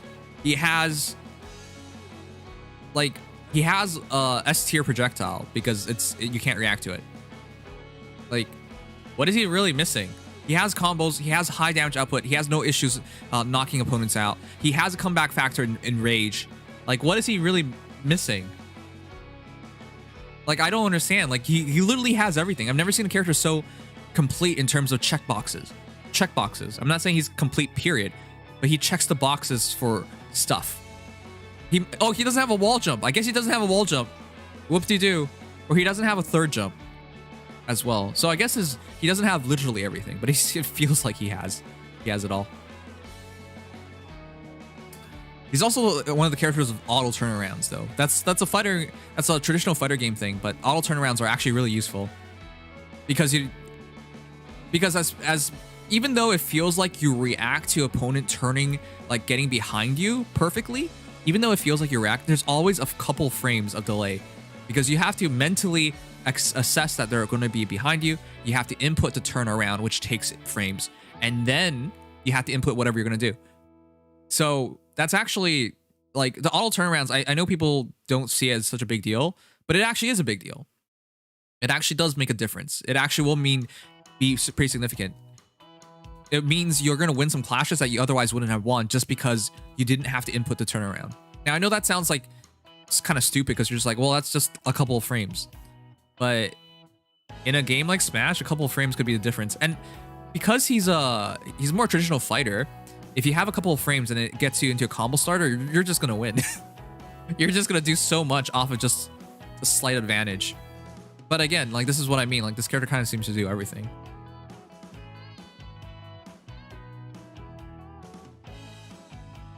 Every aspect of it better is Little Mac. Yeah. I don't think his ceiling is as high as Pyra Mithra. It's still going to be a great character, though. I don't know about that. I really like Pyra Mithra, and I think that's a character that is, like, in terms of creativity, you can do whatever the heck you want. That character is very, very fluid and fluent. But I think for most people, Kazuya is going to be a lot easier to understand and develop. I think you need to have a special mindset for characters like Mithra. Just like you need a special mindset for, like, Sheik. Because the combo, you got to keep your mind open for combos. It's not as easy as, like, I'm just going to memorize these combos and do everything. No, you got to react to DI a lot. You got to make predictions. But the ceiling's immensely high for these characters. But yeah. All right. Anyways. That was a good one. I like that.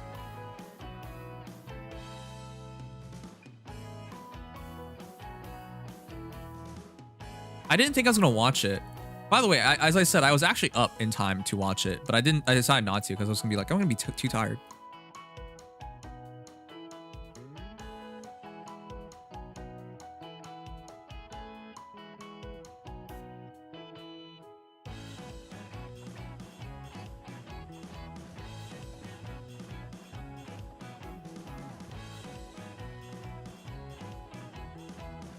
What is the Strive bar at? We were at $55. But because of all donations, it's gonna say it's completed. Yeah, I'll just set it at 70 because I think we're slightly off after the bits and everything. I think we're slightly off. But yeah, I want to get Guilty Gear Strive. As I've said, I'm really interested in picking up a traditional fighter, which is why Kazuya is like a really good because I'm good at Smash. I know you guys like to meme me and whatever, but I used to play competitively and everything. But it'll be a really good intro point to play in a game I'm familiar with. And then still learn, like, spend some time learning a traditional fighter character.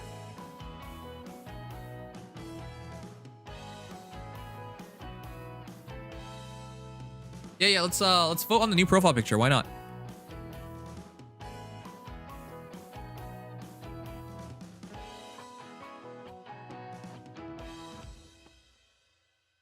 I love characters like him. By the way, thank you, Jude X Nalfomi. Thank you so much for following. I really appreciate it. It's always really cool when you guys follow and then you actually interact with me. It means a lot. A lot of times people just follow you, but they never say anything. It's always interesting to, like, have the first interactions with somebody.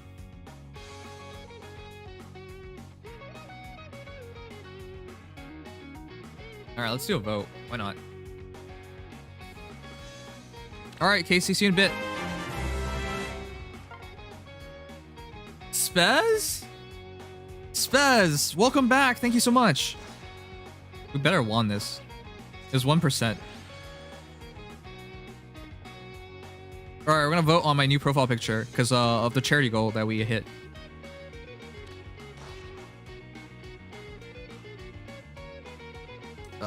Another high percentage win. I'm gonna keep going for the high percentage ones and pray for one more big boost.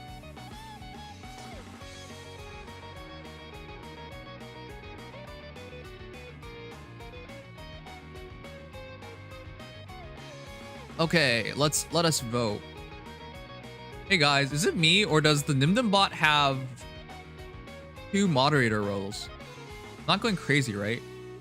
Oh, no, it only has one. It only has one. It's because I understand why it says 2.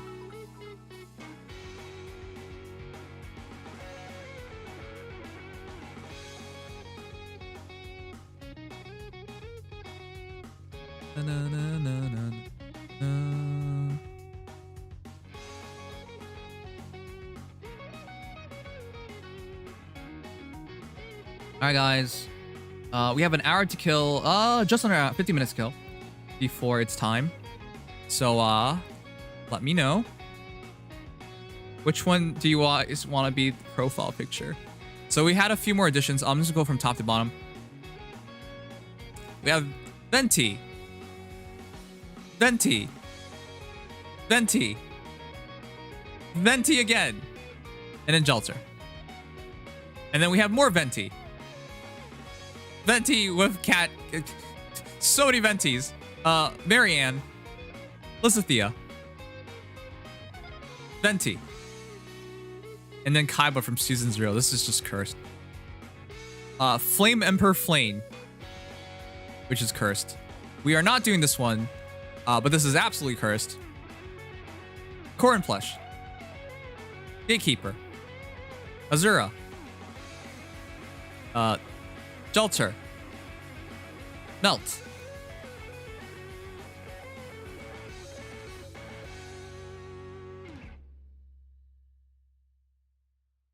Jelter. Lysithea.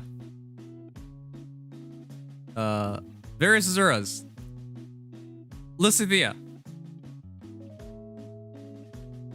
Alright, what was it? I think yesterday we saw something really creepy. Let me see. I think yesterday we saw something really creepy. Where is it? You guys showed me some cursed stuff yesterday. What? The heck? Okay, anyways. Okay, this is obviously really creepy, but have you guys seen true creepiness? This is true creepiness.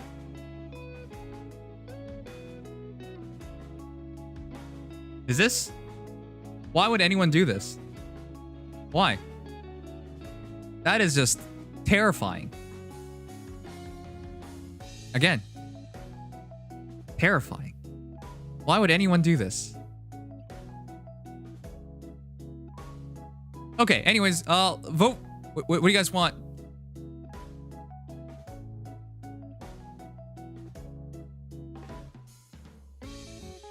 Scream out what you want. Can we have one of the mods pay attention? The five things people scream out the most will be on the poll, and then afterwards I'll go from there. Again, here's everything. Venti, Marianne, Lysithea, Kaiba, Flame, Corrin Plush, Azura, Salter, Melt, Salter, stuff.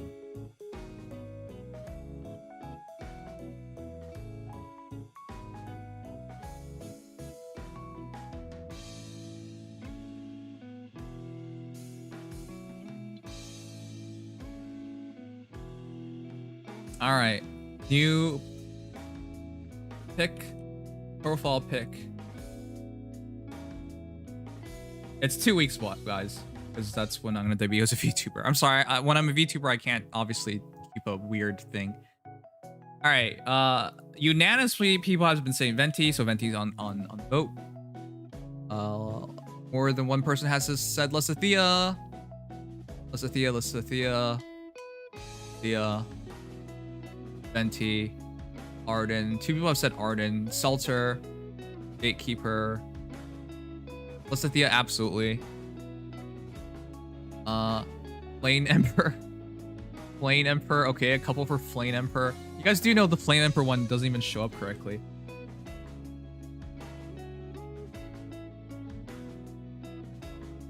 More than one said Gatekeeper. You're the only one who said Oliver.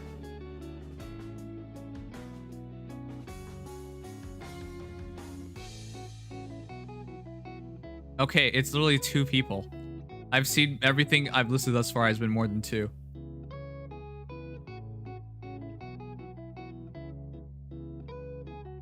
Okay, 3 people have said Corn Plush.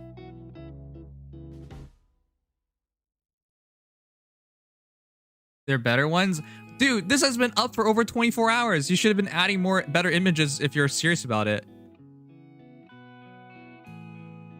All right, these are the other ones. Bridget.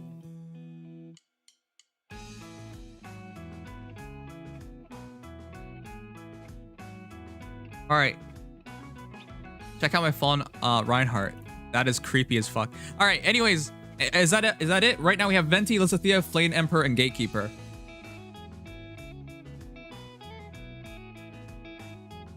Sigma, you're the only one seeing Azura. I think there's been a couple for Corn Plush.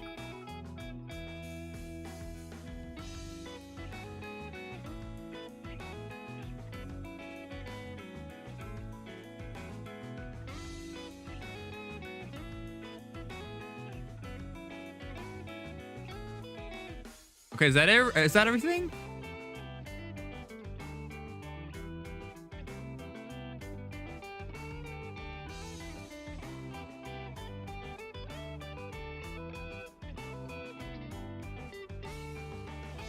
Oh, right.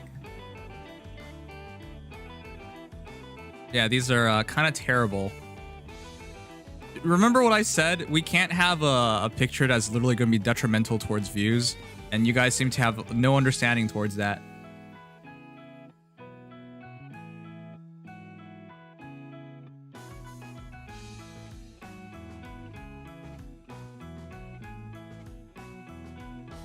Okay, I think the closest one is Oliver then. All right, votes are up.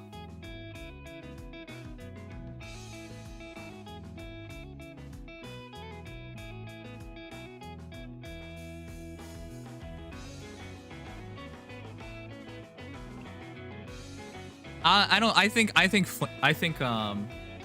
think it was barely enough to get a notice, but whatever.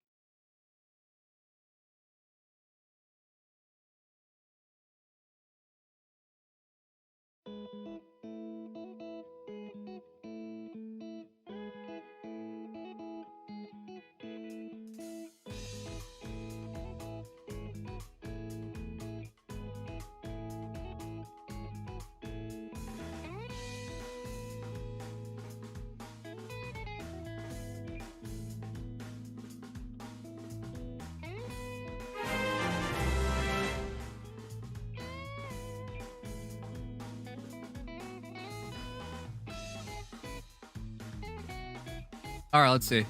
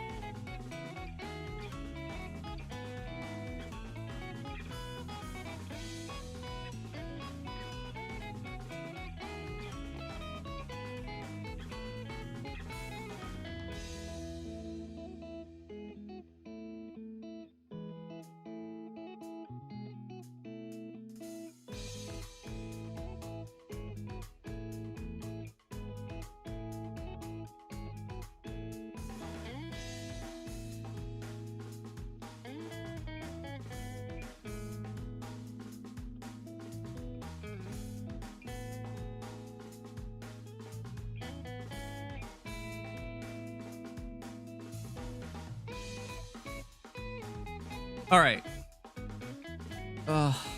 It is 40 more minutes. Sorry, I was responding to something in Discord. Oh, man. Oh, man. Oh, man. Sometimes... Chat, let me say this. All right? I think everyone's dealt with this kind of shit before. But you have a disagreement with someone. You have an argument with someone, all right? And afterwards, you take things out of it, right? These are the problems. These are the things that you have to resolve. And you put your effort towards these things. You put an effort toward these things. Arguments aren't disruptive. They're not bad if you come out of it with things that you must do to improve. But you want to know the shitty thing? You put that effort in, and they don't even care about that. They still only bring up when you had this disagreement, when you had this thing this problem that was not even identified. They still bring it up. It so drives me mad because literally I can intentionally put my best foot forward and try to resolve things and keep it in mind. And from that point on, I keep it in mind and do my best to uphold the standard and uphold so that we'd never have these issues again. But it doesn't matter because people still just think about the same thing from months ago, years ago. What is the point? You do your best to resolve these issues and people don't give a crap about anything after. Like, they don't care. It's always about that one moment in the past. It's such a frustrating thing because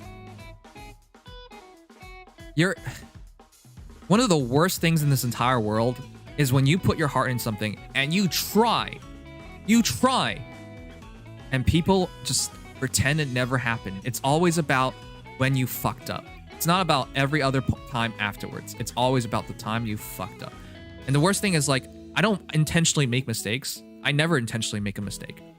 I don't intentionally try and be difficult for people. I don't. But, like, once you make it clear to me, I take it in, I accept that, I remember it. It's just after you try so hard, it just turns out, oh, it's still about that same moment all the way back when. One of the worst things is when you try and it means nothing. Ugh. Whenever that happens, it just disgusts me. This wasn't on Twitter, it was on our own Discord. That's why it's even worse.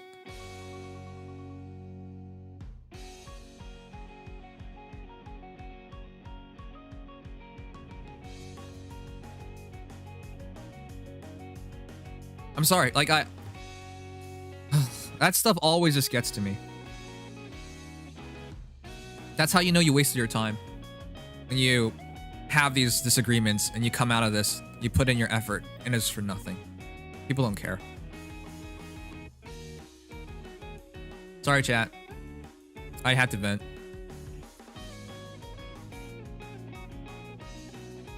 I'm not going to tell you guys who, of course, because that's just very unprofessional to do. That's such a shitty thing for people to do.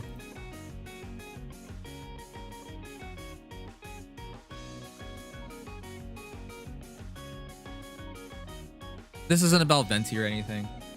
Actually, did Venti win? I'm okay with Venti winning, by the way. Actually, between the two choices, Listy and Venti, I'm fine with both.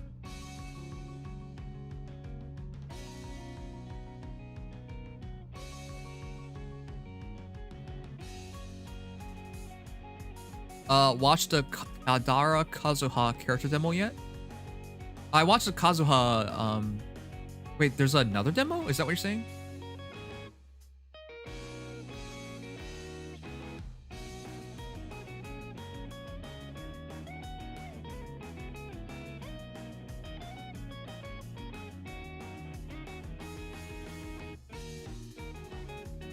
I'm okay. It's just I hate these moments.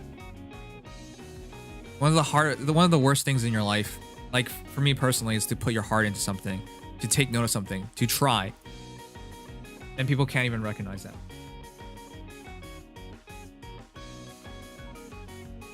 Again, sorry, like I don't know. I usually don't like dropping this stuff on you guys, but when I read things like when I get it just makes me livid.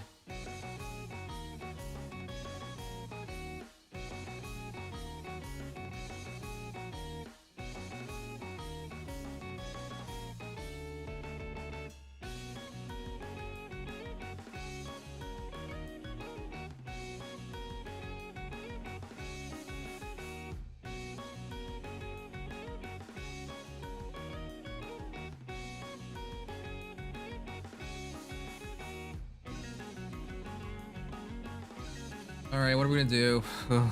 Sorry, that puts me in a bad mood.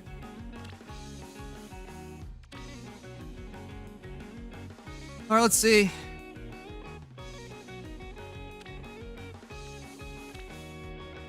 Oh, I actually do have more orbs, chat. I should start training heroes, but I do have more orbs. I haven't done these squad okay. I had one more squad assault. No, it wasn't that. It was active drills. Oh, okay. These are all feathers, I believe. The Grandmaster ones, because I still have a lot of these Grandmaster ones. So there are still a lot of orbs.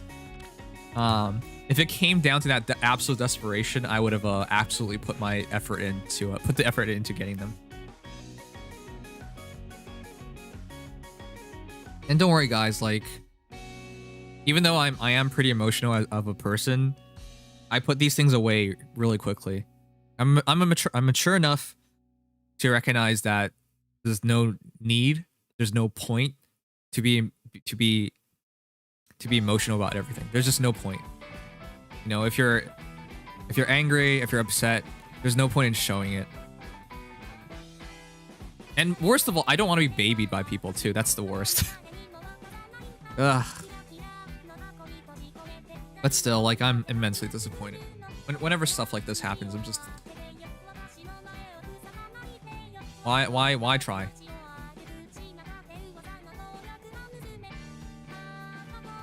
Alright, we have 30 minutes, which is enough time for me to get through my dailies in Genshin, so I'm gonna do that real quick. I don't really think there's 30 minutes is enough to do anything in Fae, because there's nothing significant. I guess I could do some stuff in the Fae. I could start grinding for the orbs, but I want to get through dailies, because I gotta do that anyways. Anyways, 33 minutes till the Fae channel or trailer. You're kind of showing it.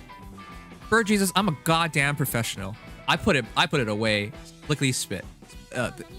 Whatever.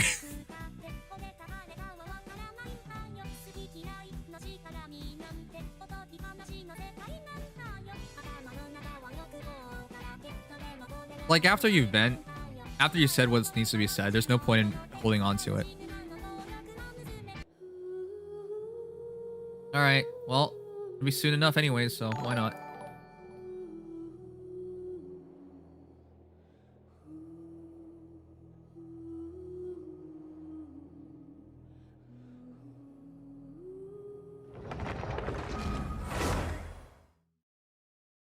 Gudaguda's ending in like 4 to 5 days. Yeah, I gotta quickly put that time in for that. Finish Blessed Gardens, you bub. I guess you're right. I gotta finish Blessed Gardens sometime soon. See you later, Aoi.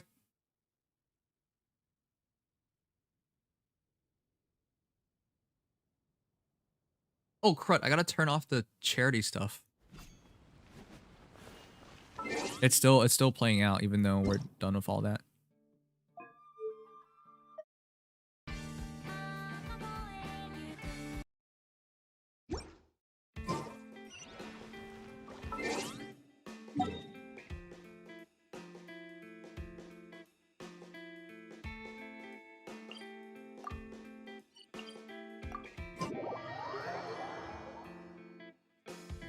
Anyone has any tips on pod training a 1 month old Yorkie?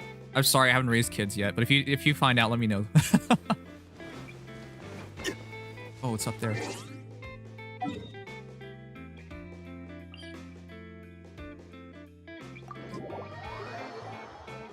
I starting like 2 or 3 days before it ends. It's by far the easiest if you know what you're doing. Okay. I mean, I would start it now if I could.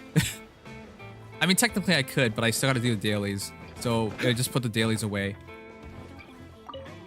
I did kind of want to like find some time to play FGO during this 24-hour stream, but the Genshin stuff took priority because of the event. The world is eternal. Youth is ephemeral.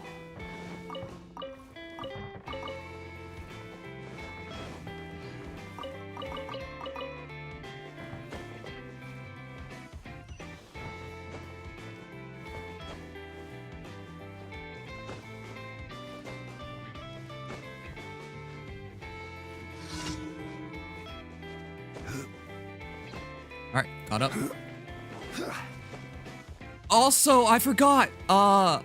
Hey, I gotta find a time for this really soon. But one of the other charity goals that you guys have hit on is starting a new Gacha game.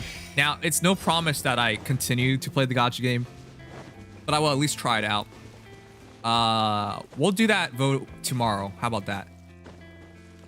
But yeah, you guys can let me know which game you want me to try out. Oh. No, no. Oh, it probably doesn't matter. Okay, we made it.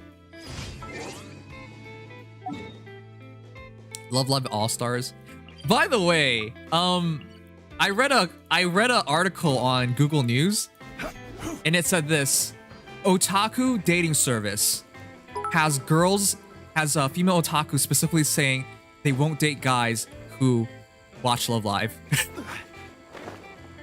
I didn't read it, but I read the headline. I was just like, that's hilarious.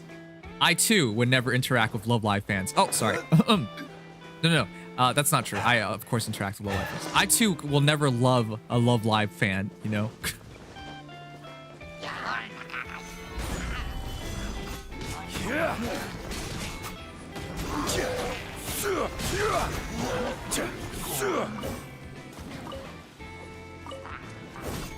There are a lot of Love Live fans, but I've never been part of the idol craze. I've actually been to like a real idol concert, Japanese one. This idol group came to Canada that year for Anime North, and they did a performance. It was really cool. Oh, I think this might be a bit too loud. It was really cool, but I wasn't really into it. I thought the girls were cute. I thought the music was okay. I enjoyed the experience in the respect of I got to experience it, but it wasn't like a thing that was just like I would pay money for this. Oh yeah, my Hoot House almost completely complete. She is now level 90.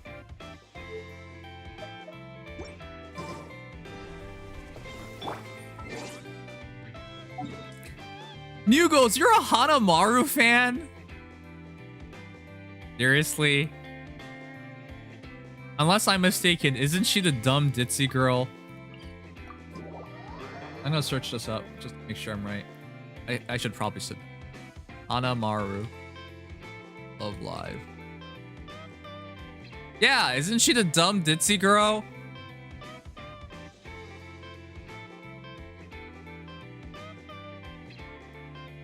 So, what do you see in her? What do you see in her aside from the empty noggin?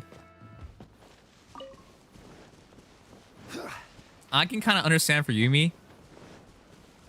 Honoka. I love Honoka. In terms of the memes. But, yeah. Can you guys guess my favorite Love Live girl, though? I do have one. I have two, actually. And it actually kind of makes sense if you think about it. I mean, it's a pretty generic coupling, I guess.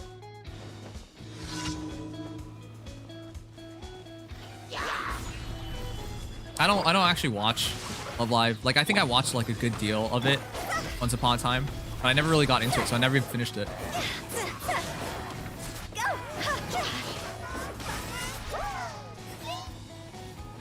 Maki is shit. What? It's Nico and Maki, but it's Nico by far if you made me pick one. I don't know. I kind of like. I mean, it kind of makes sense if you think about it, because like I also really like Fischl, for example. Oh my god, please! What am I doing? What the heck? The fire is melting the ice, and I'm falling through it.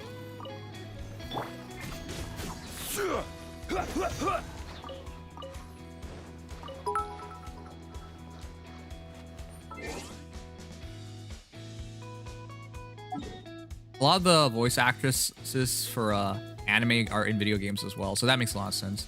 But though I didn't know that, but it kind of explains like why I have a softer spot towards Nico. Not that I have actually, I never watched it in English, by the way.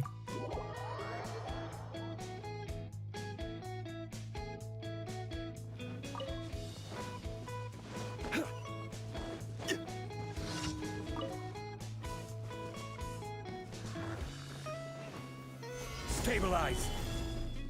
No, my sword! Oz, reveal thy...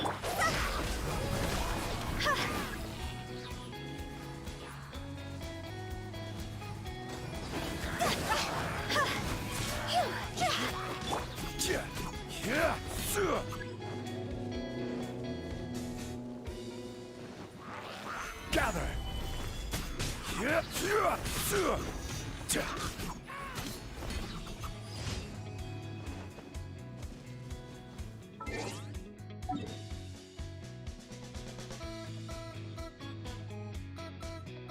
The female protagonist of Fire Emblem Warriors is also voiced by Bernadette's VA English. Bernie's voice actress is really good. So you get that freak out, that jumpiness is very hard. It's like it's not a natural thing for a lot of people, unless she is one of the people who like freak out a lot. But either way, I love Bernadette's voice actress. That's a very hard role to pull off convincingly. Oh yeah, last minute guess is on Legendary. Who do you guys think it's gonna be? Legendary hero. I'm gonna guess legendary. Let's just be frank. There have been a lot of friggin' stupid, dumb Three Houses characters, so I'm just gonna be playing here. Legendary Byleth is my guess. Would be weird if she's green, but Legendary Byleth is my guess. Female Byleth, to be clear. Xander would be kind of weird, because if it was Xander, it'd be green, so he's either a green mage, which makes no sense, or he's an Axer, which also makes no sense, because he's already an Axer as harmonic Veronica, so. Stabilize. Mikhail with a weapon gun negates all the skills of armor and cavalry foes while she is over 25%. Oh yeah, Makai is also an option. It feels like there's already a legendary version of her. But it's brave. It's brave and dual. Solidify.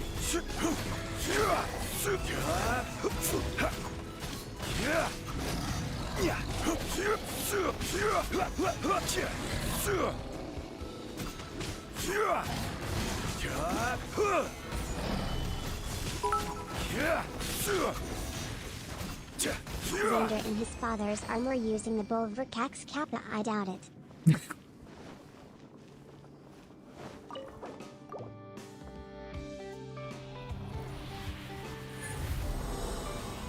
Legendary Deirdre.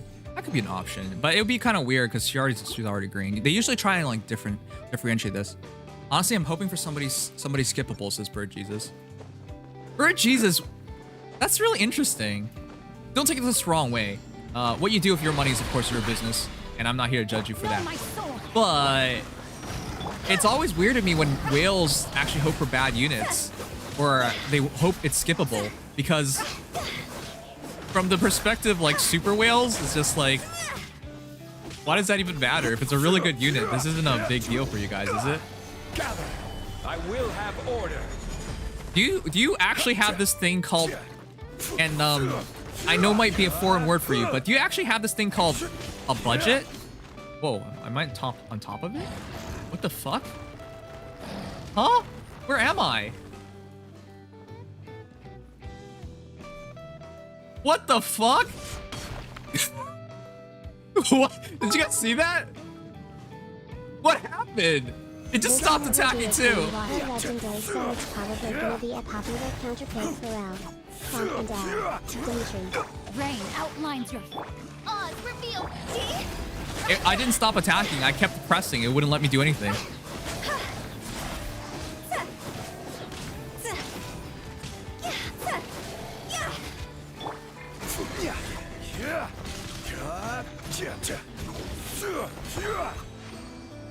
Oh, I almost went the wrong way.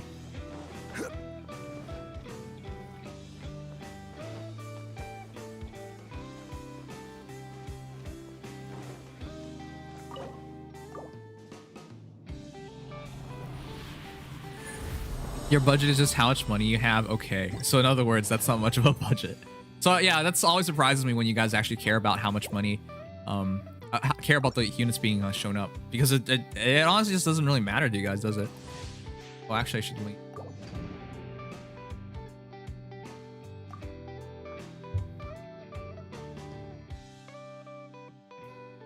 Legendary Makai have a weapon that works like that of young Sheeta, and she has effectiveness, armor, cavalry, and all colors of bow. Okay. I think that's a bit much. Ah! Wait, no. It could be Hector moment. But there's already Legendary Hector. You had me so excited for a moment until I realized, wait a second, he's already in the game. He's the one who's getting like an update soon. It's like you forget about Legendary Hector because the only Hector people talk about is Brave Hector at this point. I was so excited. But the funny thing is I in fact do have Brave Hector, so what am I excited about?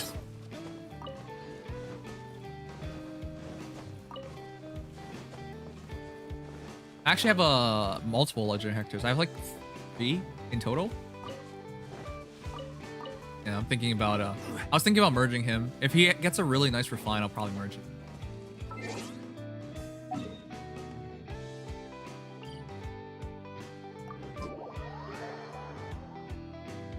Some of my Genshins are unleveled. What do? You spend some of your resin towards finding EXP books. And if it's not about EXP books, then you better find out where these... Oh. If it's not about EXP books, you better find out where the... where their level up materials are. And then you gotta farm it. So for example, right now, my Shinkai? I keep butchering his name. Is not ready, right? Because like I don't have any of these cleansing hearts. And now these soap flowers. So I gotta really put in the effort to max these out and then max him out. But yeah. That's usually what you do. You gotta make sure you put in the effort to actively level them up. Though don't worry about levels that much because it's a balance between everything. So if your character is bad, for example, or is not hitting up to your standards, there are a couple of things. If they're your main attacker, level up their normal attack, level up their skills, level up their talents, and then after that, work on your artifacts, work on your weapon. Like this one isn't maxed out either, right? So there are a lot of things you can do.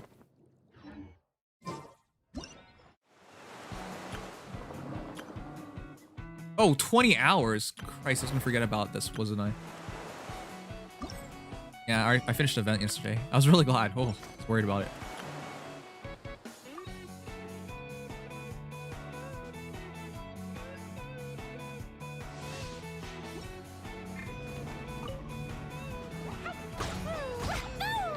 Man.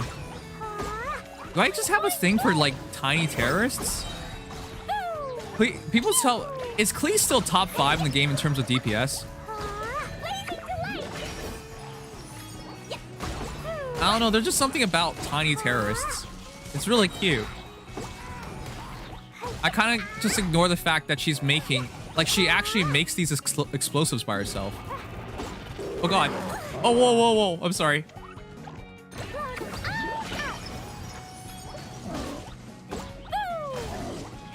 Look at that damage. It doesn't even make sense. She's so cute as she, like, throws bombs at things. What's her problem outside DPS?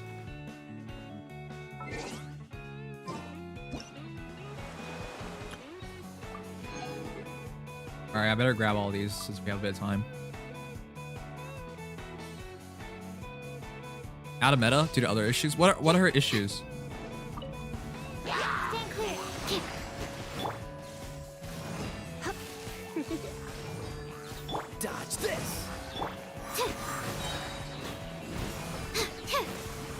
This is making Sucrose look good. But she is pretty good, to be honest. Come a little closer. Surrender and I'll be gentle. So soft. Freeze. Absorption test.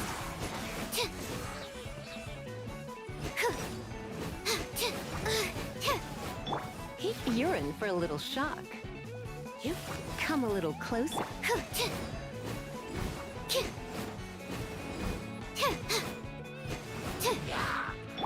I don't know, I don't use Sucrose. Try not to enjoy this too much. Dodge this. This moment will be frozen in time. Squirrel, Mark 2.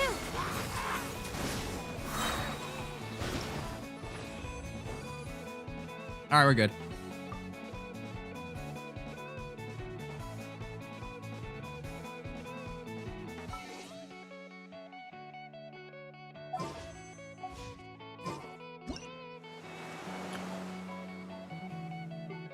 Alright, let's go back to Faye. 15 minutes. 15 minutes. Ooh. I'll do this real quick. 15 minutes. Oh wow, this is a big team. Big team for us. It's we usually don't get this many help.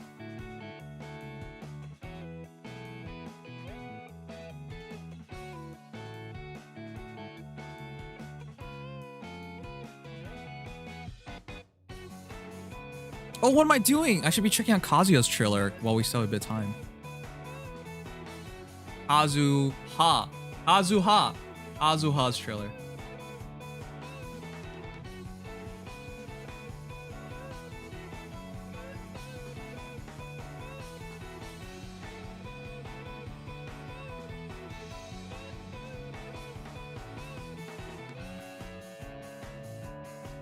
It's so crazy how big Genshin Impact is that their trailers actually trend.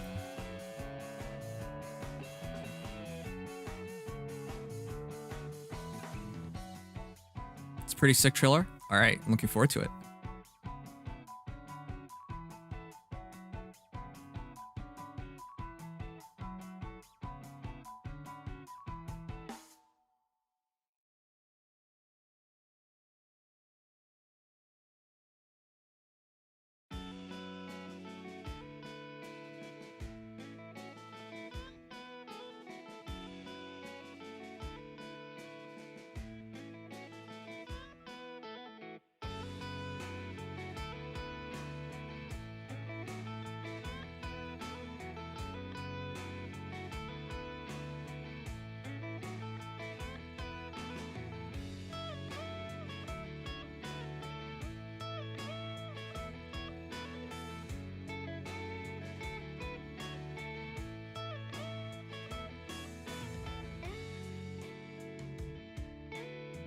Right.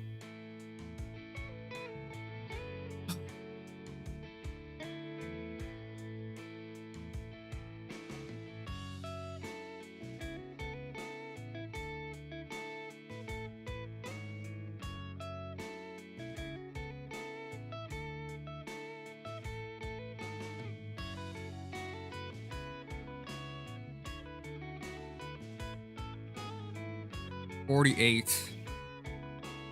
Can somebody announce a trailer's dropping soon?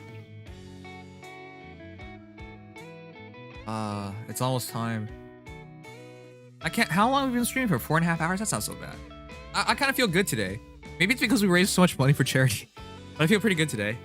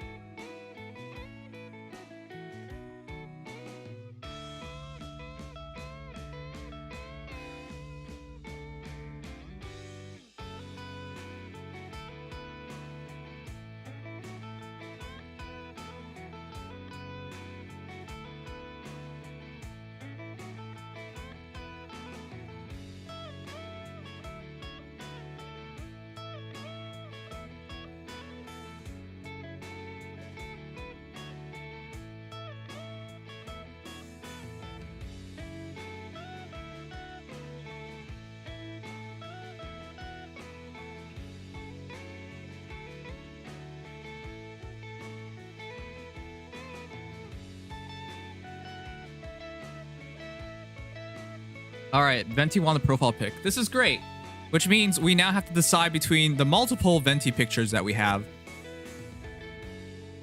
It's 50. It's probably too little time to do it. That sounds so lewd. To do the Kazuha trailer is what I meant.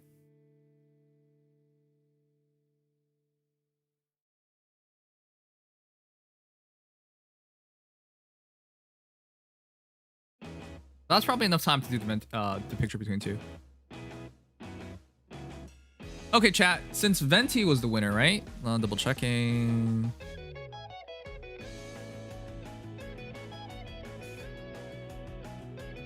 I'll pick.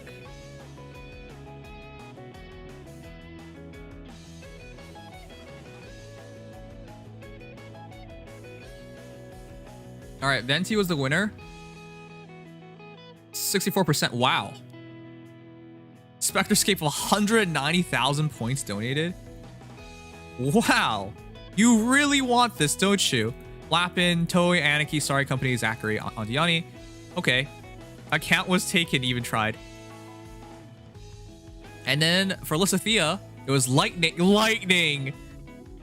Lightning's username in our Discord server used to be send me Lysithea lewds or something like that. Doesn't surprise me. Melly, Sigma Sensei, Ethermon, Alchemist, Tarantula, Kind of Life Robot, Plays, IR4CC, and DLA458. People, in fact, did try for Oliver. Great jobs. All right, Bird Jesus, Glitch Folks for Gatekeeper, and M69073PG. Are you a human being? And then Bird Jesus also tried for Fleet.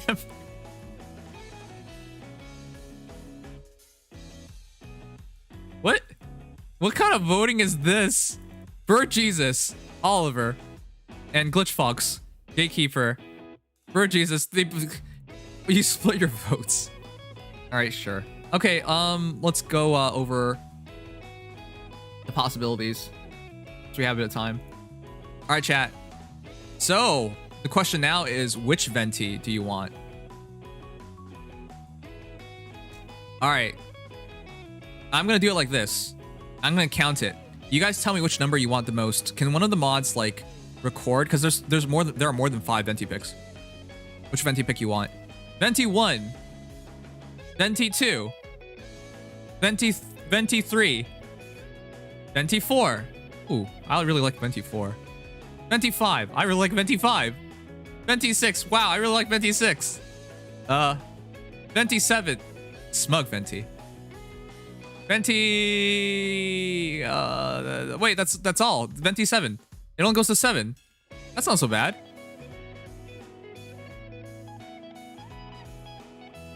All right, guys, which ones? Once again. Venti 1, Venti 2, Venti 3, Venti 4, Venti 5, Venti 6, Venti 7. Venti 6 is Nimious.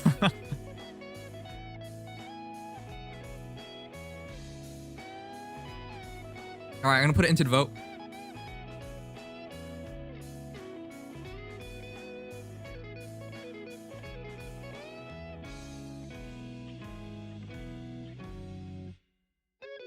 Venti. All right, let's see. You guys have said thus far 1, 7, 2. All right. 1, 7, 2, 5, 4. There's 1 for 6. 2 for 6. This is number 6. All right, let me see. All right, so I got to figure out the one with the least votes. One has 1, 2, 3, 4 votes. Okay, so 1 is definitely staying. 4 has 1, 2, 3, 4. 4.5. Okay, so that's staying. Venti 7 has 1, 2, 3, Or okay, that's what I'm saying. Venti 2. Venti 2 has. Wait, nobody said Venti 2. Seriously? Okay, nobody said Venti 2. Oh, Sigma Sensei. That was the only one. Sigma Sensei always votes for the stuff with nobody voting for. Alright, so I gotta play in 6. Alright, there you go. Votes are up. Okay, it's gonna look like I can't count to 10. I can. It's just I went in the order of the most popularity I saw. Okay? Okay? I can count to 10. Don't worry. 5 minutes.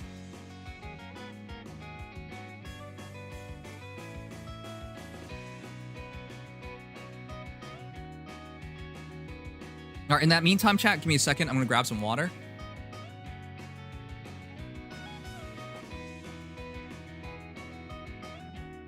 Go get some water, go to the washroom.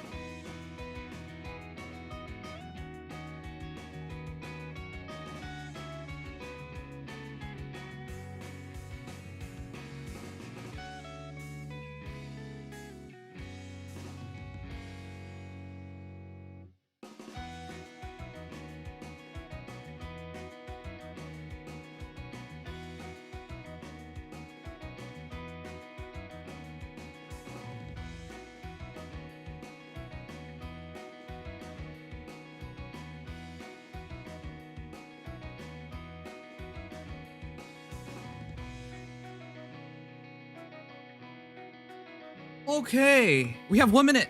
Okay. Let me quickly quiet down YouTube. All right, can someone just announce we're gonna start this? Crud. Oh, crud. Am I fast enough?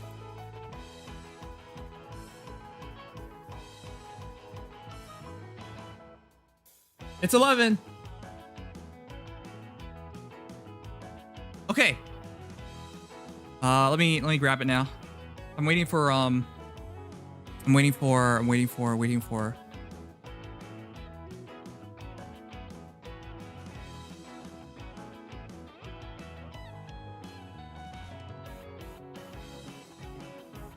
right. Yeah, if a mod has already done it, please announce we're gonna start the trailer. If it's a trailer. Lapid! Hero. Hafen is a hero.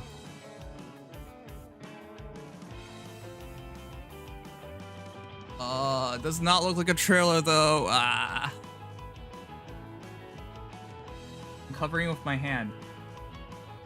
I am blind now. I am covering it with my hand. I am blind. I don't know anything. I have lost abilities and I'm stupid. All right, cool. I did not see who it was. I'm downloading it right now. Let me quickly change the name of the stream.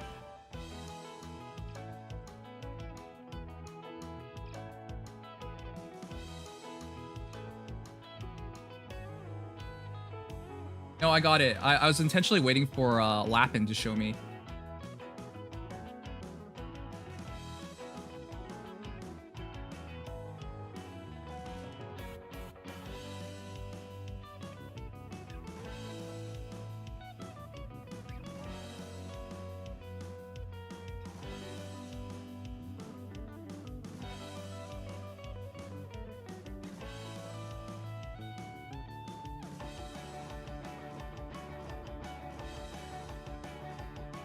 All right, guys, it's downloading. Just give me a sec.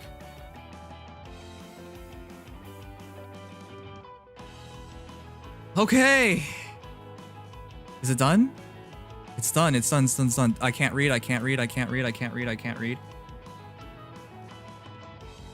Okay. I briefly saw it with the corner of my eye. Is this Ganyu? No, it's not Ganyu. Is it? What's her name? What? Eula? Is it Eula? Eula's coming to farm here. I wish. All right, guys, it's time to start. Make the announcement if you haven't already. It is time.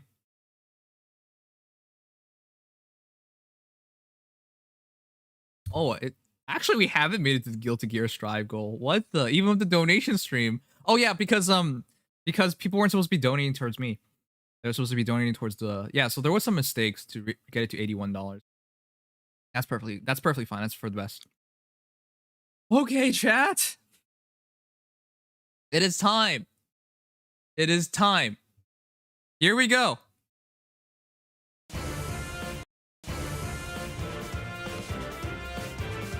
Fire Emblem Heroes. Our next legendary hero shall be... A book? Micaiah? What? Male Bila? The goddess gifted me her power. In doing so, I was changed. Zach Aguilar's voice gets to me so much because I've been playing so much Genshin Impact. Because he's the traveler. Professional text. Wait, sorry, professorial text. What is he, an accountant? Oh! That's not a tome. That's a sword. I suppose. Okay, pair up with Sothis. 57 times 2, that's a lot of damage. You cannot stop the flow of time. Wait a second. I guess... Guys, go back. Rewind the stream. Well, if it's on YouTube, it's not going to be on the stream. But rewind. I said I thought it was going to be Legendary Byleth. But I said I thought it was female Byleth. I don't have any edge joy from him. I need to check out what this is. What he has. But that's a really cool tome. It turns into a sword. Oh, that's cool. All right, our next legendary hero is a surprise. I would not have guessed it to be Legendary Byleth. Not at all. Just because they seem to hate male legendaries. Now, let me correct that real quick. They seem to hate male legendaries if it's the avatar. When it comes to the avatar, every one of them has, thus far, been the female variation. So I would have even believed in legendary female Chris, right, over this, for example. Because whenever you're a male hero, you're always like regulated to being just like this really good unit, but you're not. Like Legendary Grima versus female Grima, Legendary Corn versus male Corn. There's no male Corn equivalent even of that. So that's usually the case, but okay. It's Byleth. Oh my god, that attack animation looks so badass. It's a tome, but it turns into a sword. 14 extra attack, 5 speed, 14 defense, and 5 res. So he at least has +5 to everything, I think. I haven't read anything. By the way, Sublime Heaven. Unique special? Is it gonna be like Ruptured Sky and can inherit? I don't know. I haven't read it. I'll see in a moment. The weapon is BS. Ah. I want to tend this guy. The Chadmail Beelith was my best unit in 3H maddening. Ah, okay. I see. All right, we're gonna go over it. I think I freed everybody. This is not what I expected at all. Not at all. All right.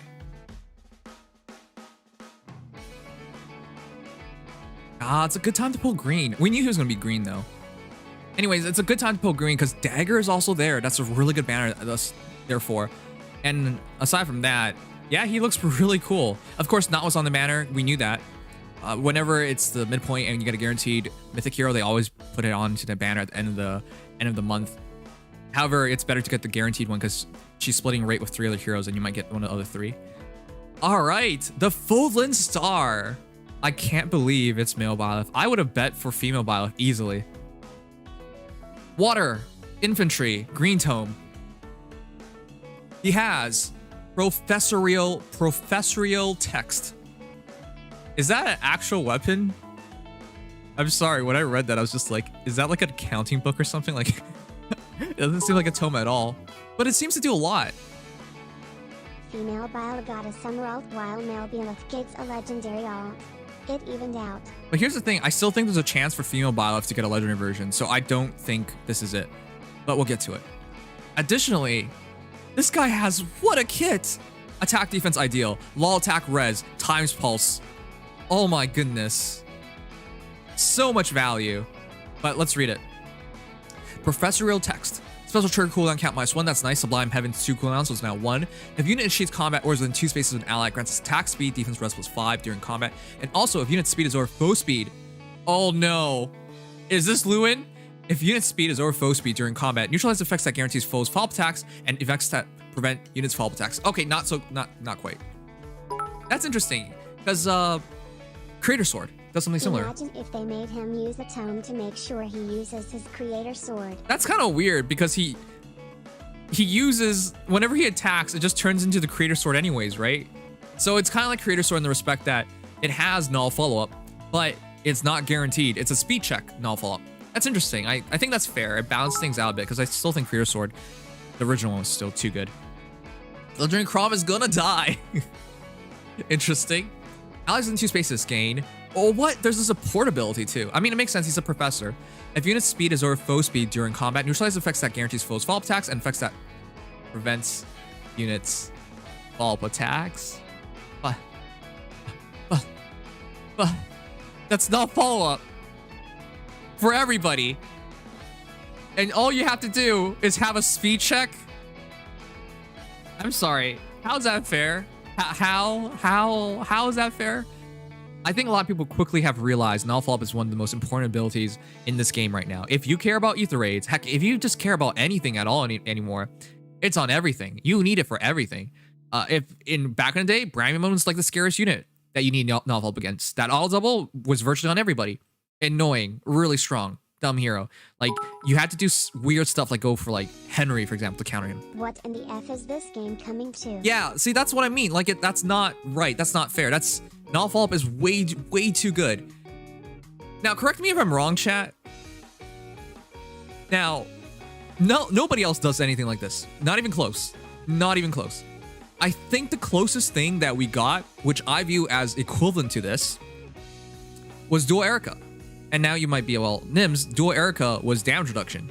Yeah, but the 2 ideal B slots for a lot of these fast heroes is damage reduction or null follow-up. Now, null follow-up you can use on range heroes, and you can't use damage reduction on range heroes. I get that, but that was a dual skill for Dual Erica. This is just be within 2 spaces and have more speed. What the heck? We do need something like null follow-up. That is way too cheap. Because again, now you can run a wall in your B slot. You can run damage reduction in your B slot. You don't have to run null follow-up anymore. And null follow-up is one of the best moves that you need very often. And before somebody says, well, Nims, like, why would you need null follow-up? If you play in certain modes, for example, in Ether Raids, you're always going to need null follow-up because there are always dumb units like Bramimond, like Saros. But even going forward, you're going to need against dumb units like Tornado Guard, which doesn't allow you, while she doesn't double you, she doesn't allow you to double her unless you have null follow. And of course, a hero like Zeke, Sirius, Camus, it's Zeke, right? I don't know. He has 3 names, whatever. Auto doubles. Do so. Auto doubles. Harmonic Veronica.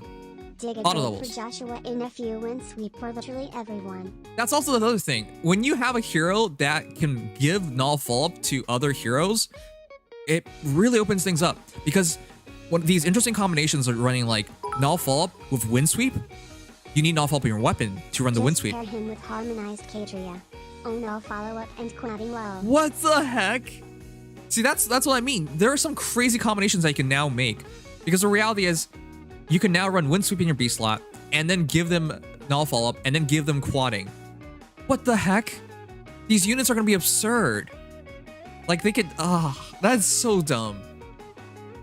That's so good, but so dumb. Now, it is a legendary hero, Water Blessed, which means you can't run him for everything, so I get it. I know some of you guys are like, oh, you're overreacting, but still.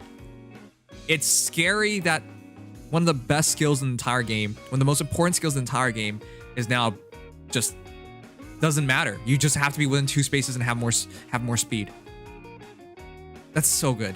All right. He also brought Sublime Heaven, boost damage by 25% of units attack. If in combat against a dragon foe or beast foe, boost damage by 50% instead of 25%. Disables non-special skills that reduce damage by X%. Isn't that just a better Ruptured Sky? Because it's damage by units attack, not your opponent's attack. And it's now 50% damage instead of... yeah, it's 50 instead of 40, right? I don't remember anymore. I don't have Ruptured Sky on very many units. I'm too broke to afford all these buy-lifts.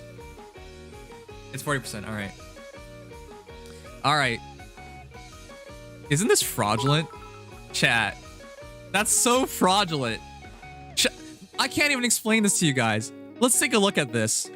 He's a green hero. He's a tome hero. But when he attacks, he's clearly a sword hero. That's so fraudulent, IS. This is our... Okay, I'm not... this is our first magical sword hero who's a green hero. That's the most accurate way to describe Legendary Byleth. Good job, IS.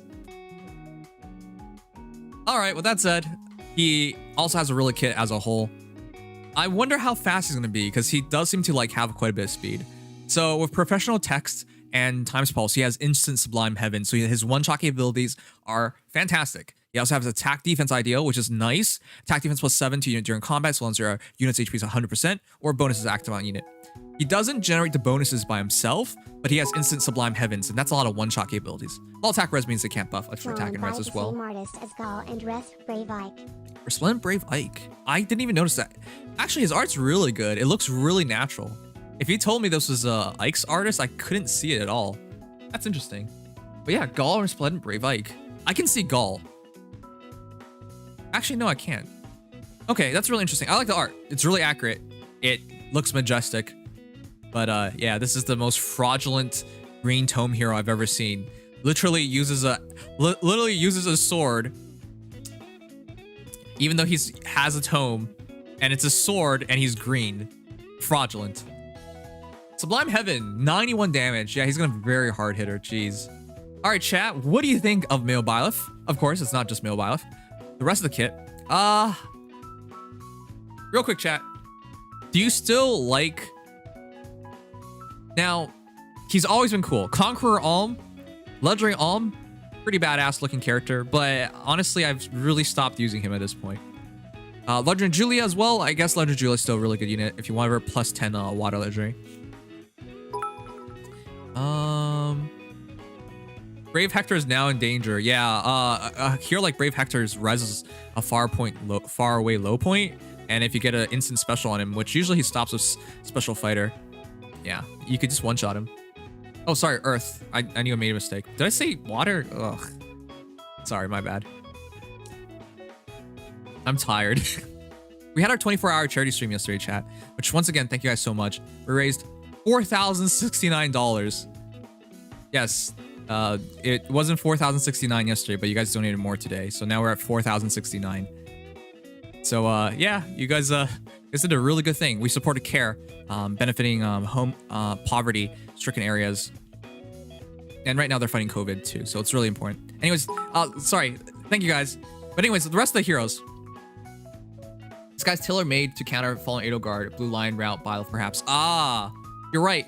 Instant special is really good against Edelgard. Okay, whoopsies. I full screen it. Okay, really quickly. Green. Green I think is amazing. It would have just been amazing if it was just Dagger and what the heck? And Byleth alone. But there's one more hero, and that hero is Hell. Wow, that's really good. I know some people don't like Hell very much anymore, but I think Hell's still amazing. But Dagger is obviously very necessary. If you don't get Dagger now, she's not gonna be back for several more months. And if you ever want 6 heroes in Ether raids on light seasons, you kind of have to pull up Dagger. And Dagger's really good because she has Pathfinder offensively, and she usually has enough attack and speed to take all the chill towers. And she wants to be debuffed because she doesn't lose the stats when she's debuffed. She actually gets more stats when she's debuffed. So a very strong hero for Ether raids on light seasons. Absolutely recommend. I love her. She also is a really good key unit for enabling a hero like Zane. So yeah, I have absolutely adored Dagger. Outside of that, Hell. Hell is Hell's really good. She still has one of the highest attacks, highest speeds for a flying axe hero. She isn't ideal in terms of Ether Raid's defense. She's more of an offensive unit, but she can Miracle Loop, and that really does screw up some people, especially newer players. And obviously, I don't think Byleth needs any explanation. He's amazing. He's gonna be a good way to knock down those Fallen Edelgards immediately, which is funny because you guys did mention this. You guys were like, Nims, Fallen Edelgard looks really good right now, but they're just release counters. I guess this is a counter. This is instantly a counter towards Fallen Edelgard. But yeah, this is a good way of doing it, even though it's not a consistent counter because it's more for like Arena Saw or something. But it's not consistent because he's Water Blessed. All right, but with that said, second color. You know, it's funny because there's 2 of the best archers and one of the best colorless mages. There are only 3 colorless mages. I guess 4 if you count the summoner. Anyways, there aren't many colorless mages, but Brightmon's one of the best. So colorless would be top tier if this was 2020. Heck, even 2019-ish. Because of the reality right now is that these characters, as good as they are, in 2021 aren't as scary. Leaf is still really good. Of course, Alm is still really good at dealing damage against armored units because he does true damage based on their defense values. And Brightmon needs his own explanation. And he's really good fodder as well. But in 2021, they're not as scary. They're still top tiers, but they're not as scary. So not quite the level of greens, obviously. But I like colorless. As for red, Flumeri is back, which is really nice. But Mythic Leaf is there. And I don't think anyone should use Mythic Leaf anymore. Anand is also there, but Anand is better as fodder, so that's kind of rip. I guess blues isn't bad. Erenice has blue dual flying for, and Julia doesn't really need an explanation. Really good anti-dragon hero, really good at taking away buffs, so she's still quite scary. But yeah, it's not quite the same. I think it's heavily weighted on Not, so I have it ranked as green first. And just because, so here's the thing, if you want a Not, you already have Not. So this is only if you really want another Not, or you want Erenice, or you want Julia. So I actually have it ranked like this. I have green, colorless, then blue. And to be clear, if there was no guaranteed banner for Not, I would have it as green, then blue, then colorless. But because there was, if you wanted Not, you would have gotten her already. And these aren't the strongest group of blue heroes, I would say. And have red last. So green, blue, colorless. Sorry, green, colorless, blue, red is how I rank it. Anyways, you guys can let me know what you think. But it's an overall strong banner if you're going for greens. It's very strong if you're going for greens. But yeah, I have no orbs, so I can't go for it. Anyways, I didn't think it was going to be Byleth. So this is a pleasant surprise. And it also opens the way for more male heroes to get their legendaries. Because it feels like for the longest time, they've just been focusing on female legendaries. It's nice. Quality's nice, even though I'm a big fan of boobas.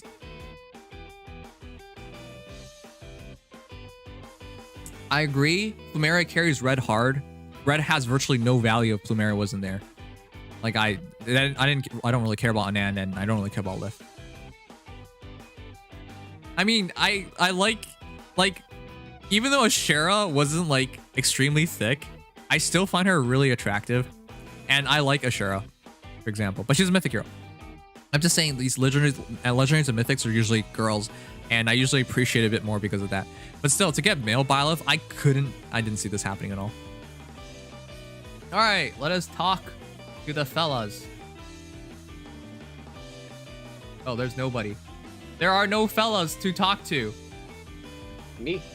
Oh, never mind. There is a fella by the name of Legion. Hello. So, what are your thoughts? Legion. Since you... Evan, I swear to God, if your hair keeps touching the microphone, I'm going to be very upset at you. Myself on push to talk. Do not worry.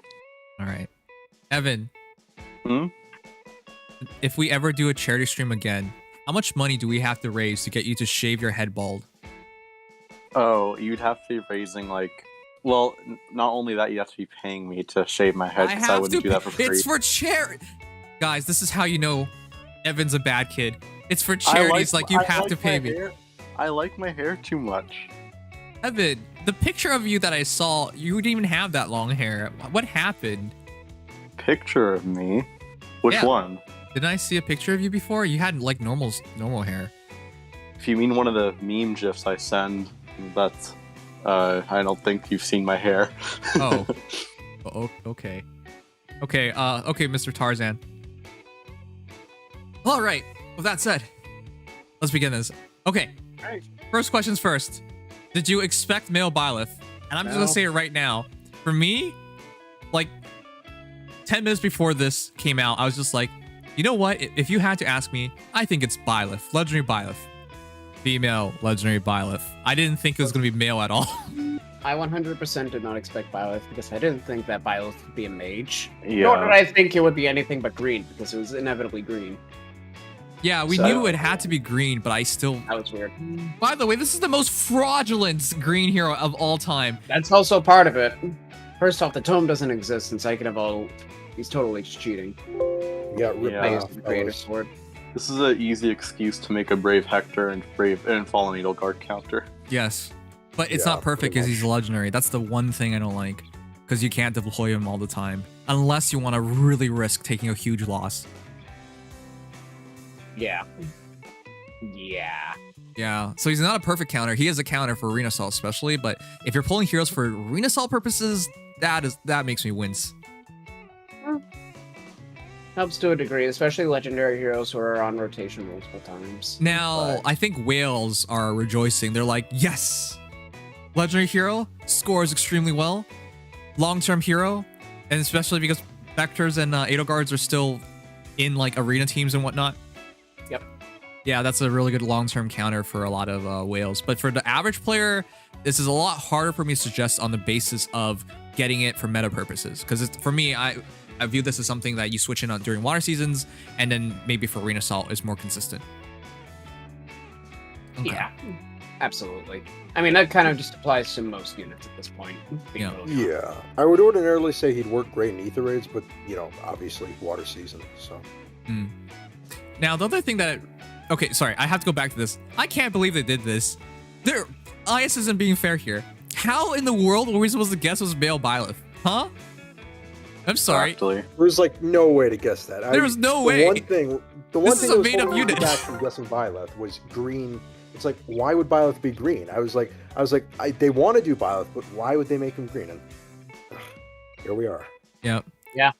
I mean, they found a way.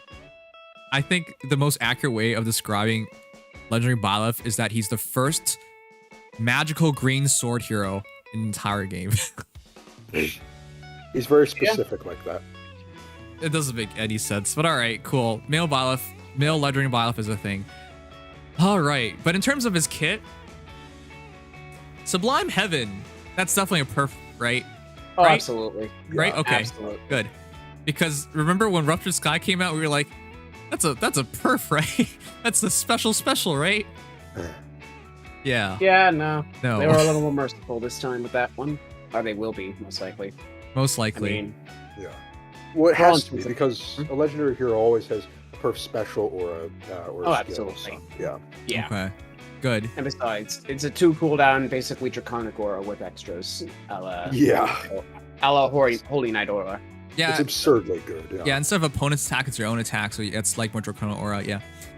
But yeah, the thing is, because he has time spells and because of professorial text.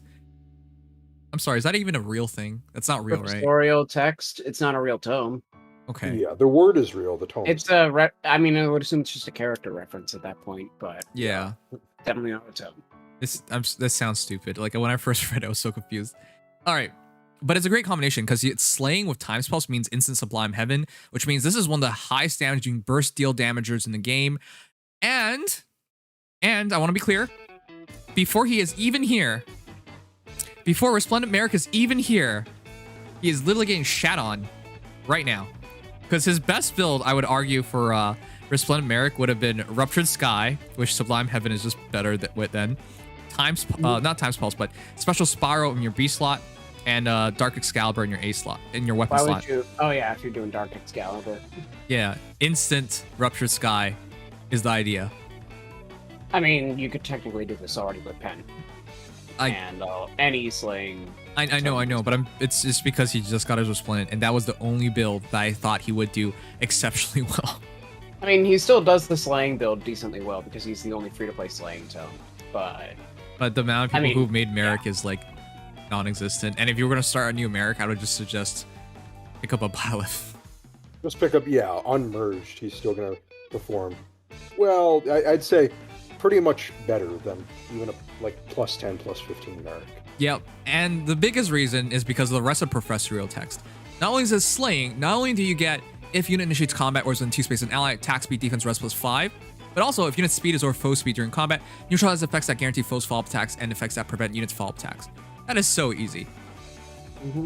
I wonder if we're going to be seeing Phantom Speed units with, Phantom Speed allies with this Byleth to help activate no follow-up. I would hope the build actually gets him enough speed where he naturally doubles, though.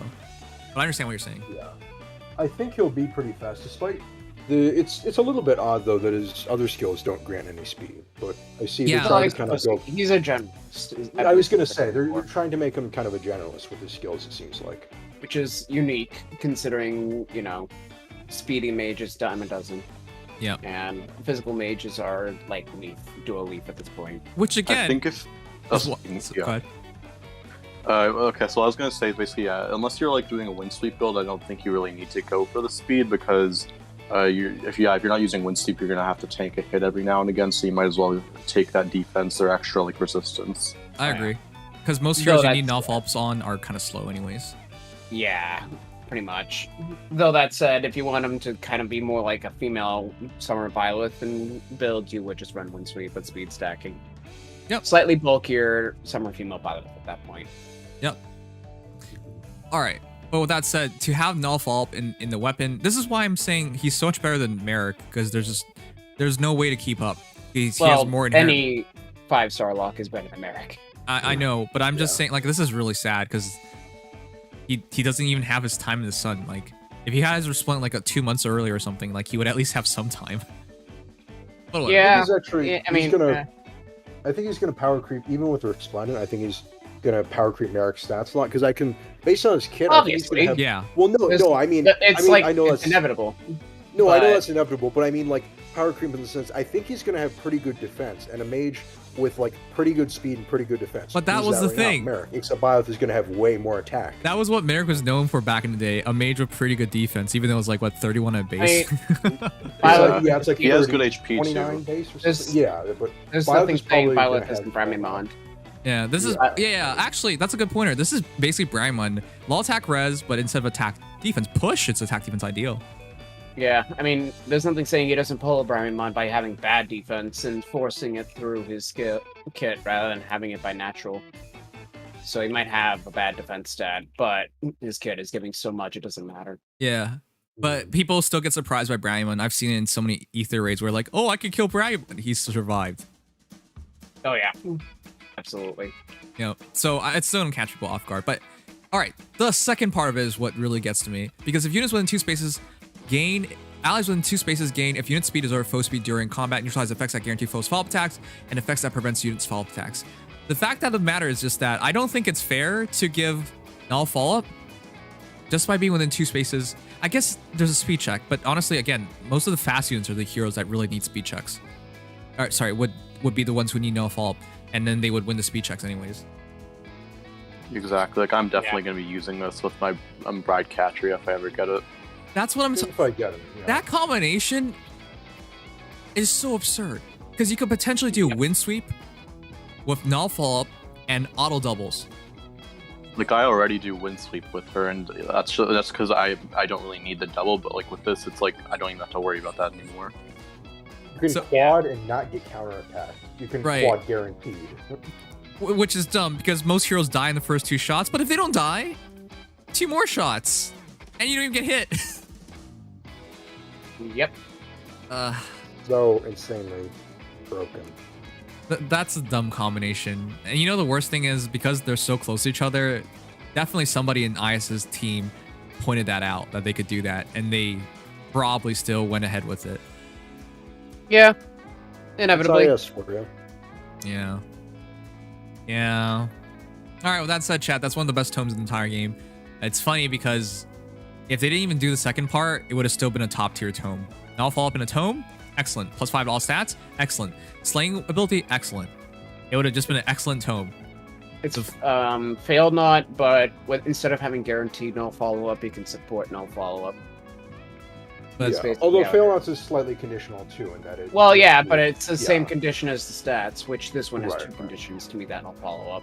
Right. So it's basically just fail not supportive, which is arguably even better. Yes. There is nothing in the entire game that does something like this. The closest thing was Catria. Closest thing to she gives a status effect, so possibly better. But this is this can set up some ridiculous things. The fact that you don't have to run null follow anymore is just insane. You could do such crazy combinations. Hey Top Flyers, Cavs, and Armored can't do anything about auto doubles or preventions? Turn them into an infantry unit with BLA. Yeah, if you want to no follow-up cavalry, by all means. That's the bigger pointer because, right, if you're in control of this, you can set it up even easier. But the reality is that heroes that can't use null follow-up can now use null follow-up because they're just being next to Byleth. Yep. Not to say you should build the unit around that, but you can absolutely have units that abuse no follow-up that wouldn't otherwise be able to.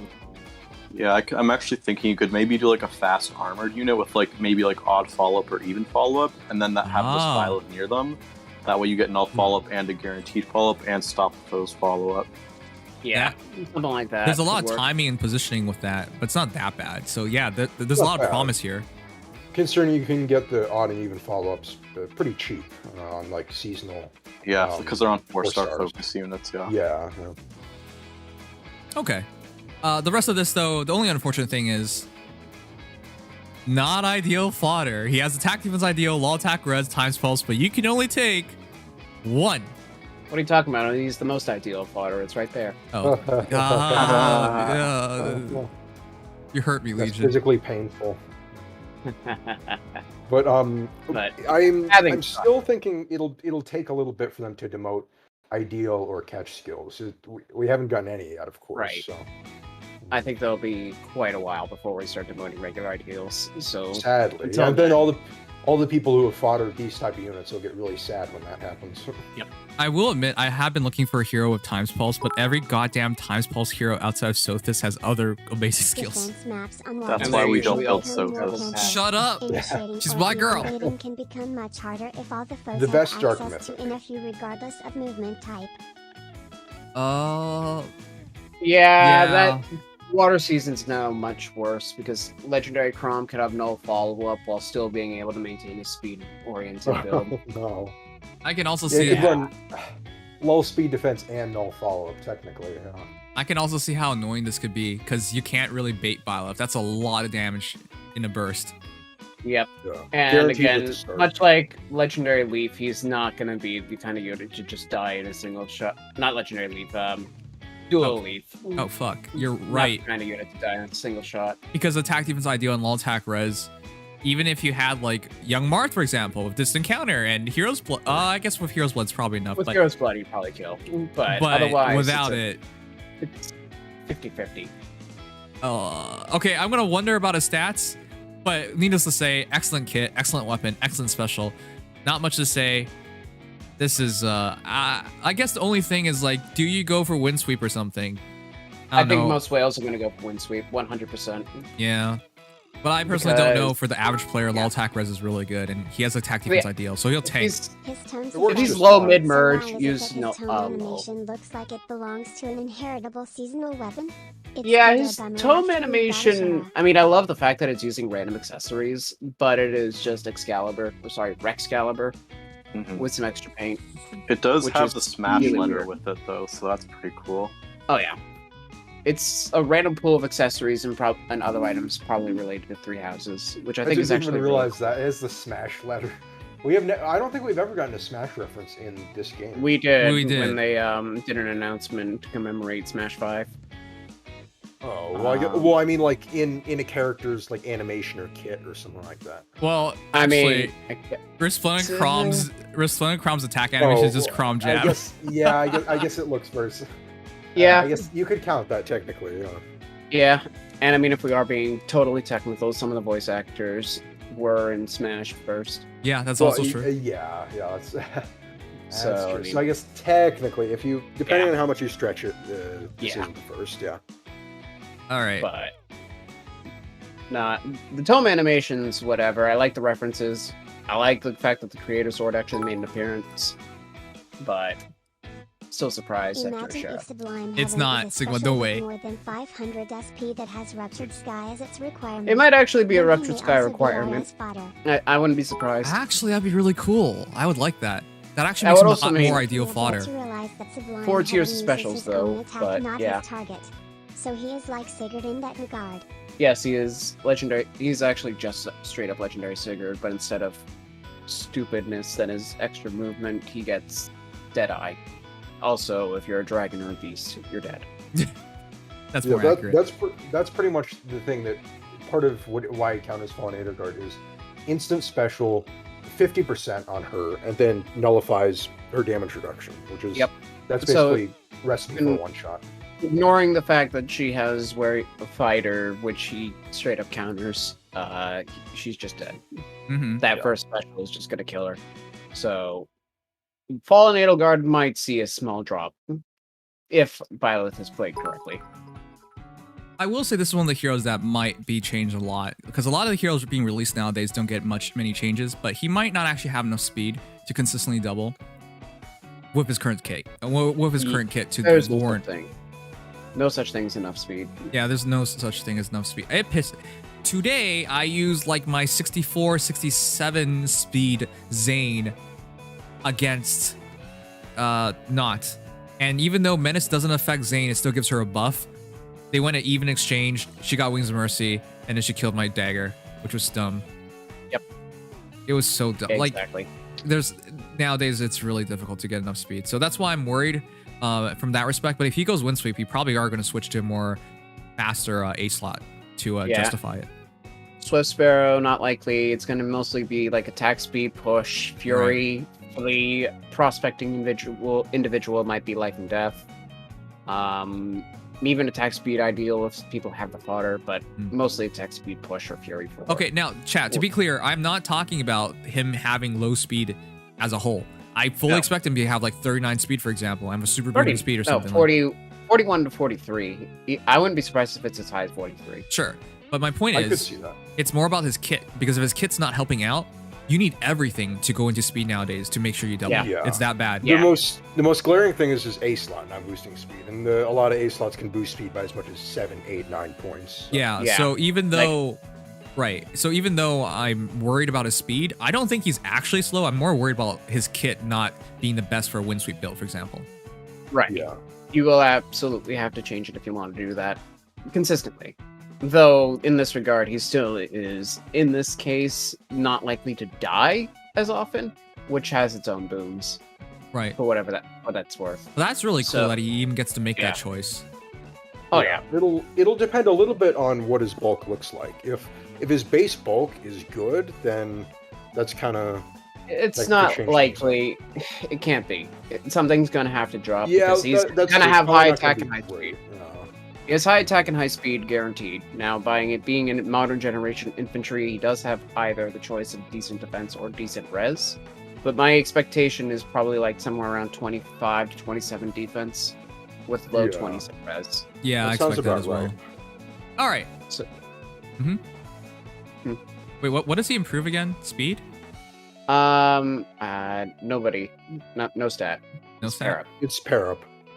Oh, sorry. Whoopsies. So just HP. I don't even know of any more. I'll be honest, chat. Legendaries haven't interested me in like a long time. I don't care. I mean, Legendary Sigurd I can't not be interested in, but I don't prioritize them.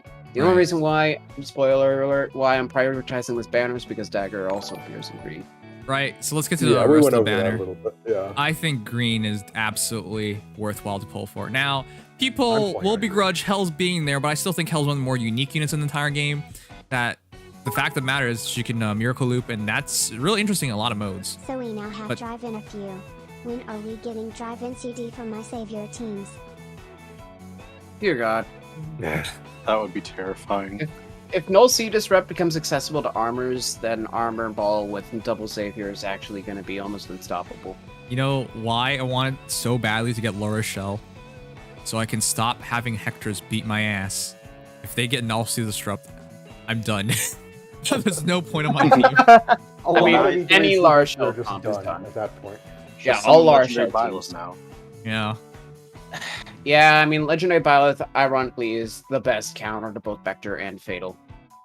Like, yeah, which is really nice. He's an anti-meta unit in a sense. But on water seasons, because again, if you're not careful, you're gonna lose 100 lifts, and then it's not gonna matter, you know?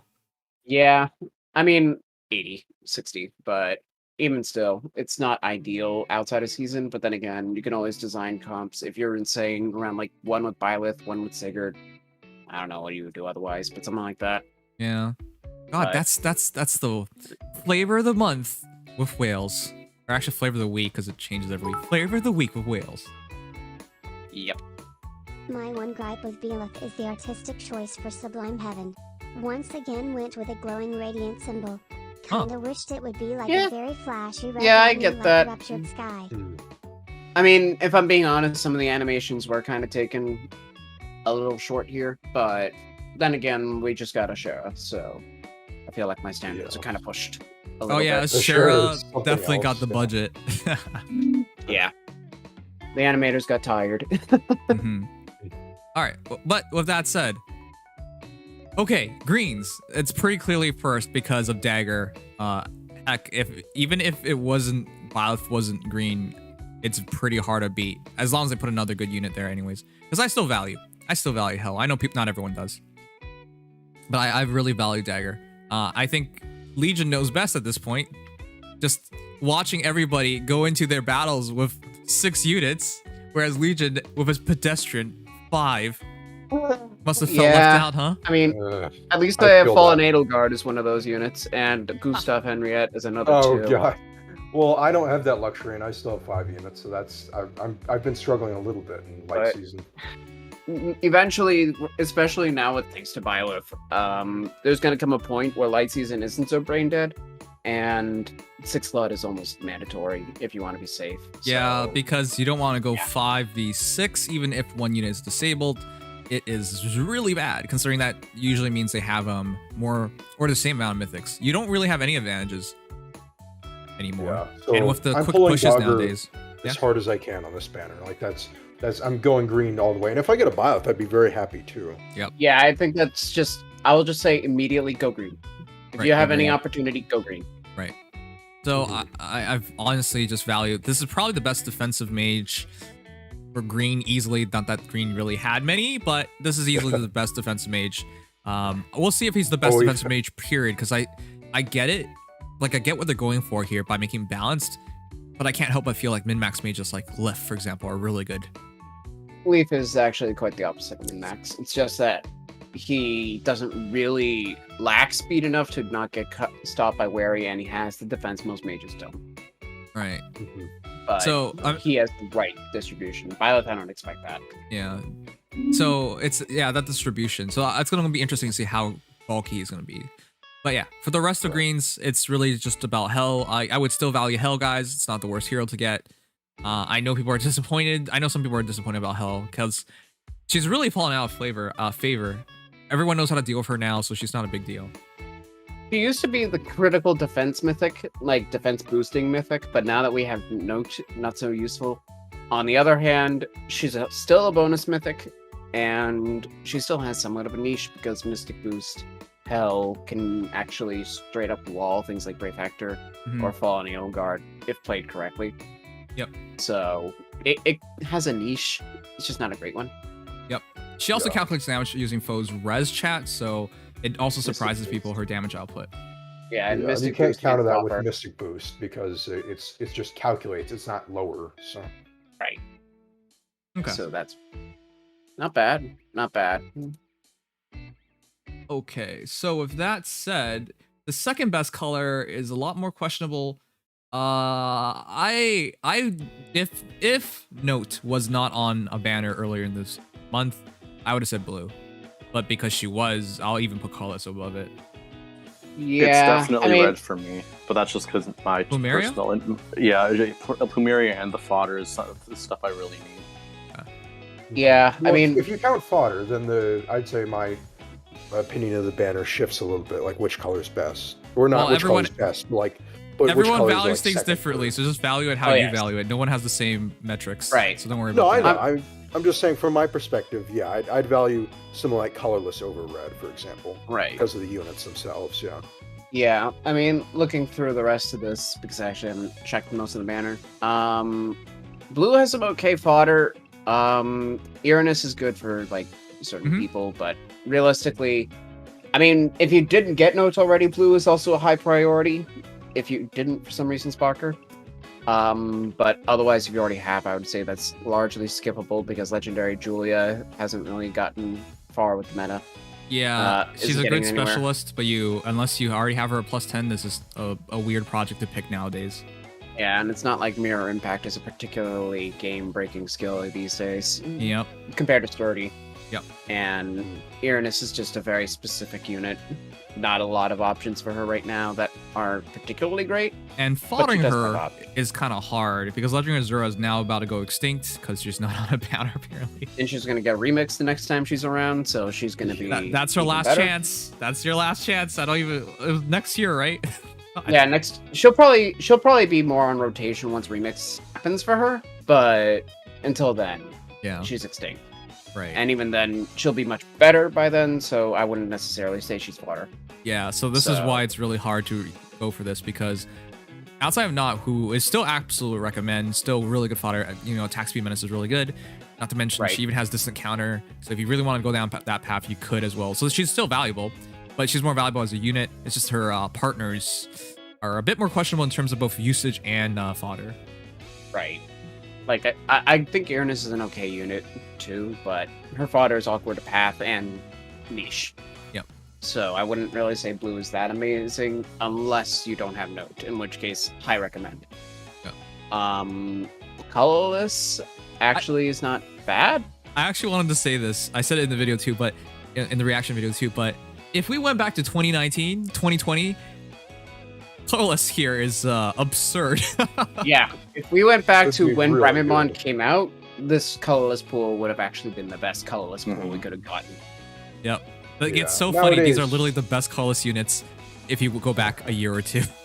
Yeah. But it's pretty pedestrian now. It's like Legendary Leaf is probably the... Really? I mean, it's still good. Legendary Leaf and Bramimon, I'd say, are the two standouts. I wouldn't sleep on Legendary Alm either. His consistency never fails in this meta. No, I know. I was about to say, Legendary Alm is still consistent. He's still pretty good. It's just, I think that those two have their niches that are really relevant even nowadays. It's not just that. Like, I rarely use Alm myself, even though I know what he's good for and he has an off-bulb and everything. And then worst yet, I haven't really seen him in Ether Raids anymore. Like, he used to be there a lot. Yeah, it's just that he doesn't need to be there anymore, I don't think. Like, I think the Ether Raids meta in general is really not favoring infantry anymore, which is a part of why Byleth is a little suspect for me, but besides the point, Alm being infantry does have his disadvantages, whereas in Arena, he is always as a threat, but not necessarily the most uncounterable because of his lack of bulk. Actually, he doesn't even hit that hard anymore. It's guaranteed damage, but I'm not. Yeah, he doesn't hit insanely.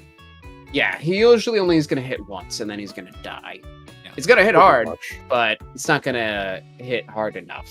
Yep. Whereas Leaf, now granted, the only other reason with the colorless pool is that for most people, a lot of people already have these units, so it's kind of passable in that regard. They're also quite old at this point. Everybody. Oh yeah.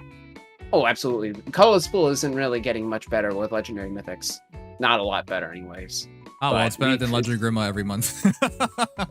It is. Although Grima is just showing up all the time in remixes now. Yeah, at least we have a share out of that pool now. Yeah, but even still, Legendary Leaf is still one of the best units in the game, honestly. Like, it doesn't matter how much has gone by, I still hold that. It's definitely absurd on those note lines. Yeah. Not only is Cavalry just broken in Ether Raid's defense, but first off, if you're using him as a player, he has impact. Second, he still has an enemy phase thanks to Meister Boken being dual phased. And third, he can just stack an insane amount of damage and mobility while also being a Gale Forcer for whatever reason. Actually, the other thing is that people get caught off guard, but he's not a free kill. His res is actually higher than you expect. His defense is okay. Now, it's not the hardest thing to beat, but if you're not careful and he survives, you're in trouble. Yeah, and again, if you're using him, he will probably not die because he only gets hit once. Right. So even then, he'll still survive. Yeah. While getting his Gale Force, which is even more ridiculous. Yep.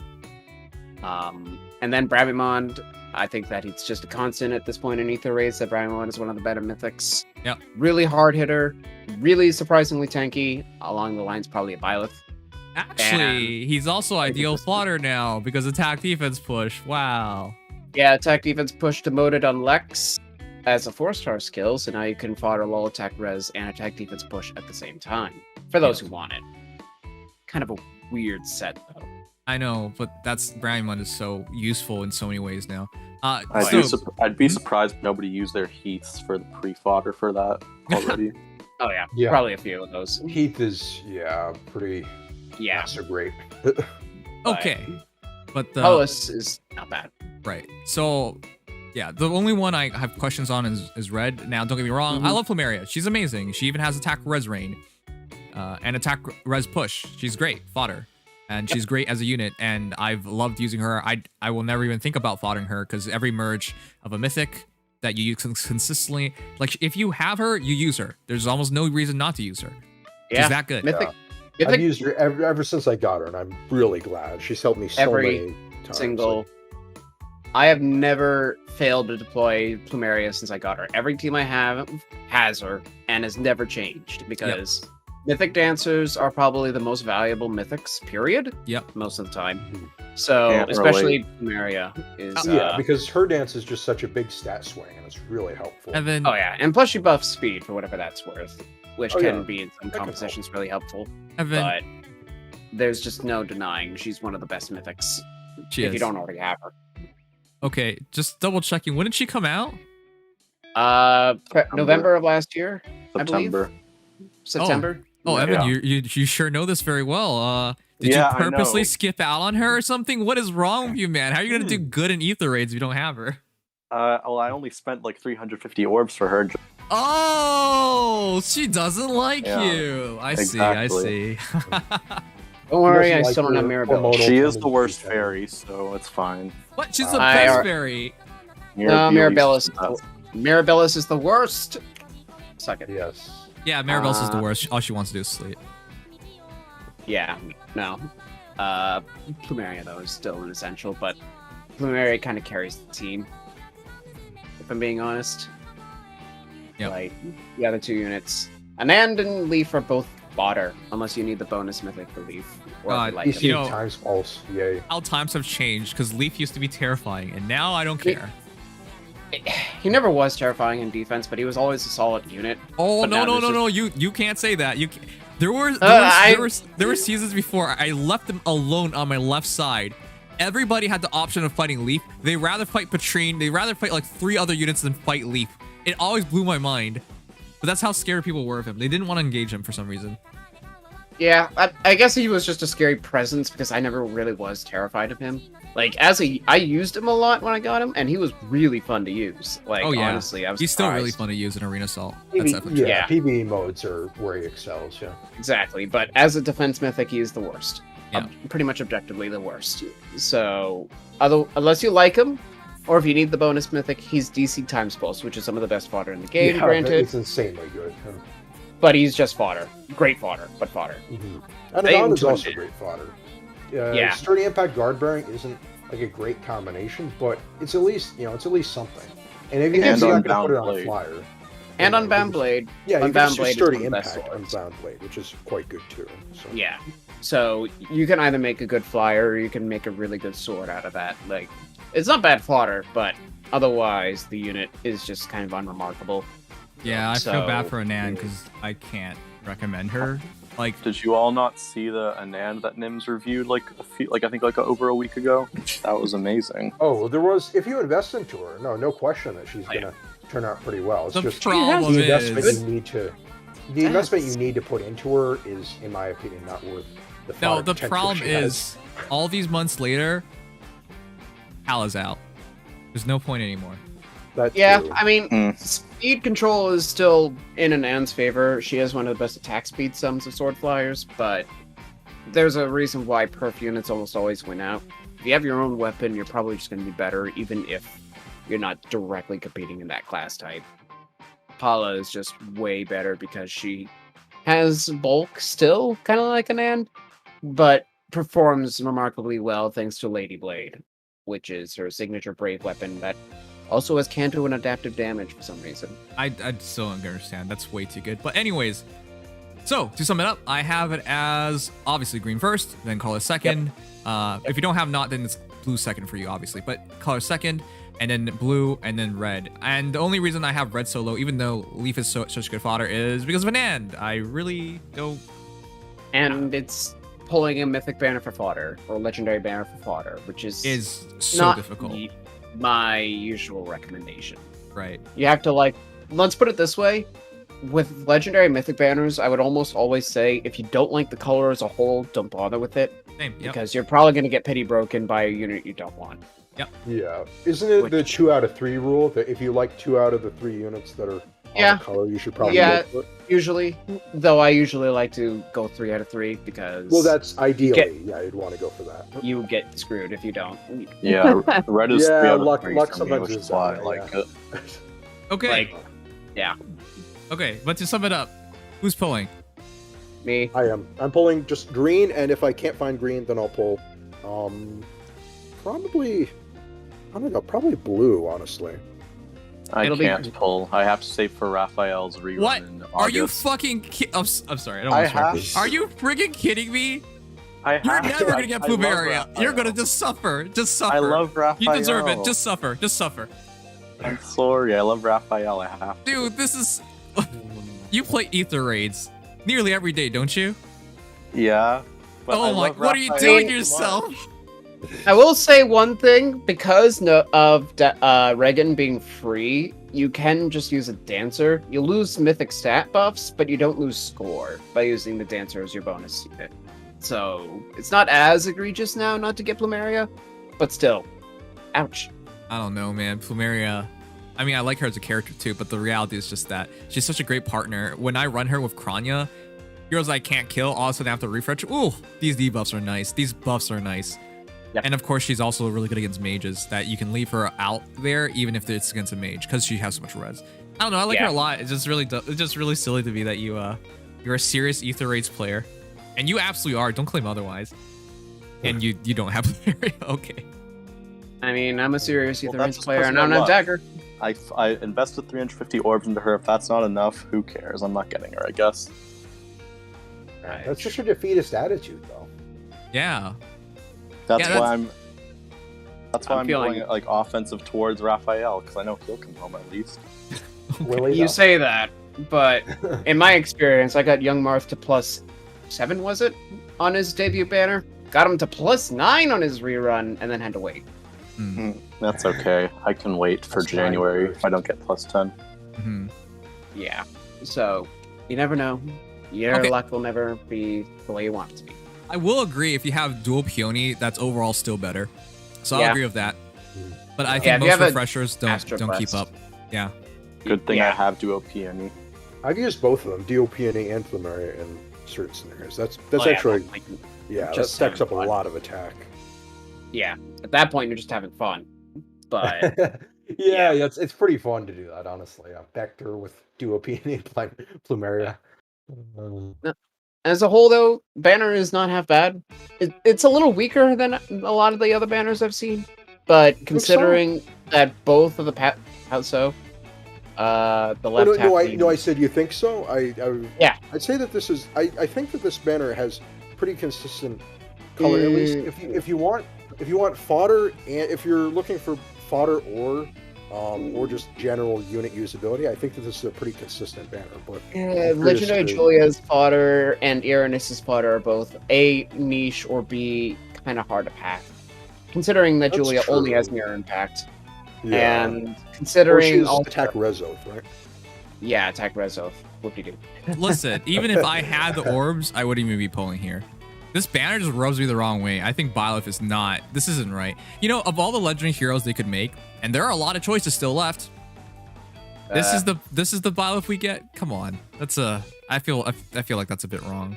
I mean, we'll probably get female Byleth eventually. That has the creators. I know, I get that, but like they're literally making up a weapon, and this is, as I said, this is the most fraudulent, magical ranged green sword hero of all time. Yeah.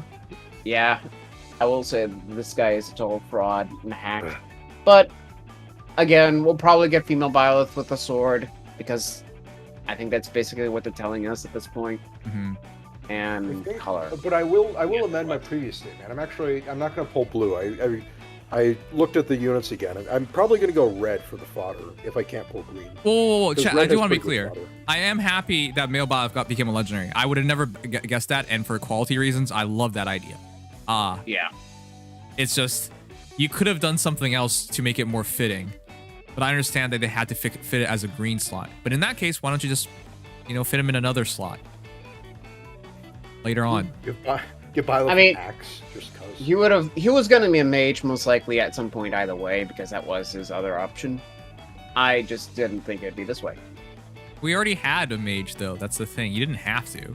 We already have mage. Yeah, well, again, if they do both Byleths, it would be stale to have two sword Byleths. But that's literally what they did because they were both well, swords. They wanted to make they wanted to make an enlightened one mage mod because this class is known for its magic. Yeah. And my point does stand though that they're stale. Like, let's be honest, male and female Byleth is a preference. Oh, that's also true. I thought lore mattered because, like, for example, Conqueror Alm with the bow and everything. That's not completely accurate, is it? You can put it on him in Echo's post game, but or actually not post game, just anytime. But the attire is accurate. Yeah, right. He needs to be promoted, and he doesn't have like a perf Luna weapon. So. Right. The Luna arc is just a Luna bow. Yeah, it's just a really good bow. Yeah, I get that, but I'm saying, like, at least that was the only legendary that I found a bit questionable outside of Legendary Ryoma. Anyways, but outside Legendary Ryoma is just basically the heart seal version of the class. But of course they can't use swords naturally. But that's the irony. Yeah, Kinshi Knights Kinshi Knights can't use swords. Okay, I mean, what I'm saying outside of Ryoma, who I always thought was just the definition of fraudulent legendary. I still don't understand that, but like everybody else, it was just Alm second. That's the closest thing. I mean, Krob and Lucina, whose weapons don't exist. Oh, yeah. They just straight up made up weapons for those two. I mean, granted, they can re-promote into archers, class, but those weapons don't exist. I know, but the thing with them is that they actually felt really fitting. Oh, yeah. Don't get me wrong. I like them with their bows. I honestly forget sometimes that Chrom's a sword unit nowadays. But that's so bad. Yeah. I see too many legendary Chrom to even think of them as a sword. That's called PTSD, but all right. Yep. And it will continue. Again, no follow-up Chrom. No. Yeah, if you guys were here for my Arena Assault run today, I lost one unit. Fully buffed, +1, Iot Shield Myrrh, fully buffed, with ally support of Ninian. One-shotted still by Chrom. Yep. What the fuck? I was getting dinner right as you were starting to finish Arena Assault, so I didn't see that. But yeah, going into that, I was just like, I am hoping this works because I was nervous. Even though I knew I had to outshield, I was still nervous just because I knew how hard he hit, and he actually did. He cleared her HP by 2 HP, which pissed me off because normally you'd be like, that's a fine battle to take. Mer has a lot of HP, she's green. You know, if you have a shield, you should be fine. She's fully buffed. I even put in a Versa. Not that it really mattered, but I even put in a Versa in the battle, so he'd be debuffed. Yeah. But You so should dumb. literally, at that point, it should realistically be one of the best matchups you could possibly take. And it wasn't. Not even close. It wasn't even, like, it was so dumb. It pissed me. Anyways, Crom. Fun Crom. Fun Crom, that's what I mean to say. Very fun. Fun. Fun water season. Water season Very is fun. cool. Yeah. We all love it. We'll love it even more thanks to this guy. Keep in mind, by the way, that Legendary Dimitri has damage reduction, but not null follow-up. So, if you want to have Legendary Dimitri with both, that's another thing with Violet. Oh god, yeah, that'd be something. Yeah. Nope. I hate water season. I'm just gonna put that right out there. But, yeah. Gonna be a lot of whales that pull on this banner, I'll just put it that way. Oh, and this was something I realized, well, half of it was with the help of someone in chat, but Byleth counters all 3 of the legendaries, because he cuts through Legendary Claude's damage reduction. Correct. The Legendary Edelgard doesn't get her follow-up prevention, and Legendary Dimitri gets slaughtered because of the damage reduction, and he's blue with low res, so. Yep. No, Byleth, once again, much like how base Byleth is one of Fallen Edelgard's best counters, for example, this Byleth just straight up counters all 3 house leaders, like, one-on-one, no chance. I guess, I guess the least, if you wanted to include Braves, he doesn't counter Brave Claude, like, fully, I guess you could say, but that's the closest. Well, put it this way, if you one-shot Brave Claude, he's countered. Yes, that's true. That's what I was thinking. I was like, well, if he gets 1 shot, then I guess that's a counter, yeah. Right. All right. Unfortunately, we don't have. Crud. I guess I can make it. We don't have Frenzy here today, so we don't have a pull, but I can make it on. Oh. Won't be super fancy. Yeah, it won't be super fancy. I can make it on YouTube. And it won't have some random FGO related option or what's Fey Kappa or any of that. What's Fey Kappa exactly? Let me make that right now. Yep. Byleth has like 40 with 41 attack, by the way, just based on Sublime Heaven. That seems about right. Yeah, that's the only stat I can predict. The rest is impossible. Yeah. Actually, I'll make it tomorrow because I don't want to spoil everybody on the banner. People get upset at me. I just realized that. Oh, well, yeah. Speed-wise, it'd be impossible, right? Because he just doubles everything here, so. Yeah. So. And even defense and res are impossible because he doesn't get counter-attacked. Yeah. Yeah, it's unfortunate, but that's just how it has to be. They couldn't have put a lightning breath dragon in there or something. I love what Narissa says. Well, at least it's a good nod to the fact that whichever house Byleth sides with steamrolls all their houses. Secret was giving null follow-up to everyone. Oh yes, I cannot wait to see the no follow-up legendary Edelgards with 17 speed. Oh my, yeah, the power of friendship? No, the power of null follow-up. I cannot wait to see what ridiculous defense teams abuse this. Wait, could you potentially? No, never mind. You have to do speed Fallen Edelgard. I was thinking about giving her like quicker post with this null follow up to negate her own like stopping follow up for herself. Yeah, that'd be scary. There's a reason why Edelgard can't do that kind of stuff, anyways. Her speed is actually just the lowest in the game. She is outright, unless you were to take off her perf and accept that you're just gonna have a distant counter beast weapon, you would not be able to get past that speed. Yeah, that's not even worth considering. That's so dumb. Yeah.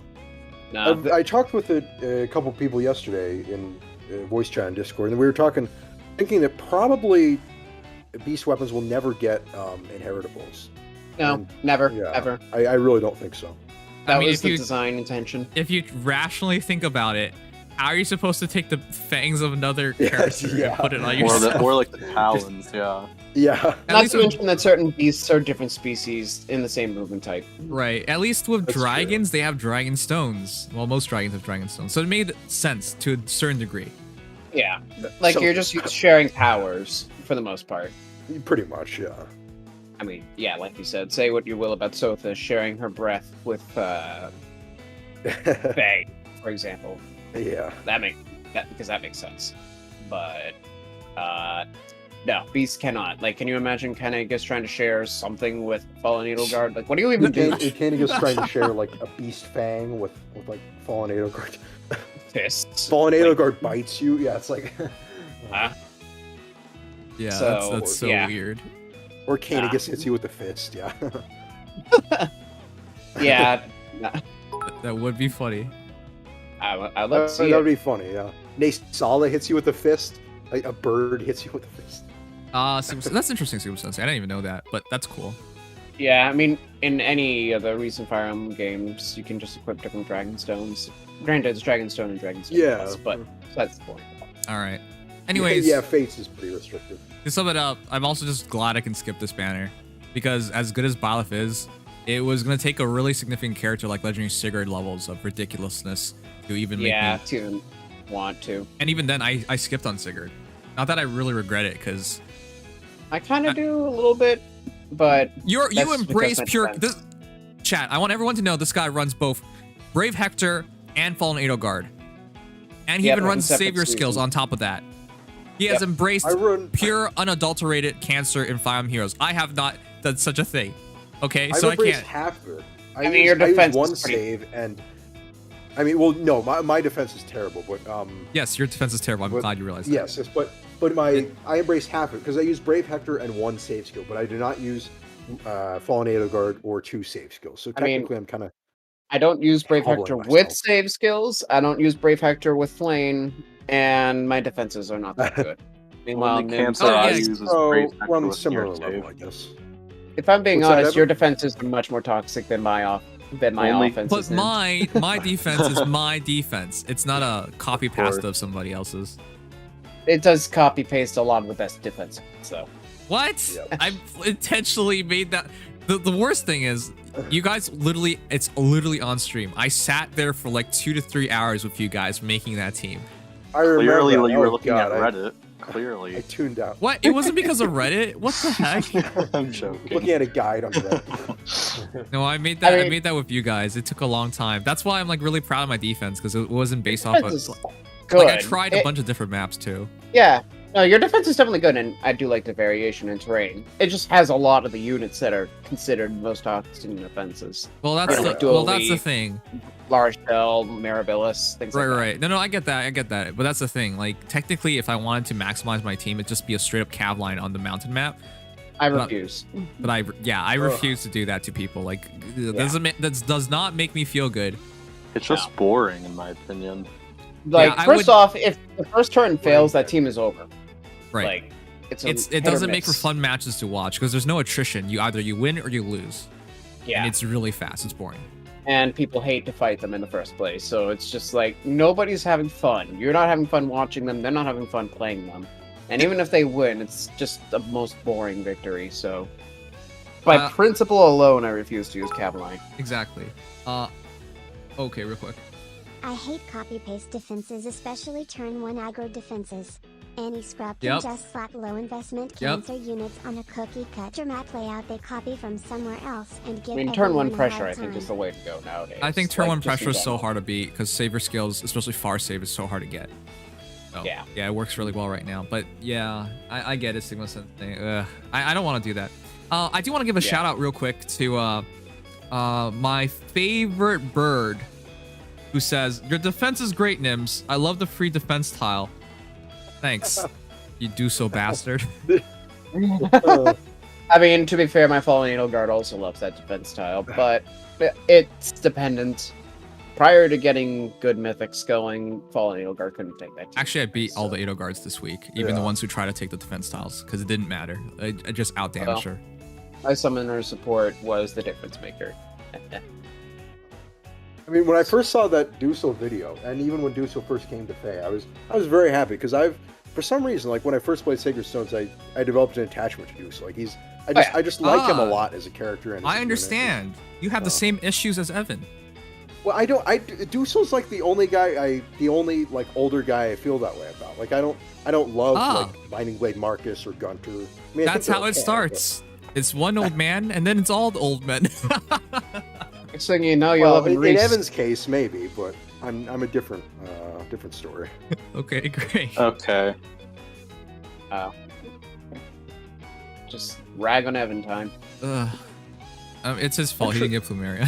He thinks she's. I actually like younger Marcus a lot. He's really cool. I hope he gets. Oh, younger Marcus is also better. Yeah. I hope he's not like a shit demote or something. Right. That'd be sad. Also, Seth and Titania suck. Is this actually like a quick peek at the pure 3 houses summer they're gonna get? Duessel is just please. Kappa. No. I still don't think Blue Ira. You know, at least I would give this some kind of warrant there, because at least you'd be good, which matches with Ira, right? I mean, Dussel almost irrigated cavalry, if we're being totally honest. Yeah. Clive is the only blue Ira.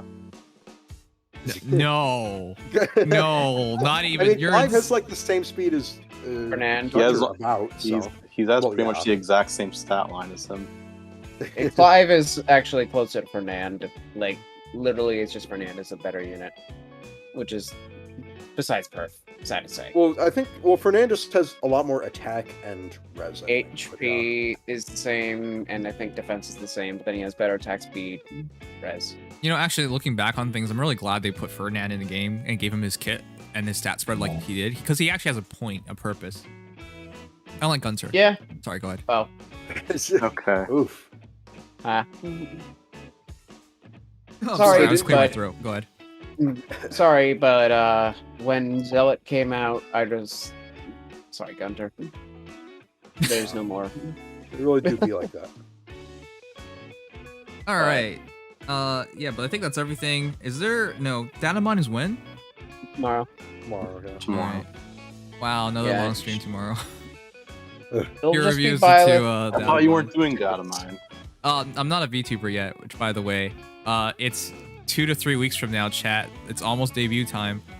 Oh no.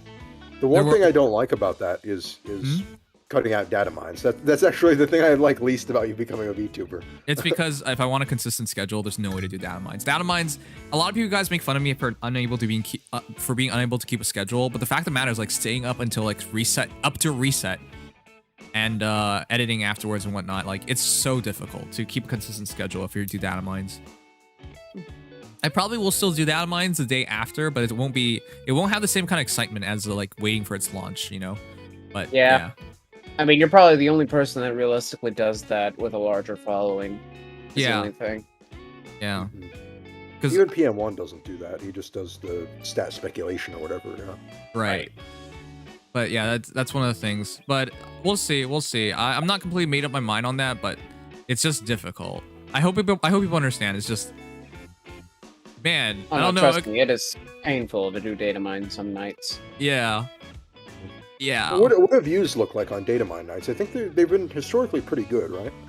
It's slightly less than Triller nights, so it's pretty good.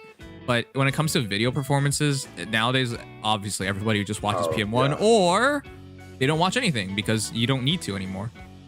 Yeah. I think for Legendary and like Mythic data mines, it's like kind of better because you're only like data mining one hero and then like the information that comes along with it, rather than like 5 or 6 new heroes with like. I mean, it's new also hero probably the least useful. Exactly. Yeah. You're getting to know a unit, a singular unit, and maybe a couple small things. Whereas like these start of month data mines have refines, upcoming quests, calendars usually around that time as well. Like, there's a lot more that goes into the start of month data mines. Yeah, it would help a lot if they were a bit more consistent on things like time, for example, but they aren't. Yeah, the consistency, especially recently, the consistency's been surprisingly lacking. Yeah. Like, yeah, I think they're trying to shift their Fate channels, for example, into like being only for like when they do remixes and then other like special events, rather than like just doing it every 2 months. Yeah, I mean, there wasn't anything this month, for example, that would have warranted a Fate channel. That's why I was like, it's not happening. Oh, I do want to say the recent refines with data mines, refined data mines have been pretty good because they weren't actually like late, you know? Oh yeah, they're not supposed to be. Yeah, they come like right at the update, Yeah, so for stuff like that, I'll definitely do that. Now. It's the hero data mines that I'm questionable on now. I mean, the hero data mines with the refines, they're the same time. It's just a matter of when they game press puts out their image. So Okay. I think that the start of month data mines are probably the easiest because you're probably done by 11 or 12 at the latest. Yeah. So it's not like I'm completely done with them. It's just that's the difficult part. But yeah, I need to find. It's also to be clear. Like once I'm a VTuber, it's not like I'm going to stop streaming Fae. Actually, a lot of people don't know this about me because they just assume all I stream is Fae. But historically, 2/3 of my streaming time, 66%, which is roughly like 100 hours or something a month, goes towards Fae. So it's not like, oh no, he's quitting Fae. No, I've always streamed other games. It's just nowadays, afterwards, it's gonna have a slightly higher focus. But I still expect to like half my time being on Fae or something like that. Yeah. At the end of the day, you're still one of the larger Fae streamers. Consistent Fae streamers rather than video, like specifically videos. Oh, you know, it is So pretty that- cool that I've been checking out people at resets for like the down mines and whatnot, because you see there are still a lot of like newer streamers for Fire Emblem Heroes. It's just they don't get any track, which by the way, Which it's is where is- you were. Yeah. But it's just like, yeah, it's hard. It's really hard to become a new streamer Yeah. for Fae nowadays. Like I think the reason why I got lucky was because Google, first of all, decided YouTube would be much better with promoting streamers for a little bit. Oh yeah. Really cool. As I said, like I don't look at anything that I've achieved as like purely of my own. I was lucky. Most streamers don't start their first stream with between 50 and 60 viewers. That doesn't happen. That's like if you're with an organization or something, yes, that can happen. Absolutely. If not even better. But like independently, starting a stream and ending up with like 50 something viewers is very rare nowadays, if not impossible. Yeah. Like I wouldn't expect nowadays to pop in on somebody's second stream ever and stick around. Yeah. Like that's not how things usually would work. They don't promote early streamers as much, and especially with, for example, with Fire Emblem Heroes now being 4 years old, the community is at a point now where it's not like immediately wanting to jump on any content Not creation. just that, but when I started streaming Fae, I didn't start streaming Fae on launch. I started streaming Fae summer of launch, like 6 months later. Yeah, which in itself was kind of weird. Like, I know the summer banners had a lot of hype around them specifically because it was the first big event, but the fact that it wasn't even launch, still somewhat surprising. Right. But, that's why I always look back at like my streaming career and how it started as just like anomaly of fortune, because that's what it was. Yeah, not everybody can get these opportunities. Yeah. I will say that is always. I'm not a great flexing. thing to I'm have. literally telling you that this is all luck and I got lucky. That's not flexing. I'm not here like, oh yeah, I came in here with a giant plan. No, I pressed that start stream button and I was lucky to have like 50 viewers. That's insane. Yeah. I will say I would always love to support because there are some smaller, newer content creators on Fire Emblem Heroes specifically. Oh yeah. That are actually quite good content creators. Exactly. And I wish they got more traction. It's just also, the algorithm hurts. Yeah, but that's why it's so cool. Guys, remember last time we had it was like a couple weeks ago by this time, but Alcatraz. We I showed you guys his video on stream and like we got him to over 1,000 subs. He was like at 800 or 700 something. And then he's like at 1,200 at the end of that. Like we had that many viewers in stream and you guys cared enough to like drop on by and subscribe to him. That was awesome. Like just to to do something with you guys and to open your eyes to some of like the cooler content creators out there in terms of Fae. Like his hero battles, bar none, the best. There's no competition in my eyes. He's that good. But it was really visual cool. editing was top tier. Right. In particular. But yeah, And stuff of like that course, was really the cool. units. So, and it definitely opens my eyes towards the fact that you guys are in fact interested in these guys. If only you knew. Yeah. If only. Yeah. It's just the algorithm at the end of the day. Both YouTube and Twitch, mostly YouTube, just not really pushing content creators to the front. The ones that are trying to get a career started in the first place. It does suck because like I mentioned this before, but they don't even incentivize this stuff in the first place. Not YouTube, IS. They don't incentivize content creators because in Langrisser, if you're a content creator, you get crystals, Trinity crystals, and whatnot, and in a month. Yeah. If you're a content creator for Genshin Impact, even for videos too, which is an insane thing to me. Videos, art, streaming, you get Primo Gems. It's just like everybody seems to care, except for IS. Nintendo. That's a Nintendo problem Also more than Nintendo, I IS. guess. Because, like, I think maybe Pokemon Go has some level of it, for example, but that's not even really Nintendo's core at all. Like, the hardcore Nintendo mobile game development is little behind in the communal aspect. Mm-hmm. Putting it lightly. Oh yeah, he even dropped by in the YouTube chat, which was really cool. Yeah. Oh, that's right. Yeah. Also, one. once again, guys, I mean, I get to gloat about this, but remember, chat, yesterday, it really means a lot to have made it to $4,069 raised for charity, for care. This is easily our best charity stream yet, and we have never, ever, not only did we clear $2,000 in the first 7 hours, which is insane, because it usually takes until like 24 hours to make it to that point.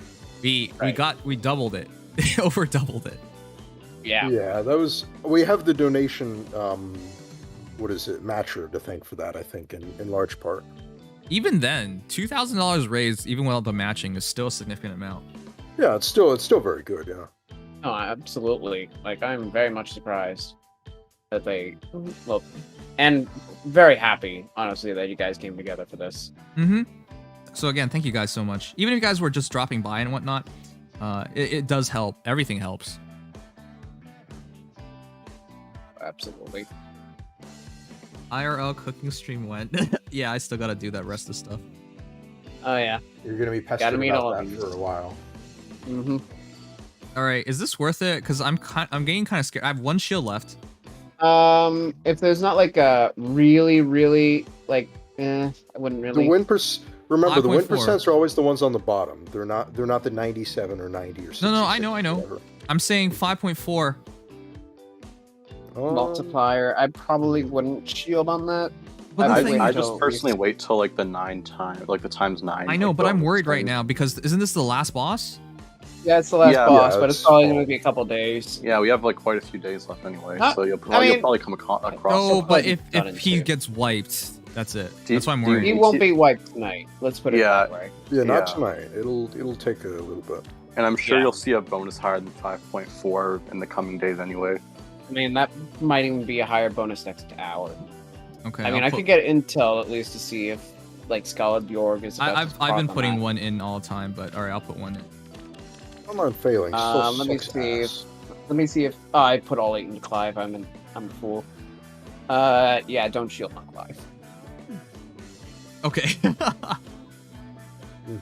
Wait, you put all in on Clive? What? I did that by accident. I was like, oh, thanks, Legion, for checking for. Wait a second, you all went all in. Whoops. Yeah, I checked all right. Definitely don't. Okay, the last couple hours, I thought Lucas had like a really high amount of people supporting him. He did. That's why he's at 1.5 now. Right.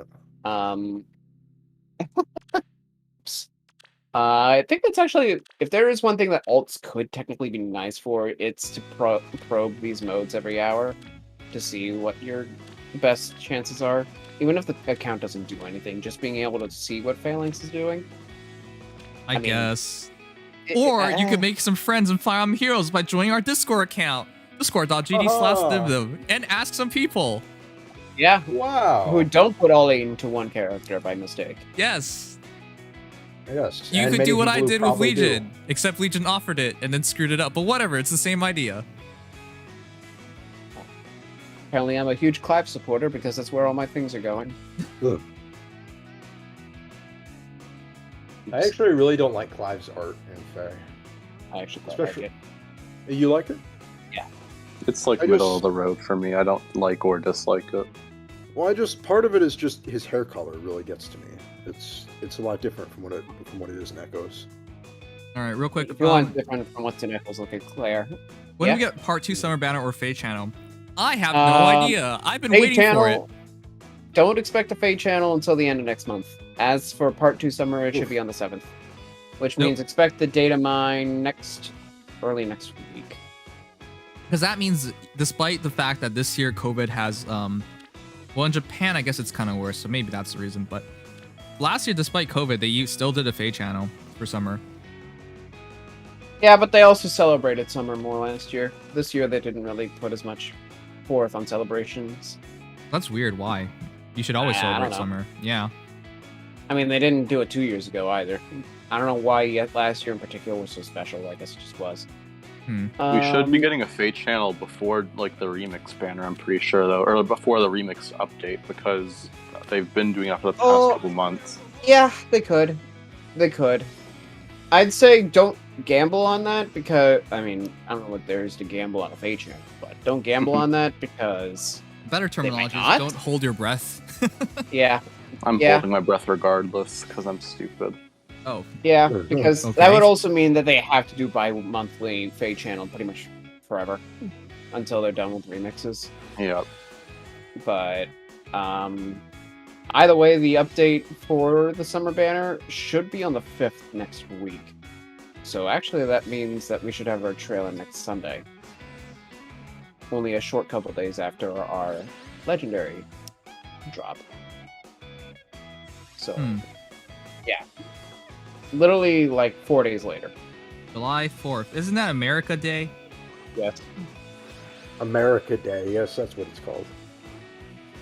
Maybe this time there'll actually be some decent fireworks. Just so you know, when it's for Canada, Southern Canada Day, it's called Canada Day. I see. So that's why it's America Day. We're even less original. It's called the 4th of July. Yes. Just give the date. It's a very original, creative name. Wow, you're giving me stuff for saying it's America Day, even though 4th of July. I think that's even worse. Ugh. It is.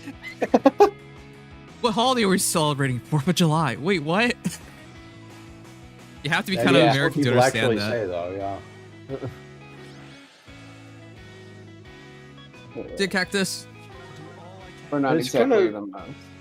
Correct me if I'm wrong. Don't Americans actually like fire their weapons into the air 4th of July?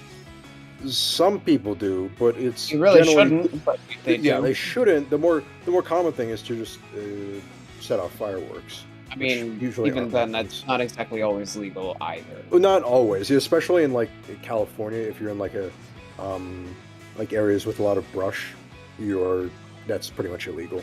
Well, where I was in California, it was. It's not legal here. Where I'm I'm not in sure if Canada, it's legal people just set off like fireworks in public parks. You are. Yeah. Canadians are different on our fireworks laws. Yeah, Last I remember, you're literally a state over, so I'm pretty sure it's not. It's probably it's probably the same. So July 4th is the day before your birthday. It's not. Well, no. That's Shadow Master. Shadow Sweet.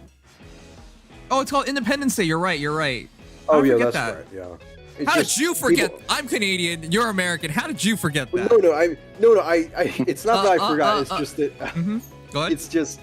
It's just that people so commonly call it 4th of July, and it's like so rare to call it Independence Day nowadays. Yeah, it's pretty much how it is. Like in my eyes, it's because Independence Day. Name. It's because Independence Day is that Will Smith movie.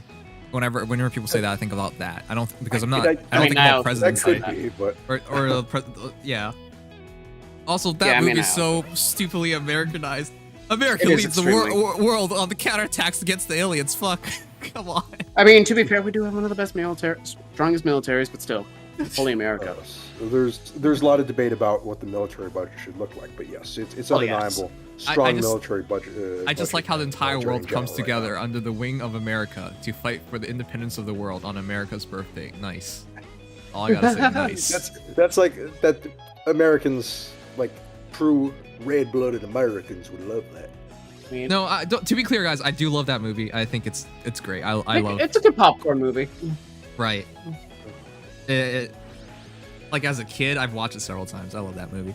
It's just as an adult, you realize how overly patriotic it is.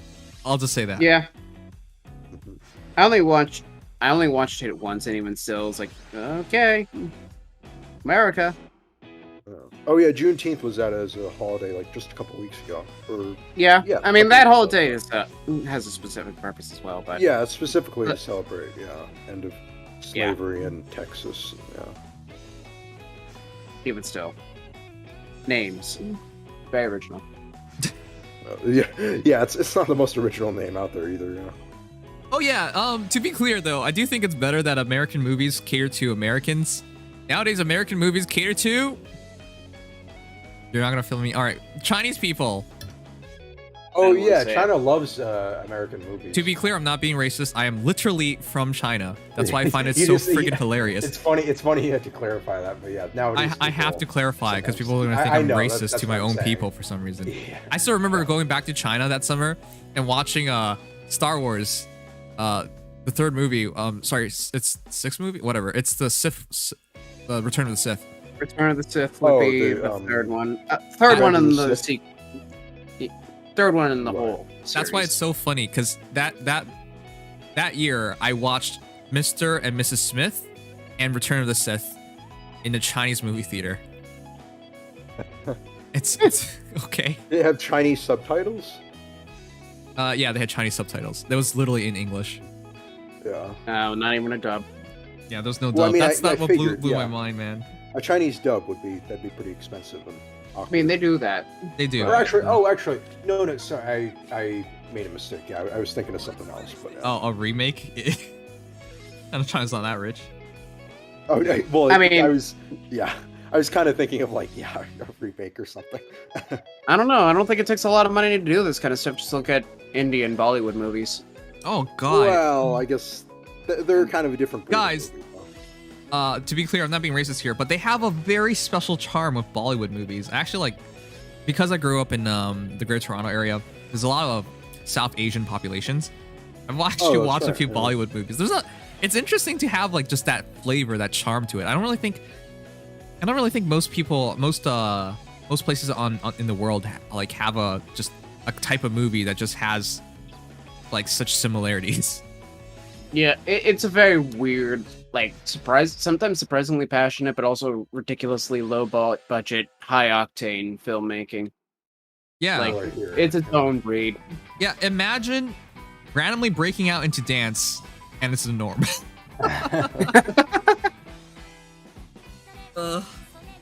Or just the worst CG you could possibly imagine, and that is high budget. Yeah. Isn't Canada most famous for having a lot of how do you pronounce it? Is it Sikh or Sikh? Sikh. Yeah, Sikh population, right? Yes, Sikh. Canada's just very multicultural in general. Oh, absolutely. Yeah, a lot. I mean, America may technically have more people, but Canada has a lot of different cultures that come there as well. I mean, I've said this before, but if I told you guys when I went to school in middle school and high school, and there were white people were the minority in classes, would you guys believe me? I totally believe. I believe you because my school is predominantly people of color, basically not white too. Yeah. Yep. Living in the most Caucasian state in the country, I probably wouldn't have immediately thought that as a kid, especially. Yeah, New Hampshire is pretty goddamn white. Yeah. Because in most classes, I only had 2 or 3 white kids. Wow, is that gonna be racist? I don't know, but that's the majority. No, it's not racist. It's just that's how it was, I guess. Yeah. That's just literally how it was. There was just nobody. That's the thing. Because I know for other places, the minority is actually the minority. It just never felt like that when I grew up. Yeah. Yeah. Well, it's all a matter of perspective, realistically. Yeah, where I live, it's but... yeah, Massachusetts is pretty white, but it's not entirely white. You've still got some Black and Hispanic people living in, especially in the cities as well. So, right, it's not quite New Hampshire white. Yeah. Okay. Also, to be clear, I'm nothing against white people. I'm just talking about my upbringings, and I know for some of you guys, why is Nibs clarifying so much? Good lord, it's so easy to take something out of context and I'm suddenly a racist. Ugh. And it's absolutely not what I mean. To be fair, Twitter crowd probably wouldn't accuse you of being anti-white racist. I don't know. They seem to accuse me of everything. But yeah, I guess, yeah. If they're looking for something, maybe. But yeah, it's just because I know for Americans it could be very, very different. In any case, I think that's I always appreciate my upbringing. Because of that, I never race never really felt like an issue, which is I know in America it's very different because you guys are constantly reminded that there's segregation and that races, there's a difference between races. Whereas when I grew up in Canada, even though I'm of color, I never ever felt that, to be honest. It's often sadly kind of hard baked into American culture. It feels like it is anyway. That the race is like it's a huge defining factor in who you are, which is, you know, I wish it weren't that way, but right. That's not to say there's no racism in Canada. Like right now, I think if you guys listen to the news, you know what's going on in Canada. But in general, there's definitely racism in Canada. There's definitely racism in Canada. oh yeah, it exists in every country, of course. Yeah. Yeah, but I'm just saying, like, I was like incredibly fortunate because in a lot of regions in Canada, like, it's just not that big of a deal. Now, of course, obviously some regions deal with it, but like, I think Evan knows really well because he's in the same area as I am.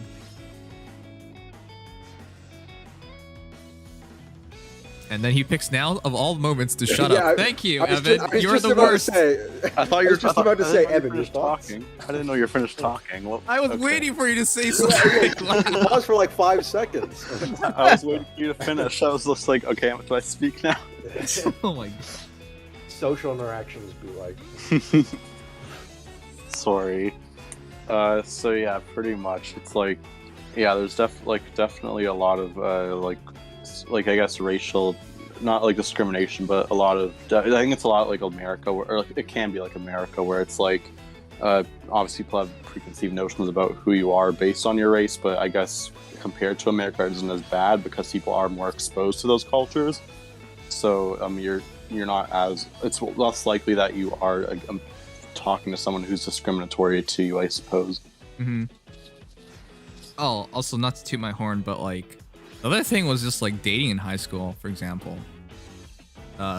Dated a lot of people of different races. That was, yeah, like I don't know. It just never felt like anything. It just felt normal. In certain places in America, it's not. Of course, it's not illegal to date different races, but it's just, it seems like it's frowned upon in some places, which is, you know, shows just how far we still have to go. I'm not gonna remark on that. I have no idea. I'm not American. He said it. He's American. There you go. Anyways. You all know I'm American, brother. I'll say whatever the hell I goddamn want.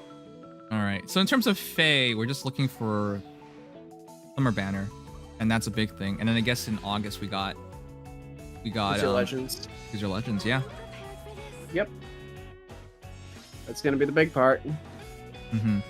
I really want Gatekeeper, but I have to wait for Raphael. Oh yeah, real quick. Anyone saving for Gatekeeper? Because I'm not saving for anybody there. I'm not saving for anybody, but I'm definitely gonna pull on the banner, and I'm obviously gonna do a free summon. I have no idea who I want to do. So. I don't save so much as I just try to get 2 of the 4 units while pulling for Spark, and then get the other 2. I don't care about merging them so much as I care about collection when it comes to Choose Your Legends. It's the same every time. That's I feel pretty why much the I same always way, have all of them. Yeah, because the big thing with Choose Your Legends is that, first off, you don't know what might be immediately good in near a couple of months, like what the meta is going to want to shift towards. And you don't know what's going to ultimately be better in the long run, either because of meta shifts or because of refinery. Like, for example, I think Brave Eliwood was pretty slept on, but now is starting to see a resurgence and may eventually even become meta again. Mm-hmm. So investing in something like him early actually might, return in dividends later. Yeah, so. I'm pretty sure Brave Eliwood's refine is, regardless of if it's like really good or just pretty good, I still think he's going to see a big resurgence when he gets it. This is honestly the most different skill I'll ever experience, because it's the only time ever that I'm formally looking forward to a hero, because I can't imagine it at all. Gatekeeper, I have no clue. I don't. That one is an absolute enigma as to how exactly they're going to handle it. Like, especially as character goes, I just can't really imagine it. Mm-hmm. See, my dream is that when Choose Your Legends happens, they announce the first 3 heroes, right? Marianne, Erica, Marth, and that's it. Pause a little bit for Gatekeeper. No, that's it. There is no Gatekeeper. They're just like, we're sorry, everyone. We couldn't figure out how to do Gatekeeper. Surprise! Yeah, literally at the end, it's like, surprise, it's the Gatekeeper. If only, right? They're probably going to have, at least a little... I don't think they're going to go full meme with, Gatekeeper and how they handle it, but I think they're probably going to at least poke a few jokes at like Gatekeeper being in there, or like he's going to have a weird conversation or like a funny quote or something like that. CYL has always been like that.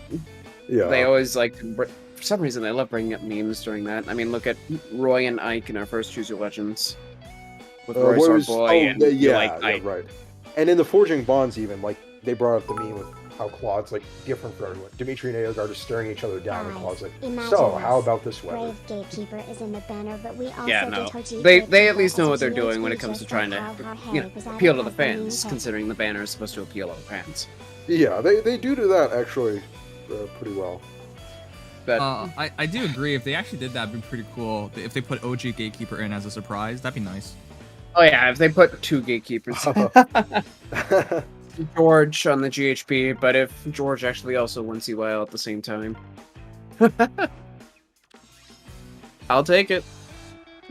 Though I'm very much interested in how they are going to have to, what they're going to have to do to pull out a signature skill for Gatekeeper on top of a weapon. Like, it's one thing to have to think of a weapon, it's another thing to have to think of a whole nother skill to make the unit have a specific function. Like, what are they going to do? Yeah, that's why I'm excited. Ethermon, thanks for gifting Keaton with a sub. What? Super cute imposter Ether. Oh, Ether, you're one of the worst Among Us players in the Nimdom. This guy gets like, we think it's Ether, and he's just like, okay, well, but you're gonna lose. Why? That's not defense. That doesn't convince anybody. Do something else. He likes doing his tasks when he gets killed, so that's his. That doesn't benefit the team. Whatever. Anyways, yeah.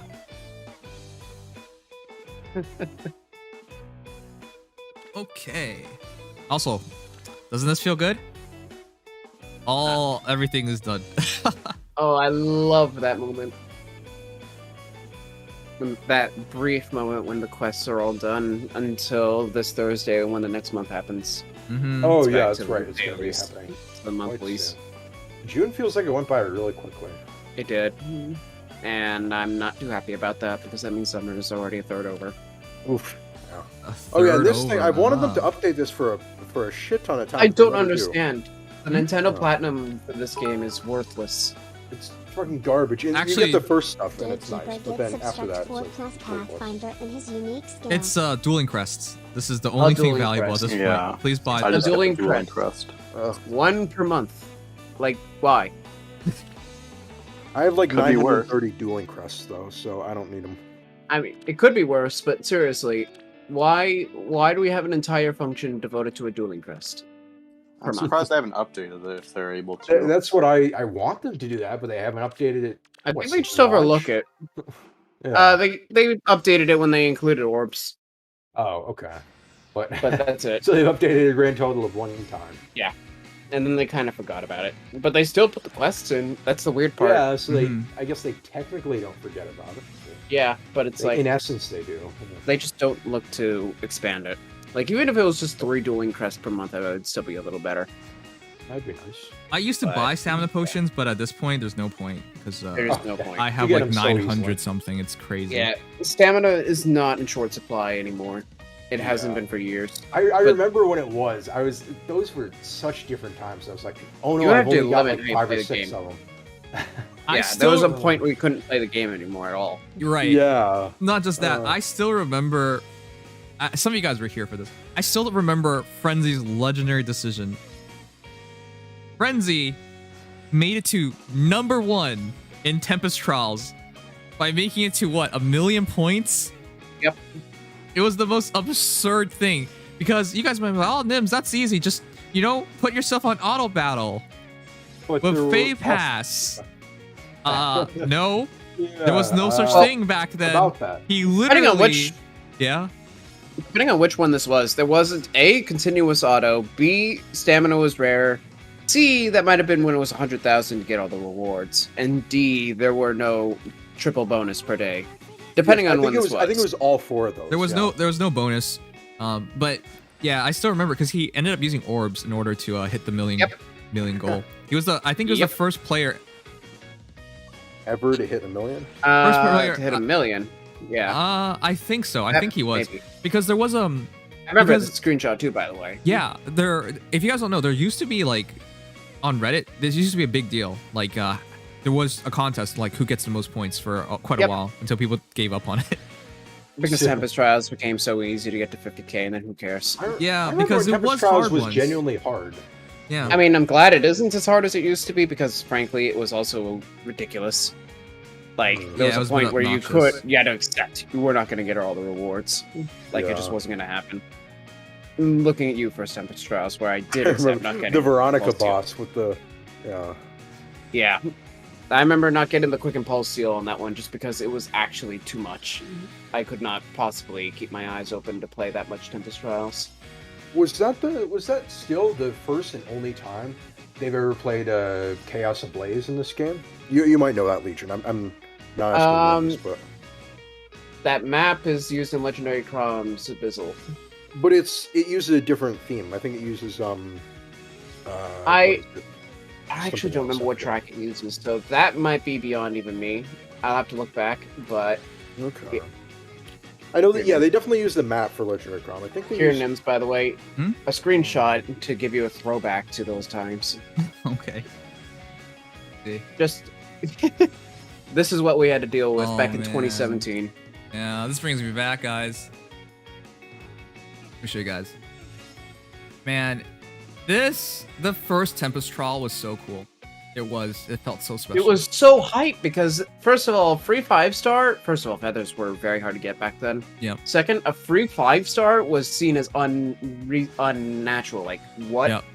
And it was a good one, too. Marth was a top-tier unit at the time. Yeah, we were also so excited. We're like, free Falchion? Crazy. Even though there was no other skills, we were still so excited. Yeah, like, it was just ridiculous. I even remember fighting Draug on that map. Yeah. Keep in mind, those units you see there, some of those are really, really good free-to-play units for the time. Like Zephiel, Ninian isn't free-to-play, but she was really good. Healers were really good. Spring Camilla wasn't that bad. Yeah. Like, I had she wasn't even there. That was 2017. Yeah. Like, just to put into perspective of how rough it was having to deal with these kinds of units. Veronica with Panicked Smoke, ridiculously high bulk, 70 plus HP armors. Like, you had to do 100,000 points with no multipliers, and there was also a split between 40% and 20% bonus units. Oh god, I'm trying to remember who I used back then, like what my team even looked like. I think a better perspective to give is this. People used to just drop on by to my streams, because this is around when I started streaming, to watch me do Tempest Trials. Because, well, technically you guys are doing that right now, but... Oh, yeah. Well, this is just like casual grinding in Tempest Sure, but back then, it was because most people could not solve it. It was the reality of it. Most people just could not beat it. It was that difficult. It wasn't even a matter how fast. It was, could you? Could you beat it? Because I'm pretty sure if you just lost, you lost. That's it. They're fully HP. They're full HP. That's it. Yeah, that was before they even, like, reduced the HP of targets. That was, like, I think the second Tempest Trials, the third one. That was actually just at the most brutal point for Tempest. Yeah. It was ridiculous. And again, no bonus. 100,000 points to get the same amount of rewards as you do now. Put that into perspective. Oh yeah, nowadays you just deploy Fallen Edelgard, and I don't know how you're gonna lose.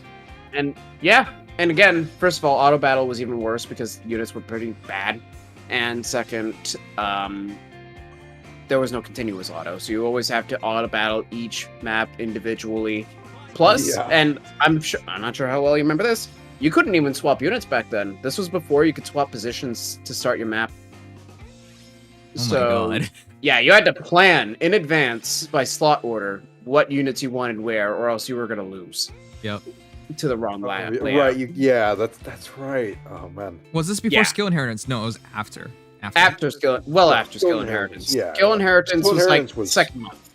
Right. Yeah, second skill month. inheritance was like really quick. Yeah. Which, by the way, skill inheritance still blew up people's minds. They're like, "What the fuck?" Like, This doesn't make any sense. Wait a minute now. So my, what would be a good example? Like, Klein was out, I think, like right around the time SI came out. So this Klein with Deathblow QR Brave Bow can now just take that unique kit and throw it on somebody else. Like what? Yeah, you can. like you could give like I don't know, Cecilia like QR, like I don't know. Or I mean, Blade that's not- Tome? No. Blade You guys are Tome not even mentioning the most important unit. Reinhardt. Everybody. Well, no, actually, Reinhardt took a while to catch on. Oh yeah, Takumi. Takumi, there you go. Yeah, the most Takumi. important unit was Close Counter Advantage when we all realized the most absurd colorless hero in the game can just literally just grab that. It was so dumb. Just yeah. Oh no, it looks Just like your grab team's gonna wipe, Advantage too. and you Okay. become a god. It was so dumb. Like you would actually like Takumi was hard enough to kill as it was because he would counterattack you when he had pretty decent stats. Actually- but now if you were bad enough, if you had bad bulk, you would literally get killed before you have the chance to stop him. So your team gets wiped. Right. To be clear, chat, to put in perspective, he was literally, I know this sounds weird to people, but he was literally fallen Edelgard before fallen Edelgard's thing. That was how bad it was. Jeez, Yep, Morgan's it was. Oh, okay. It was literally just him, Hector. Lind was kind of like the sleeper pick. Ryoma was also up there. It was kind of like Hector and Takumi took everything, but then you had a couple of really high tiers that people kind of overlooked. But Takumi in particular literally dictated the meta for a couple of months. Yep. That's right. I used a Hector that I got in one of my rerolls, and I was very happy with him. He was plus speed minus defense, and he was still really good. It blows my mind nowadays that was like considered like, you know, at least he has speed, right? It's like like, oh, and let's not forget that poor soul. I remember, like, within the first couple weeks of the game, there was that story that came out, and I'm sure you remember. The guy who spent like $1,000 on Faye couldn't get a single Hector. Could not get one Hector. Oh yeah. Couldn't. That's why I rerolled. That's why I never bought orbs, to be clear. I was just like, that could happen to me. Okay, I'm never spending. That's okay. Yep. Well, And it's then like, pay and I price guess for that's more. now your like Brave Edelgard struggle, but Hector was that good where you would want to get him, and he just couldn't. Because keep in mind, the pool was only like the 4-star special pool. That was our 5-star pool. Half of that even was our 5-star pool at the time. Plus a cut like the demotes we consider bad for the most part nowadays. No weapon refines. Skill inheritance was limited, and of course, people didn't quite understand everything yet. So even when Reinhardt came out and Deathblow was made available to him, it wasn't even immediately seen as good. People didn't originally think Reinhardt was like gonna literally be the free-to-play king forever. It took me a while to build Reinhardt. I remember that. I did eventually, and then I think I stopped using him. But yeah. Oh wow, that was exactly the same case for me. It took me a long while, like 4 years, Just a little bit to longer than build me. Reinhardt. Yeah. Little long. I mean, at least you got on the train with Olwen, but again, the Olwen train also didn't catch. Actually, Olwen was hyped up more because she had quadding potential, which Their was quadding unheard of. potential, and back when when her speed could actually quad. yeah, so it was significant. I know nowadays people look at that as just silly, but no, it actually was sensible. It was. Like, again, Quad Suna was actually seen as almost a guaranteed quad because of her speed tier with Bravo. Like, that was the But kind your of speed we had to terrible deal with. Yeah. Oh, yeah. But it didn't even matter because quads are quads. You hit Yeah, 4 quad times, is, you proc you the know, yeah. special. You probably What could win. go wrong? Life blow, life and death, desperation, stuff like that. Fury Desperation, of course, was Or that too, made popular at the time, too. Like, everything would run it once that synergy came into light. And, I remember also, like, as soon as Skill Inheritance came out, Fury was actually broken, not just because it was Fury, but because scoring wasn't based on your, like, what the criteria is nowadays. Scoring was based on your stat total. Your actual stat total. Right. And Fury added 12 to that. Oh yeah, that was so dumb. It was actually just broken. Yeah, like unnecessarily broken to the point where you were, if you were anything, you were better off running Fury for Arena. Everything. I don't even know if I did Arena like back then. I probably did like some maps of it, but I didn't play it. I didn't start doing Arena like actually seriously until like a year ago or so. But I do want to be clear. I did prefer Arena back in the day because first of all, they didn't make it so you had to use your bonus hero to get all the kills. It wasn't. That time was the Dark Age. That was the Dark Ages. I still don't understand how anyone looked at that. I was just like, great idea. That person, Yeah. I never Like- really wish for someone to lose their jobs, but that person, what the f are you doing? I mean, at least the meta didn't get to the point where it is now, where that is almost impossible. That's impossible now. I think, to be honest, I think that's the only reason they, because they took their sweet ass time to fix that. It actually was over a year. Yeah, like there were legitimately there was, first of all, the arena scoring system got its whole revamp where now it's based on like your unmerged BST, your skills, things like that, your speed cost. Then they got the bonus kill thing going eventually, because it was originally like, oh, if you use this unit, you get bonus stats. That's it. Like, it was just, oh, cool, so I can just spam these units, have good stats, and who cares? Yep. But now it's like, oh, you have to get all 4 kills with that unit. That was the worst stage, yeah. So, what? Now my team is just a bunch of support bots, and if my bonus unit can't kill, oops. Well, that's why I think it's really funny, because at least at that point, you can use whoever you wanted, basically, because there was no, like, if you had a +10 unit, that was good enough. You're tier 20 now. Yeah. Which, by the way, tier 20 was the max, which I like that, because it was a lot more fun. You could literally just use whoever you wanted to, as long as they had a few merges, or at the very start, it wasn't even that. But to have that flexibility to do whatever you wanted, I really appreciate that. Yeah, They took and I it mean, all you away. still can if you're in tier 20 nowadays. It's just now there's something beyond that, so you can't be at the best. Which you can argue is also, well, now people who actually are the best have somewhere to be. Like, But somewhere. the problem is, being the best isn't a question of skill, not even close. I mean, to a certain, like, small degree. Okay, but it is not realistically, skill it's- first, which, if anything, anything competitive should always be skill first. It is not skill first, not even close. I mean, I was kind of given a wake-up call, after I made my Reinhardt and that basically removes a 170 from my team and adds a 180. So I have 2 180s and 2 170 scores on my team. And I did high-scoring arena runs. I still couldn't get to tier 21, which is, it could be worse. I could have dropped to 19, but still. It's like, I was really searching. I Wait, wait. You're telling me with your piece of shit Blue Dual Cav for Reinhardt, you are not, it didn't change anything for you? It didn't, not this time. Well, I might have actually fallen down if I That's impressive. hadn't done that, but yeah. I mean, there is still a level of bonus unit. You still need a decent bonus, but ouch. That No, is true. It's My also the note reality was that I don't unmerged. think 180 BST is even enough nowadays. I honestly don't believe that. 180 is enough for now because you literally have no choice unless you're using Winter Hilda. No. You cannot stay tier 21 without going higher, but more importantly, you can't stay tier 21 in general. Without You good can't. margin. Yeah, you can't stay.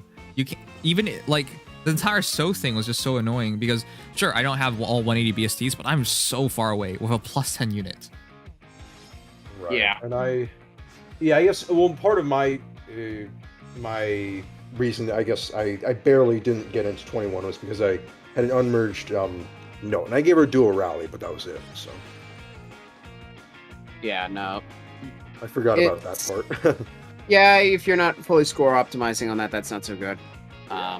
Unfortunately. Still 2 180s and a 170, so That should still work. That works for me. But it would be a little tight. Yeah, I'd probably, if I'd gone like a couple points higher on most matches, I probably would have made it. But, yeah. No, what it feels like right now is you gotta not only have merges on your bonus hero, but you gotta also have a legendary. Yeah, if you want to stay, you pretty much have to have a legendary, which, I mean, with remixes now, that's not as bad as it used to be because you can consolidate your orbs into sparking legendary the skills heroes and aren't, and you get the skills and stuff, but it's still, it's not, like, this is not a healthy environment.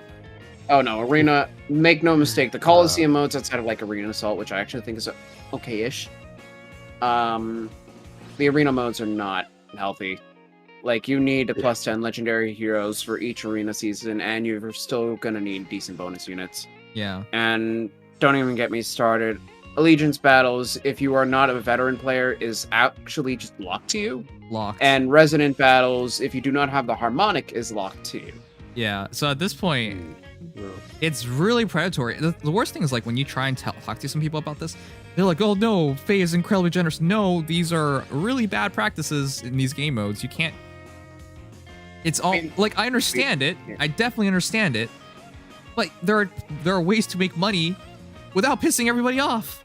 But... Yeah.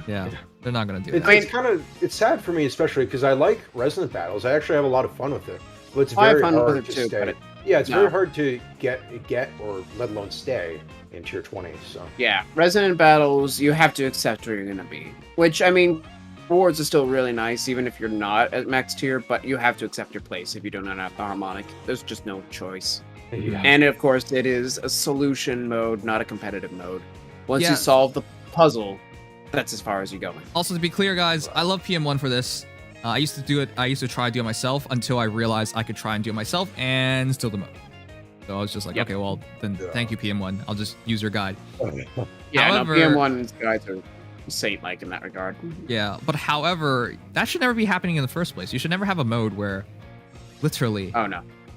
just Just you have to copy. rely on a YouTube's guide. Yeah, copy and paste. If it's a strategy game, that's no longer strategy. I mean, map, like PvE content, for example, where there's just a set map, fine. But a competitive mode where you're solving each week is kind of nonsense. Unless Yeah. it's like a ridiculously hard solution that will actually take some serious skill to figure out, which I don't think they can reasonably do Mhm. outside of like tactics drills.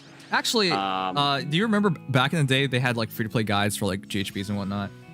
Yep. I think they technically they still still do. do, but They do, but the you don't- reality is like, do you really need to watch that? No, generally the thing not. is, Although- to a certain degree, skill. I mean, the resources we have nowadays, and that is one thing. I mean, you could also say is a negative because skill is a little less than necessary now. But in a certain sense, it is nice because the free-to-play tools have gotten much, much better, like in relative terms compared to where we were years ago. There are just heroes You like remember- Winter Altina and Fallen Edelgar, for example, who just Oh, will not even them, but the free-to-play options like Regan, for example, and Peony. that's also true. You could almost clear out any free-to-play content just using the free-to-play mythics and legendary heroes. And at this point, we've built up so many merges on heroes anyways, you could just overwhelm them with stats.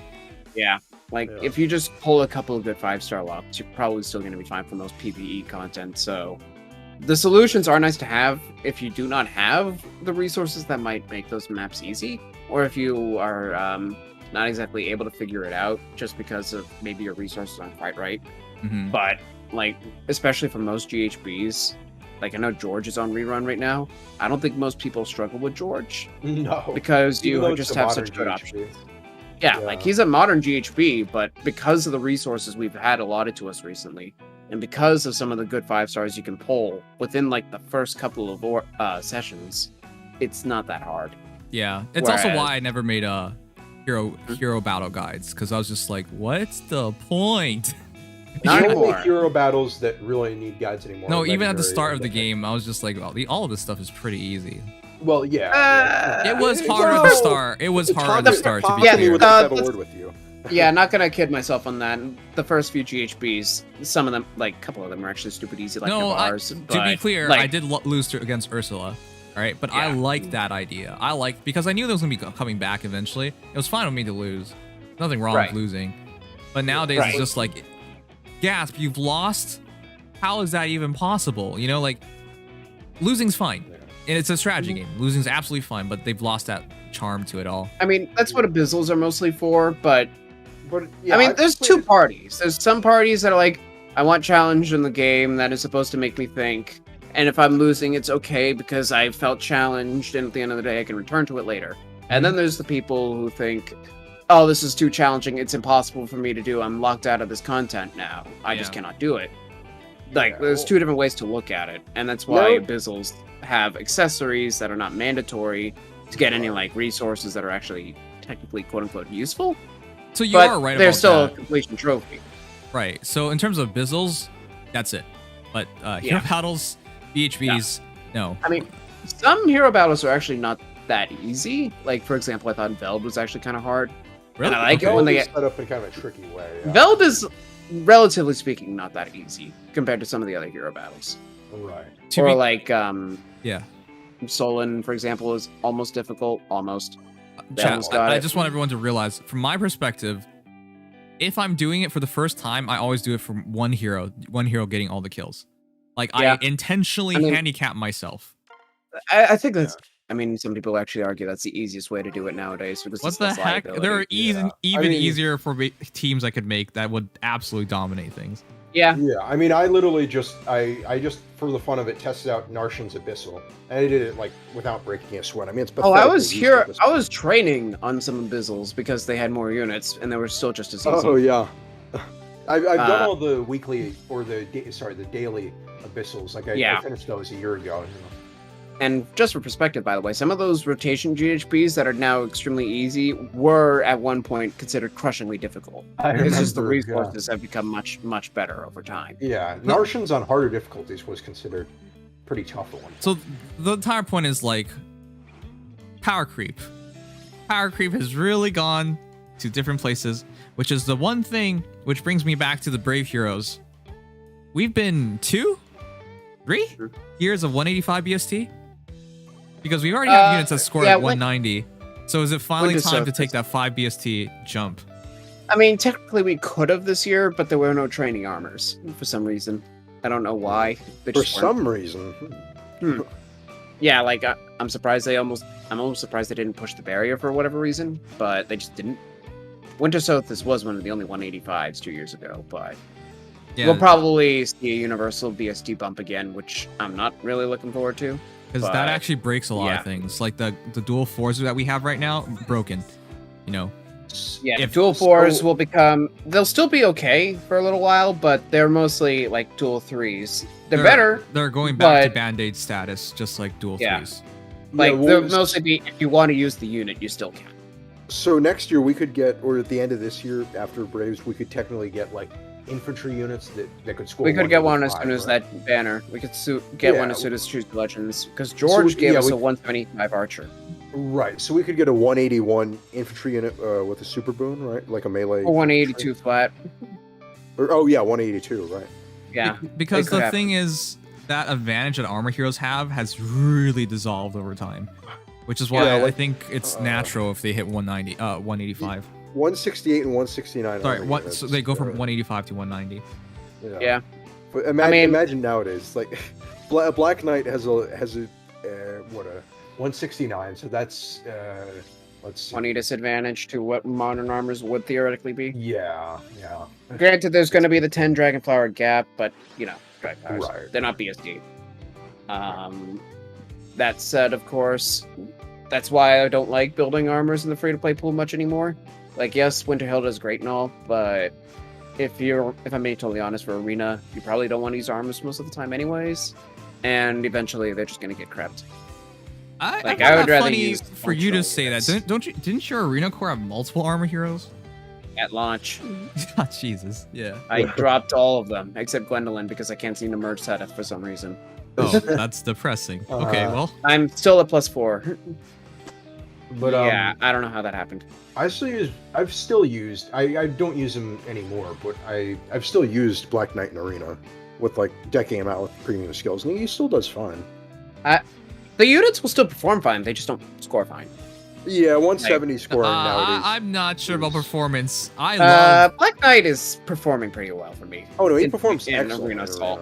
in Arena Assault. Sorry, I mean in terms of scoring, the combination of scoring. and Arena, yeah, no, that's what I mean. Scoring wise, yeah, Black Knight, it doesn't score very well. Yeah, 170 is like Ashnard levels. Not which just is that. why I've ditched him for Ashnard. Alrighty. The Flame Emperor. I love who the Flame Emperor is. Alec. And even before I found out who Flame Emperor was, I already liked him. Even then, I gave him joint drive speed. I gave him huge fan. I gave him vengeful fighter. Like I gave him this encounter. Yep. I was willing to splurge to whatever degree. Yep. Didn't you say you were kind of sad when Kellet came out because of that? Huh? Didn't you say you were kind of sad when Kellet came out because of Flame Emperor? Like he kind of power crept Flame Emperor. What's the point of Flame Emperor after that? Because Flame Emperor speed. By the way, the Flame Emperor is actually really interesting. The fact, like, I still remember being really excited that Flame Emperor had multiple super tunes, like 3 super. That's crazy. HP, speed, and res. Yeah. Oh yeah, no. I will say this. I built the Flame Emperor too, and yes, that does seem kind of short-sighted now, but at least the Flame Emperor, the one advantage is as a single armor, I get access to like fighter skills and the unique advantages armors do get, which still has some utility, but I would not go out of my way to build an armor core. I'll put it that way. Yeah, It's see, just- Armor cores in Arena are tough nowadays. because when I had a Versa, it was manageable to have guidance, but afterwards, once I removed the Versa, oh my goodness, I was lucky if Flame Emperor did something in a battle, and I was lucky if Flame Emperor didn't get caught out of position and died. That's part of the reason why I have save on my Gwendolyn Black still. Knight. It's been difficult to get him into position a lot of times. So. That's part of why I still run Gwendolyn, is that I have a unit that can always proc Armor March in some way. But once Sedith gets up, I'm gonna have like ground orders, guidance to still support the Flame Emperor. But mobility is a very crucial part of Arena, and armors do not befit that well. That's part of why I don't dislike duels completely, because especially if you're using units that are several generations behind, like mages, cavalry, or flyers, you'll be able to get their advantages while still being able to score somewhat well, and those advantages in an arena scope can be massive. That's why, even for your Versa, for example, having access to flyer mage benefits can go a long way. I'm actually really thinking about killing Pala off for her, because I think you probably should. That attack res range is what seals it. It's not the red duel. If it was just duel 4 in terms of flying, I would not do it, but it's the fact that attack res range is such an ideal C slot. Yeah. No, absolutely. Like, even if it were just the duel 4, I'd say consider it, especially considering Versus Knight is actually surprisingly close to Refinery. But even then... I'm gonna max out the HM first. Oh yeah, do that. I'm gonna take my time, because I want to see, because if Versa's Refine should be soon, and if it actually disappoints me, which I don't think so.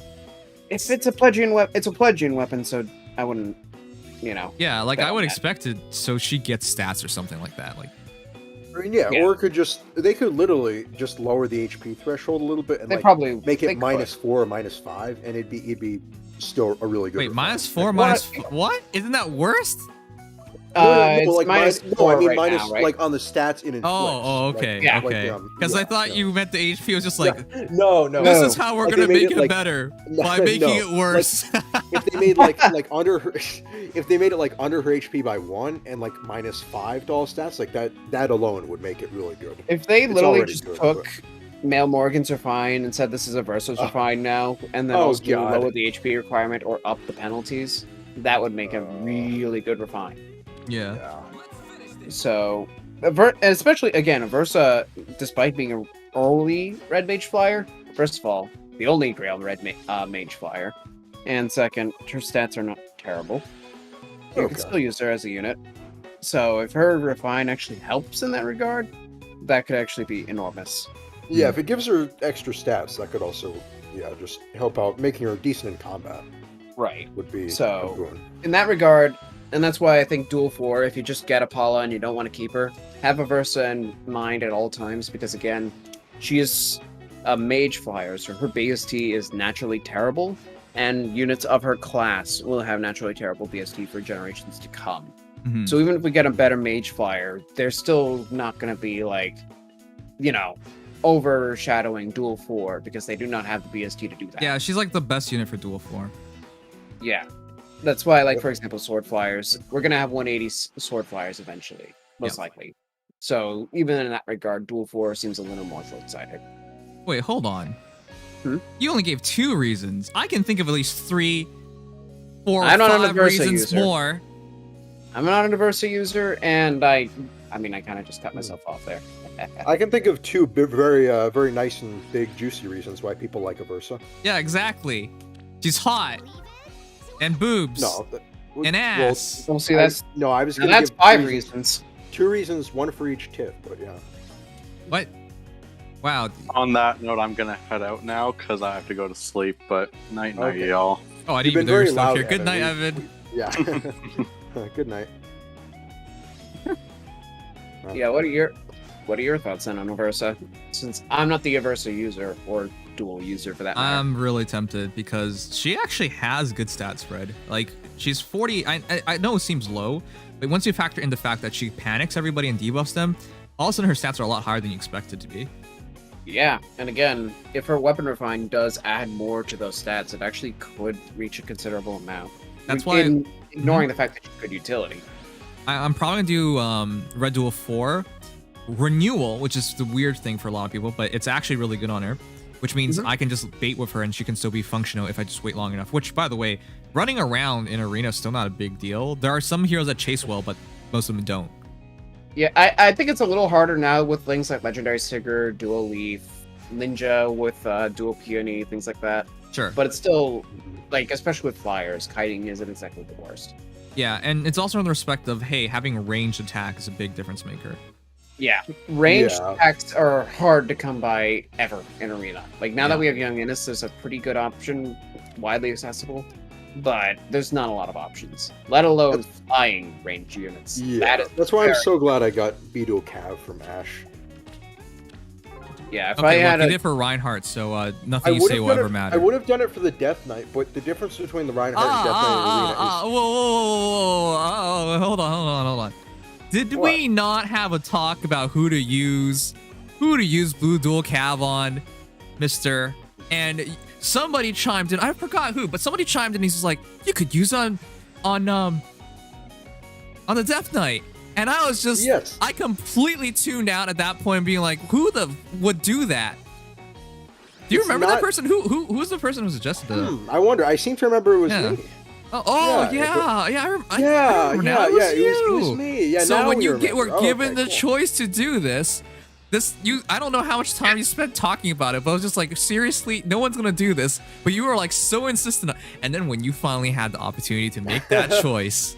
Well, it's because if you recall correctly, did I not say it should really just be between Reinhardt and Patrine? Like those were the only two that I thought was shouldn't you be realistic. Shouldn't you be happy that I took your advice to heart then? What? No, because I had to like literally tell you this is dumb. Why are you suggesting this? No one's gonna do this. And you insisted it was a legit option. And I still don't think Death Knight is bad in arena. I just think that since I had a +10 Reinhardt and a +10 Death Knight, there was an obvious choice that I had to make, and it was, why would anyone choose Death Knight there? Well, that's what I was saying the entire time. Why would most people have +10 Reinhardt? I'm saying some people don't have +10 Reinhardts or just refuse to use them, like strong minority. Well, I guess he's an easier merge project. If you guys didn't force me through charity, I would be a part of that minority. But yeah, go ahead. Well, for certain people like you, some people refuse to use Reinhardt. So, and if they'd invested in Death Knight, then I was like, if they invested in Death Knight instead of Reinhardt, I'd be kind of surprised. If they invested into Death Knight and they expected good things from him with the Blue Dual Cav, I don't know what to say to these people. You're in for a bad time. He kind of can do something, but the problem is that he wants to do too many things that doesn't really Which, by the way, this was not the most egregious thing he said, because we literally went off and we're just like, we should make who's the guy who keeps his eyes closed from the Telia series? Oscar. Oscar. I don't even. We literally talked about Oscar, and I was just like, "Holy flying fuck! Are you serious here? No one's gonna make Oscar." We tempered that by saying that it's not that Oscar is going to suddenly become an amazing arena carry. It's just the support he provides can be useful. Look, if you're gonna mention Oscar, you might as well just say, "Hey, look, every blue cap could use this." Oh no, I wouldn't suggest using some of the Fernandi landscapes. Yeah, I mean, I'm not going to suggest like parry or something in arena. Like that's. Well, that hurts talking to a parry user. Okay, well, my no. entire point here was just like, I can't believe it. After all the choices you could have possibly made, you picked Reinhardt, even though you were the one who specifically mentioned the Death Knight. I just find that laughable. Just because I think there are a lot of options doesn't mean I disagree that Reinhardt is one of the best options. It's just I think there are more options for people who are interested. Oh no, I agree. I think most people would just be like, I have Blue Dual Cav. Do I use it on Reinhardt? Yes or no? That's literally what I expect for most people. I don't expect anyone else to really think about other units. I don't think that's a question. It's I don't like Ash. Oh, there's Reinhardt. Yeah, that's basically it. That's why when we went through all of this, I was just like, we're seriously spending this much time talking about this for units that. It took me a little bit. I will let you know. I will let you know if I ever see a Blue Dual Cav Death Knight in arena. I will let you know. Okay, yeah, do let me know. Yeah. I will let you know. It might happen. I would love to see one of those. Unfortunately, I'm in a situation where the arena unit's ridiculous. I'm hopeful I remember this before I forget, because I have the feeling it could be 2023 and I still don't see this. No. The funniest thing is it'll be 2023 and Blue Dual Cav 5 is out, and I still don't see it. What about when Death Knight gets a refine though? Well, maybe you'll see him then. If it gives him follow-up, maybe. That's the only way I could see Death Knight really making a surge in the meta, is if he gets follow-up. Death Knight speed builds it's kind of a meme, but it's that you can do it. I mean, I think that's actually the way to go. I'd say so. I think Speed at this super point it's too much of a push. It's just heroes are so stupidly quick nowadays. Well, I think in Ether raids, it's a lot harder to sell than. It's mostly for the Arena. fact that no guaranteed follow-up units can't deal with his speed because he's pretty much guaranteed to have the wear effect. But it's also from the respect that Menace is becoming quickly common, and that for a lot of heroes is just unavoidable. Well, yeah. Though that also ironically means that Death Knight has a guaranteed way to get his weapon to proc. Yeah. That's I guess that's the thing that his weapon is. The reason it's so nice in Arena is just punishing buffs by granting him Spectrum and denying their follow-ups, which doesn't sound amazing, but it actually is pretty helpful when you consider how balanced his stats spread is. It's useful, but at this point, the only thing is, and I keep in mind, I like the Death Knight. The utility the unit brings, or the focus the unit brings, as far as countering certain meta threats, or as far as just having good stat competitiveness. Those are things I look more forward to in a unit than generalist. Like, Death Knight has full potential, but even like Nim said, Patrine, for example, has good speed control. Beasts like Fallen Edelgard are coming up in the meta and can be very valuable to counter. Even like Young Menace, for example, has really good speed control and good coverage in the damage reduction meta. Like, those kinds of specific niches that are harder to fill and are also more likely to hold up as stat creep goes on, those are the kinds of things I'm looking more forward to than a unit that can kind of just do everything, but not anything well. They're undeniably better. It's true. Isn't Mad Crash a big fan of the Death Knight too? See, that's what I was gonna say. I want a Mad Crash. I didn't want you in that stream. I want a Mad Crash. In fact, I want Mad Crash over you every single time. But aside from that, I want Mad Crash. I want Mad Crash back. I want Mad Crash back. Yeah, we're not mutually exclusive. It doesn't mean I can't be here if Mad Crash is here. What? No. What are you talking about? If Mad Crash is here, you can't be here. That's the point. Look, okay. Anyways, the other point I was trying to make was just that I wanted Mad Crash to be here because I think he would have said the truthful and honest thing, which is he wouldn't do it. I don't think Mad Crash probably wouldn't do it. Yeah, he probably wouldn't. That's fair. I mean, I wouldn't expect him to be all in like but he has a plus 10. You didn't either. But he's a big believer in Death Knight. He was one of the first people I've ever known to actually give him the time of day. Well, it depends on what his other blue calves look like, then, I guess. Everybody has a propensity to build a plus 10 Reinhardt, and a lot of people already did. Yeah, if that was a time, then of course, yeah. I mean, he probably does, and if he doesn't, even if he doesn't, to be honest, I don't think he would. And even then, he probably wouldn't sack it for Death Knight. But if he didn't, he could just do it. It's not like Reinhardt's a hard plus 10 project.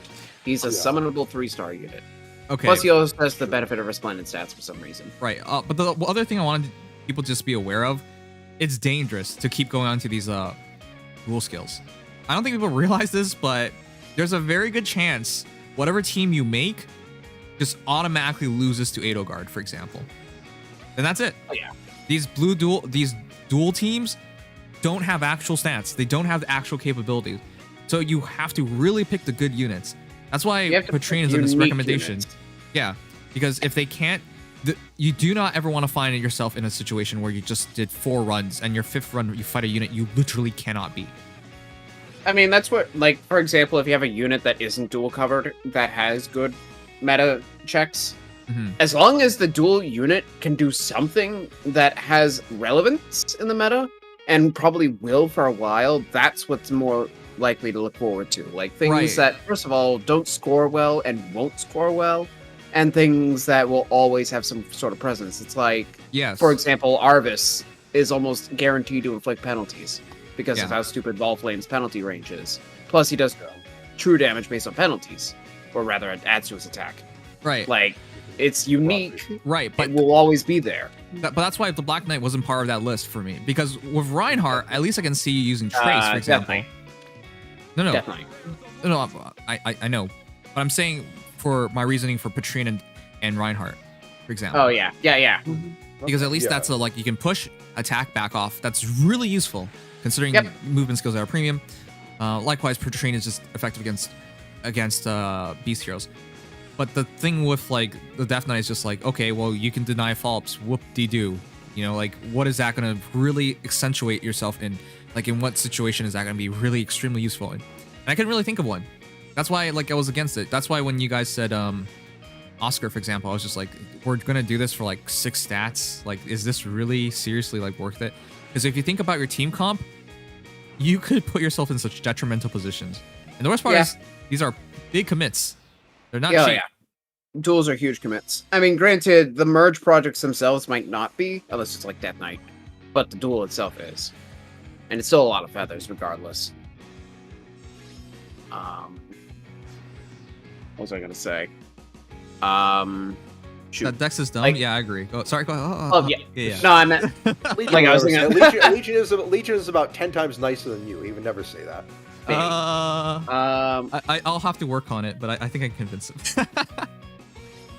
Convince Legion to be mean? Well, I don't know. Totally wouldn't do that. Totally. No. Totally wouldn't do Totally that. not. Sure. Yeah.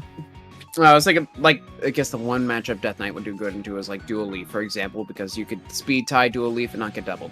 Great. Yeah. I don't kill him though. You're not likely to kill him. Unless you have like an instant Ruptured Sky or something, but something like great. Well, yeah, that'd be what you'd run, right? You'd run. You would do something like that. One cooldown Ruptured Sky, yeah. Yeah, and cool. That's the one thing you can do. Whereas if you run Young Innis, for example, if your enemy faces the Legendary Claude, you will kill him. Yeah. If you're dealing Young with like Innis is miles better than most arena projects, to be fair. I mean, that's why I'm saying. Arena, you only can use 4 units, and unless you're like doing. Oh no! It's actually 3 because you're gonna have to pray that bonus unit is actually feasible. So you really can't just. I'm an Arena Assault fanatic, and the 4th unit does matter a lot for that regard. Okay, sure, but if it's for a lot of the times this dual skills are for Arena units is what I'm saying. Well, yeah, I mean Arena Assault is an appendage of Arena. That's why I'm like. At most, you're committing to 4 big projects for those kinds of competitive modes, and you have to consider them very carefully. That's why, like, for example, Young Innis is such a high priority, because he has such good meta matchups right now. Whereas someone like the Death Knight has a couple of good matchups, but generally kind of plateaus. Like, you might be able to be like, oh, cool, the Death Knight actually did some work here. As opposed to, Death Knight doing work as per usual, or rather, Young Innis killing the team as per usual. Like, yeah, the expectation is that your arena units can do something in the meta. That's why, like, for example, even though Young Innis is a little outscored nowadays, because his meta matchups are so good, on account of effectiveness, on account of Hero's Blood, he still holds up. Wait, whereas... Wait, are you talking about Young Marth? I'm sorry, Young Marth, not Young Innis. I was going to say, Young Innis. I meant Young Marth. My bad. Hero's Blood on Young Innis would be amazing. It would be. But, no, Hero's Blood on Young Marth, it's like, dual effectiveness, Hero's Blood, good speed, Young Marth still holds up. Like, those kinds of unique things that still do a lot in the meta, no matter where it goes. Those are the kinds of values you want to look for in your arena units, rather than just generally good matchups. Yep. And again, you can look at support. You can.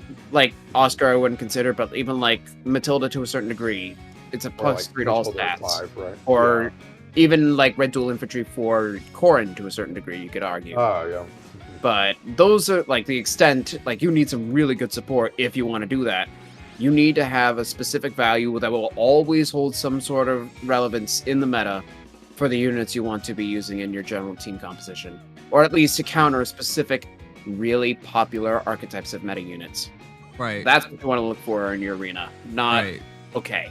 That's why, like, but it's really hard. That's why when I talked about this, it's just like, who the heck are you going to remove to put these heroes in? Because if they don't do enough, they can't carry their weight, they're dead weight. And nowadays, you can't afford... Like, back in the day, sure, you can afford it. You can afford to literally carry units that are dead weight just because they score well. Nowadays, not really. Score sticks used to be a thing. Like, for example, I used to have Drog on my team. I wish that Drog was better, but I didn't use him right. So he was just kind of there to be a score unit, and then my Soleil do all the sword work.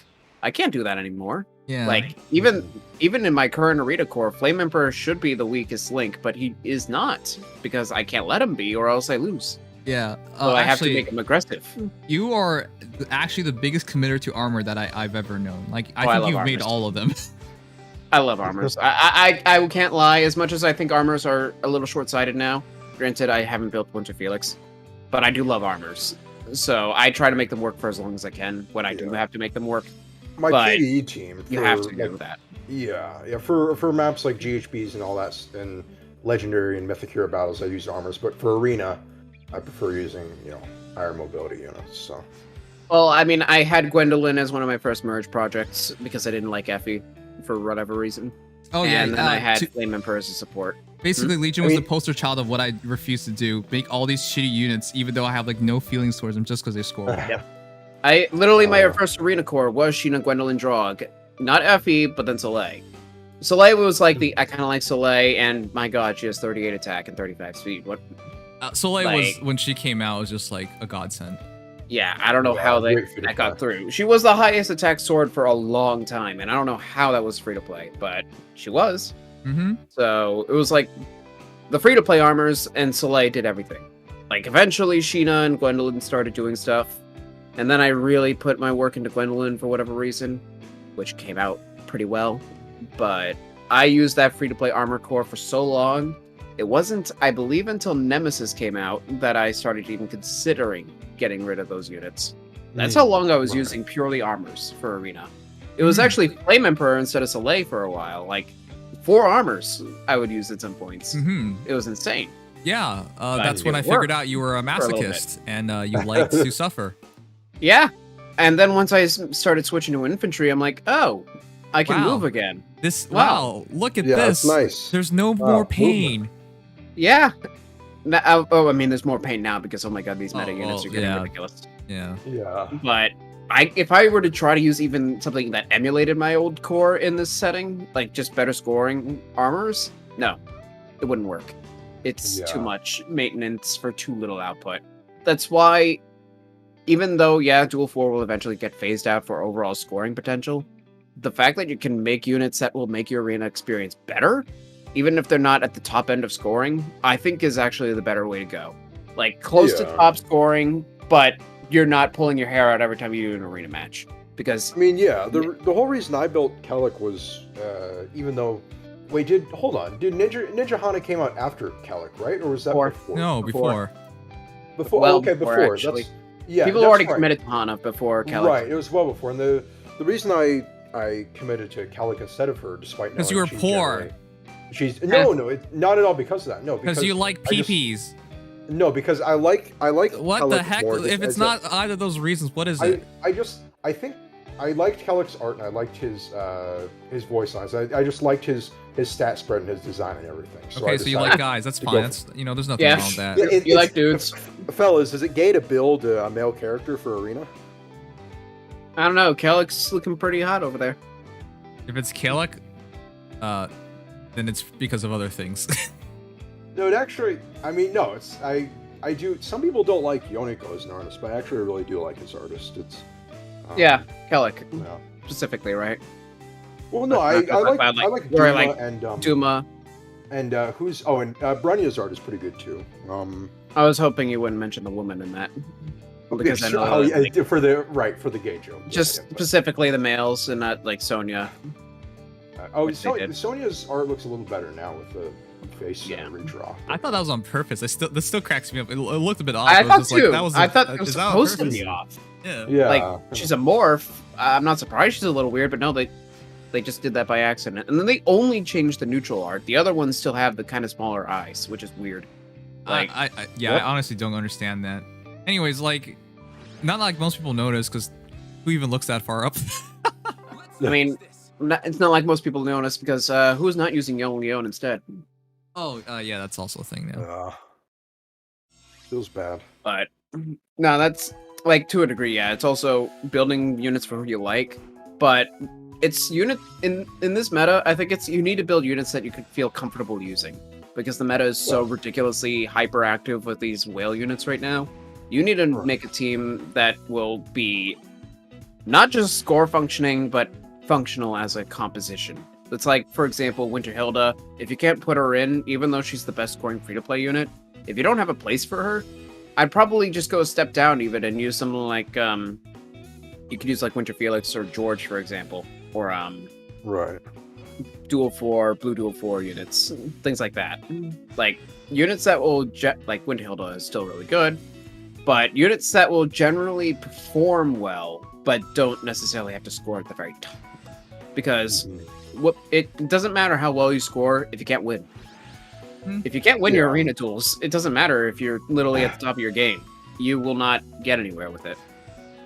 Yeah, I mean, I've sometimes struggled despite using a setup that I think works pretty well. I mean, it's maybe it sounds unconventional for arena, but my strategy is I use a ruse on Kellic, and then I go in with Gangrel with Mirror Impact. That's actually a really fun I try to one-shot. Yeah, and it usually works. Sometimes it doesn't, but usually Gangrel's hitting like. How are you supposed to beat the Fallen Edelgards? 60s and 70s. Well, that's usually. Excellent question. Yeah, that's usually kind of tough for me. I'm trying to think of, let's see, the most recent time. Because I'll be clear, you should not be praying that she doesn't transform. No, there are actually arena teams that don't let that happen. Yeah, I know I've gotten off with that sometimes, where she doesn't transform, and I'm able to kill her. Because it really pisses me off when people are like, "Oh, just don't let her transform." No. Yeah, okay, No. that's sometimes literally impossible. Yeah, just don't let her transform. It's very easy, man. Trust me. A lot of arena team, not a lot, but there is a number of arena teams right now that just doesn't let that happen. They're all dragons or all beasts, and you can't always rely on having beast effectiveness either. So while she may not have Armored Stride, you will never stop the disencounter, the damage reduction, or the Raging Storm. It'll always be there. Oh, goddamn Dusel. Ironically, I remember I dropped the Black Knight. Well, I dropped him last week for arena. This is getting more and more humorous. Tell me more. Go ahead. No, Tell me more. I'm saying for the Fallen Edelgard counter, I ran Special Fighter, and he would get down to low HP, but he'd generally be able to kill her because of Black Luna. So yeah, you could get there, but it's still not guaranteed, and it's she's running Bonfire.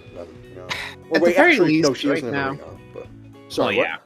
At the very least, right now, I think that everybody should at least be considering having some form of no follow-up or good armor effectiveness. Like that is one of those things where even if you do have to risk something, a counter to certain meta units like Edelgard is almost required to make sure that your arena experience doesn't end in a brick wall. You know, that's why I'm so glad attack defense for Marth actually does it. It's crazy. Yeah, my Marth doesn't have no follow-up because I'm cheap, but I'm probably good at, or Spiral even. He still has chill defense, but I'm trying to get him close call right now, at the very least. That way he can take multiple Edelgard assaults to get the kill. Like, that's he'll at least be able to do something. Wait, what's your seal? Because attack defense form is the cheap way of doing it. Right now it's speed defense solo because attack defense form is drifting, but I will put attack defense form on him eventually. Okay, because he doesn't win in one shot, even with Hero's Blood, but if she has to engage him again, he advantages and he gets that win. As long as she doesn't get past you, you win. Yeah, pretty much. Like, and that's why I love having young Marth, because again, he fits well against this meta, and he pretty much always will. Like, there is something in having meta checks over scoring, even though young Marth was at the time a paragon of scoring. But it's matchups like those that I appreciate in Marth more, because like I also run Nemesis at the same time. Nemesis I kind of use when I want to focus more on the bulk side, whereas young Marth I'm using specifically to take out those high level threats, mostly armors and cavalry like Dual Leaf. But then I also have Nemesis, who doesn't score as well, but performs well in countering specific things like Legendary Lilina. Right, of course. I mean, having damage reduction is huge too, but Sigma Sensei just said, "Is give us Windsweep Seal to combo the pay-to-win drive NFU you are selling us."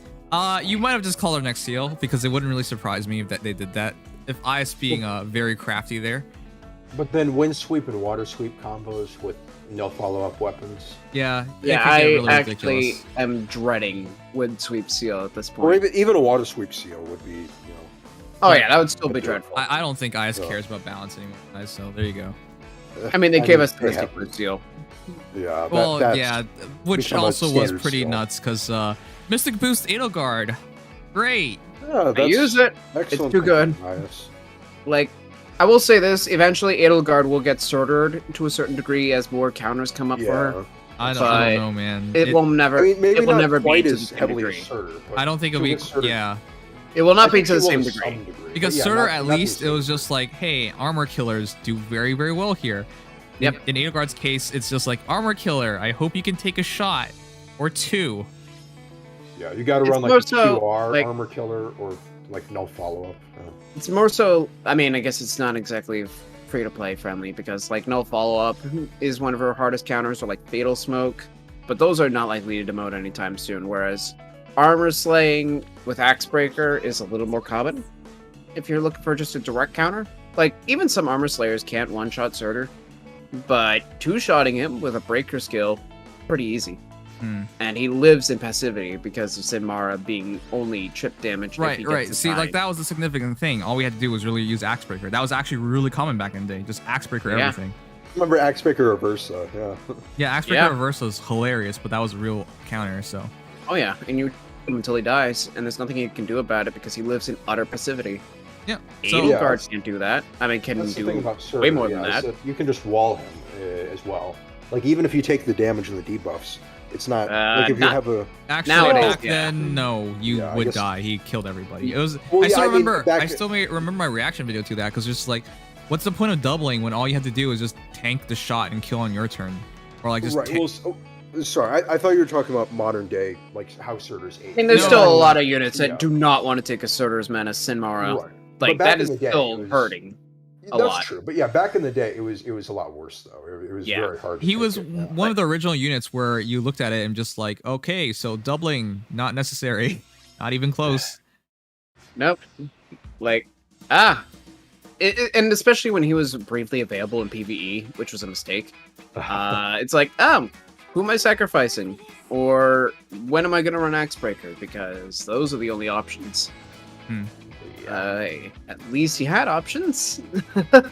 No, to be clear, Zero, even with Patrine, my Patrine dies to Edelgard, despite the fact being +9 against base Edelgards. The problem here is that damage reduction is too hard to beat. So it's not just beast killing weapons, it's like null fault beast killing.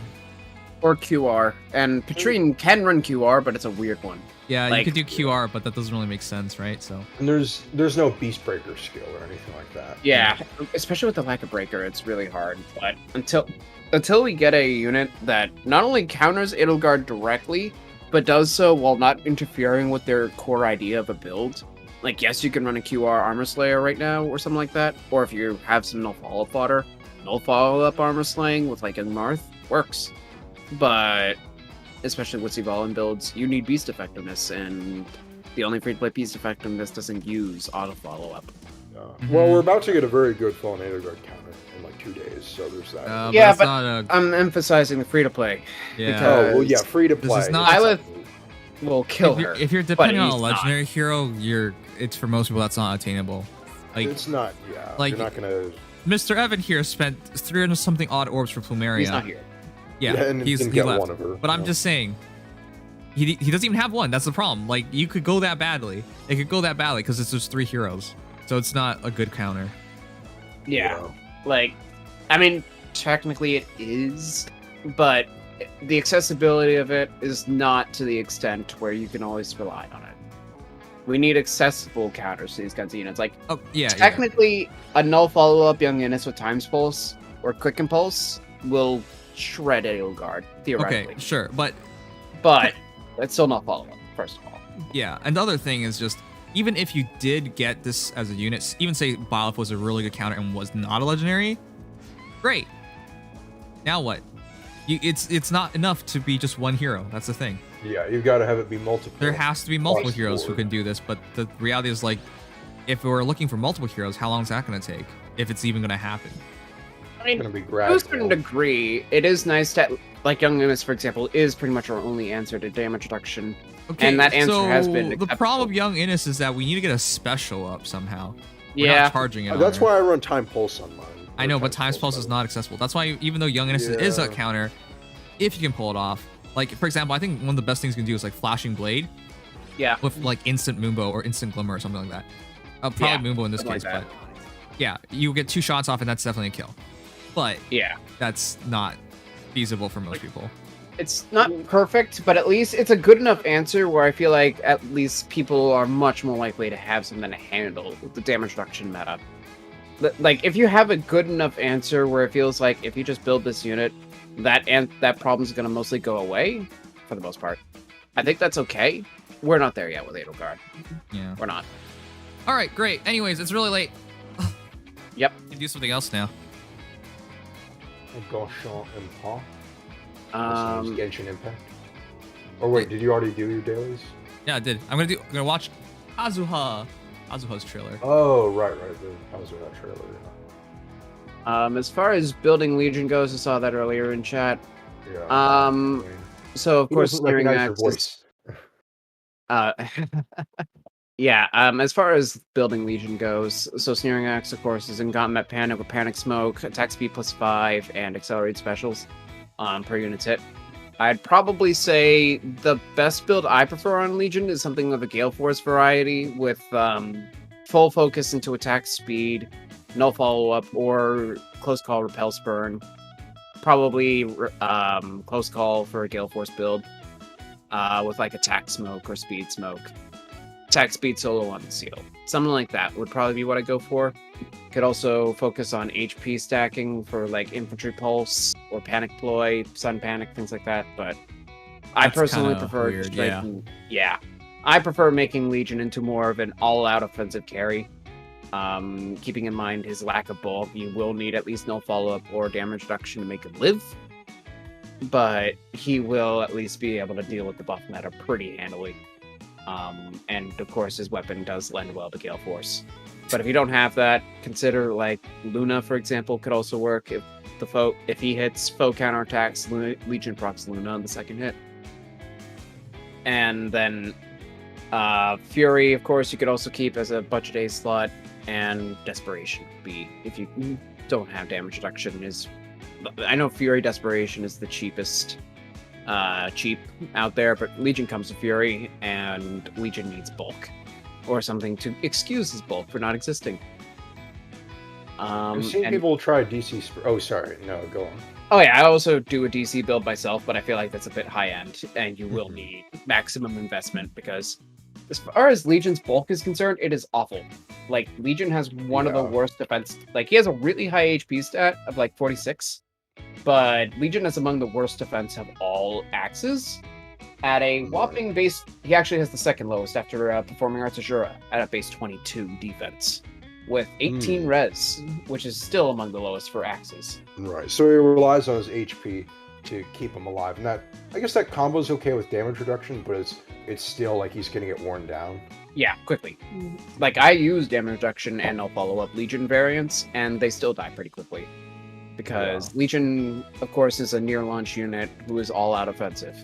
Great unit for the time, but you will need to give him some work because, dear God, that bulk does not hold up. But on the other hand, he does have 36-35 offensive spread, so there are advantages. Right. And he basically screws over enemy units that utilize buffs after combat and during combat, you know? Yep. Legion actually is, coincidentally, the only unit that counters null panic because of his in-combat panic. Right, yeah. And then just to top it all off, panic smoke afterwards. Right. So Legion has benefits. They're distinct benefits for considering he's a Grail unit and a very early unit. I'm surprised he's so good, but you will have to cater to him a little bit because he does lack dramatically in bulk. Remember how surprised everyone was when his Refined came out and it was really good? I was elated to the moon when I heard about that. And I remember reacting in stream, by the way. I think I remember listening to that, actually, yeah. Yeah, and I could not believe it. I was really happy for you because that Refined was not what I was expecting at all. I thought it was going to be some I didn't either. bullshit panic shit, but like it wasn't. Yeah, I thought it was like, oh, sudden panic, and if unit... if Phono has a status penalty, attack speed +3 or something like that. Woof.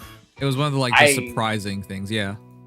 And it was probably one of the best refines of that batch, considering this is like before refines were like Soth levels all the time. Yep. Or like Mail Morgan. Yep. Like, I was actually just so surprised, considering we didn't even expect Legion to get a refine. We thought it was just going to be Legion's Axe Plus forever because it's a named weapon. Oh, yeah. It was never even started. Right. That's true. Yeah. So I was like, I kind of just accepted Legion's place, but the fact that they actually made him so much more usable because of that, it really just revitalized my interest in fully sending into Legion, and I completely committed after that. Mm-hmm. But it's a great refine that just takes a little bit of work to use, is the way I put it. Like, I will always say, I love people who will build Legion. I think that it's really cool to see people trying them out, because I think Legion's a really interesting character and a really, really good unit considering the time of his release. But it takes work, and for those who actually put in the commitment, I appreciate it. All right.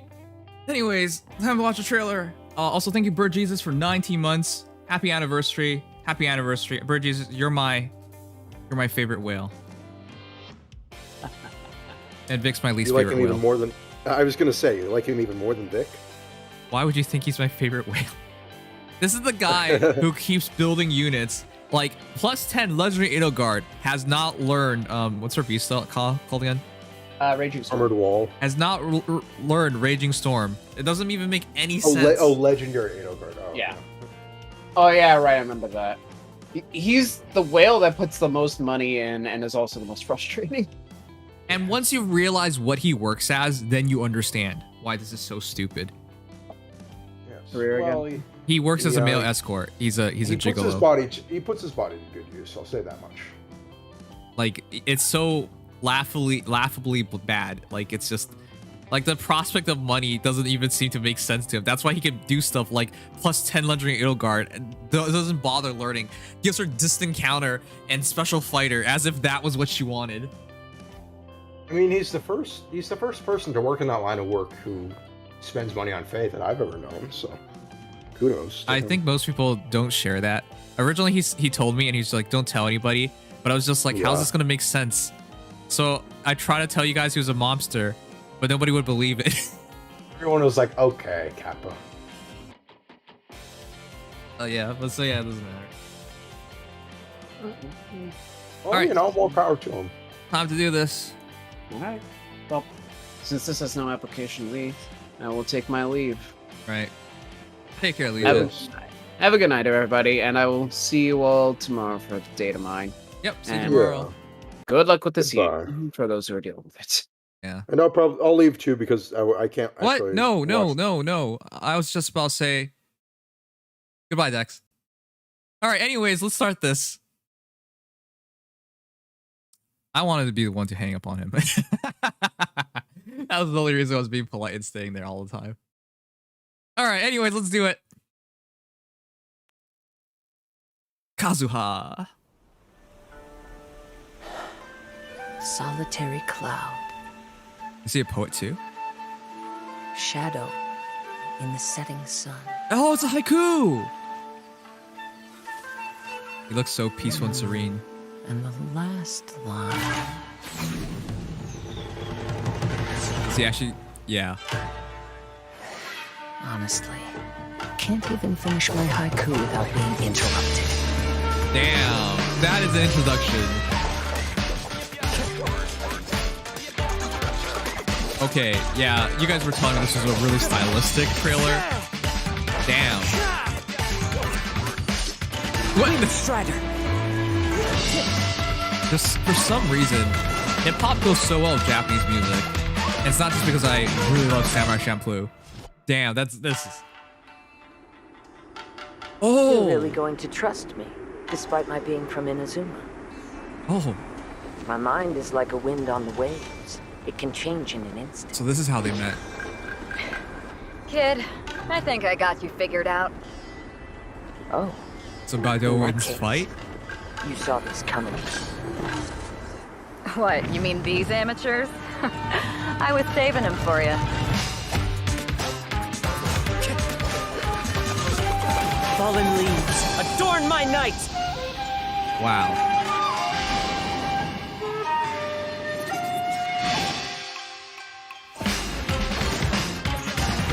Okay, is this the coolest Genshin trailer yet? My last line. It just comes to you. Stirs the drifter's heart. Stirs the drifter's heart. That was really cool. What? I haven't got the shivers from a trailer in a long time.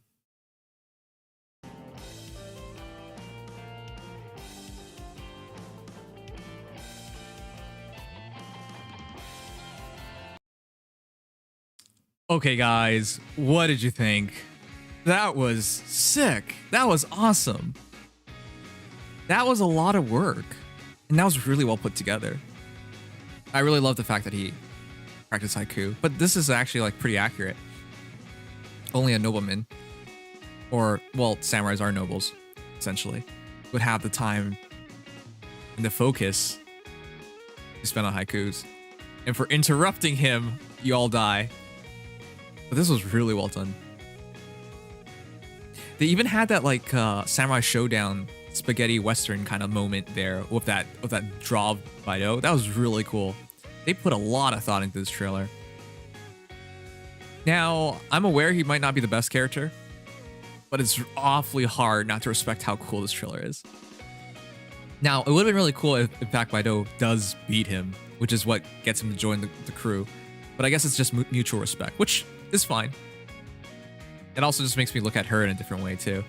The black and white stuff, the hip hop with well, it's not necessarily hip hop, but to make that like a Japanese mix, and it fits so well. It just reminds me of Samurai Champloo.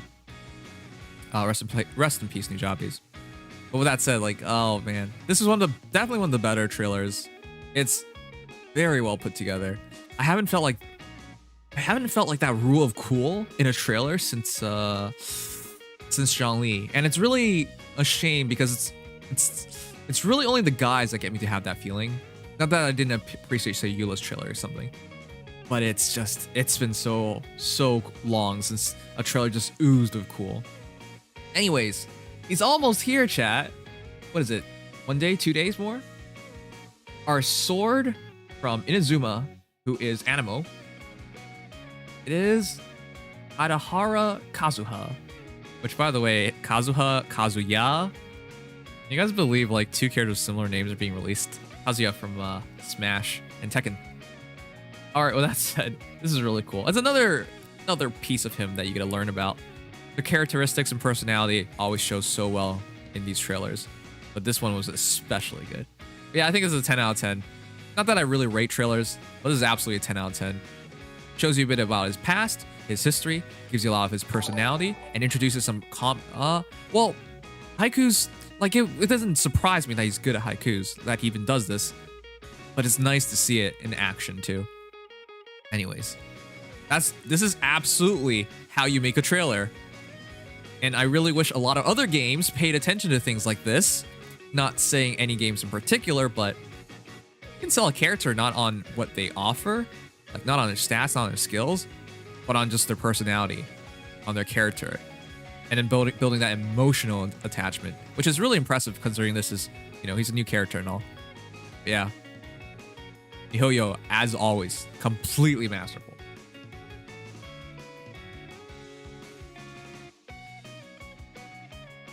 Oh yeah, in Asia, he's already released, huh? Oh man. I don't want to shit talk Faye, it's just, it feels a lot of times that they release a character and it has no heart, right?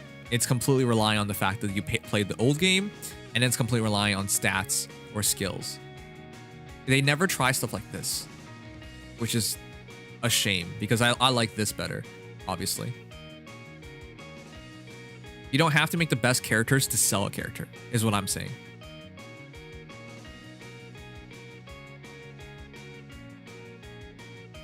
All right. Oh, that is now 2:03 a.m. I am but tired. So I'm gonna go raid somebody and call it a night. I know that was pretty short, but it is a short trailer. It's only 2 minutes. I'll see you guys tomorrow. We streamed for how many hours?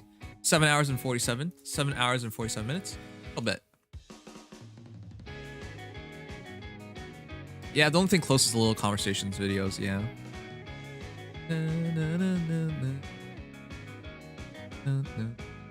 Hey, we're gonna raid our sister. Our sister. My sister. Have you guys ever met Sis? She's a very charming girl.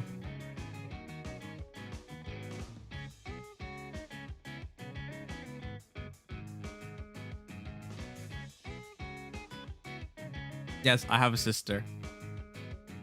Let's rate her. What should we say to her? What should we say to her? What should we say to her? She does ASMR, by the way. So if you guys ever want to enjoy ASMR, she's someone to follow. What do I say? Best sister. Technically, I'm the big brother. Best sister.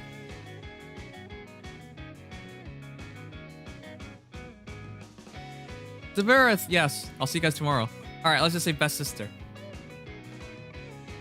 No, wait, no, that's kind of lame. No. What do we say? Incestus Wincest. No, that's bad. Don't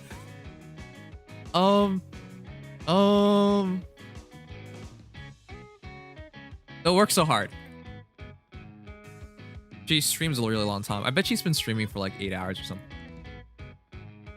All right, guys, don't work so hard. Let's go with that. Please don't embarrass me. Please don't. But anyways, everyone, please take care. And once again, thank you guys for dropping by. It's been a lot of fun today. I will see you guys tomorrow for the data mine and hero views. Yeah, it's gonna be fun. Everyone, take care. Sleep tight. Stay safe. Till next time. Love you all. Good night.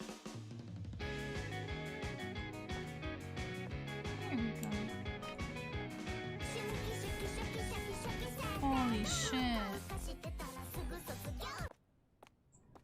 That was really loud. Nim! How are you? Senpai Aniki! The senpai Aniki. Oh my goodness, thank you so much for the raid! All right. Good night, guys. Hi,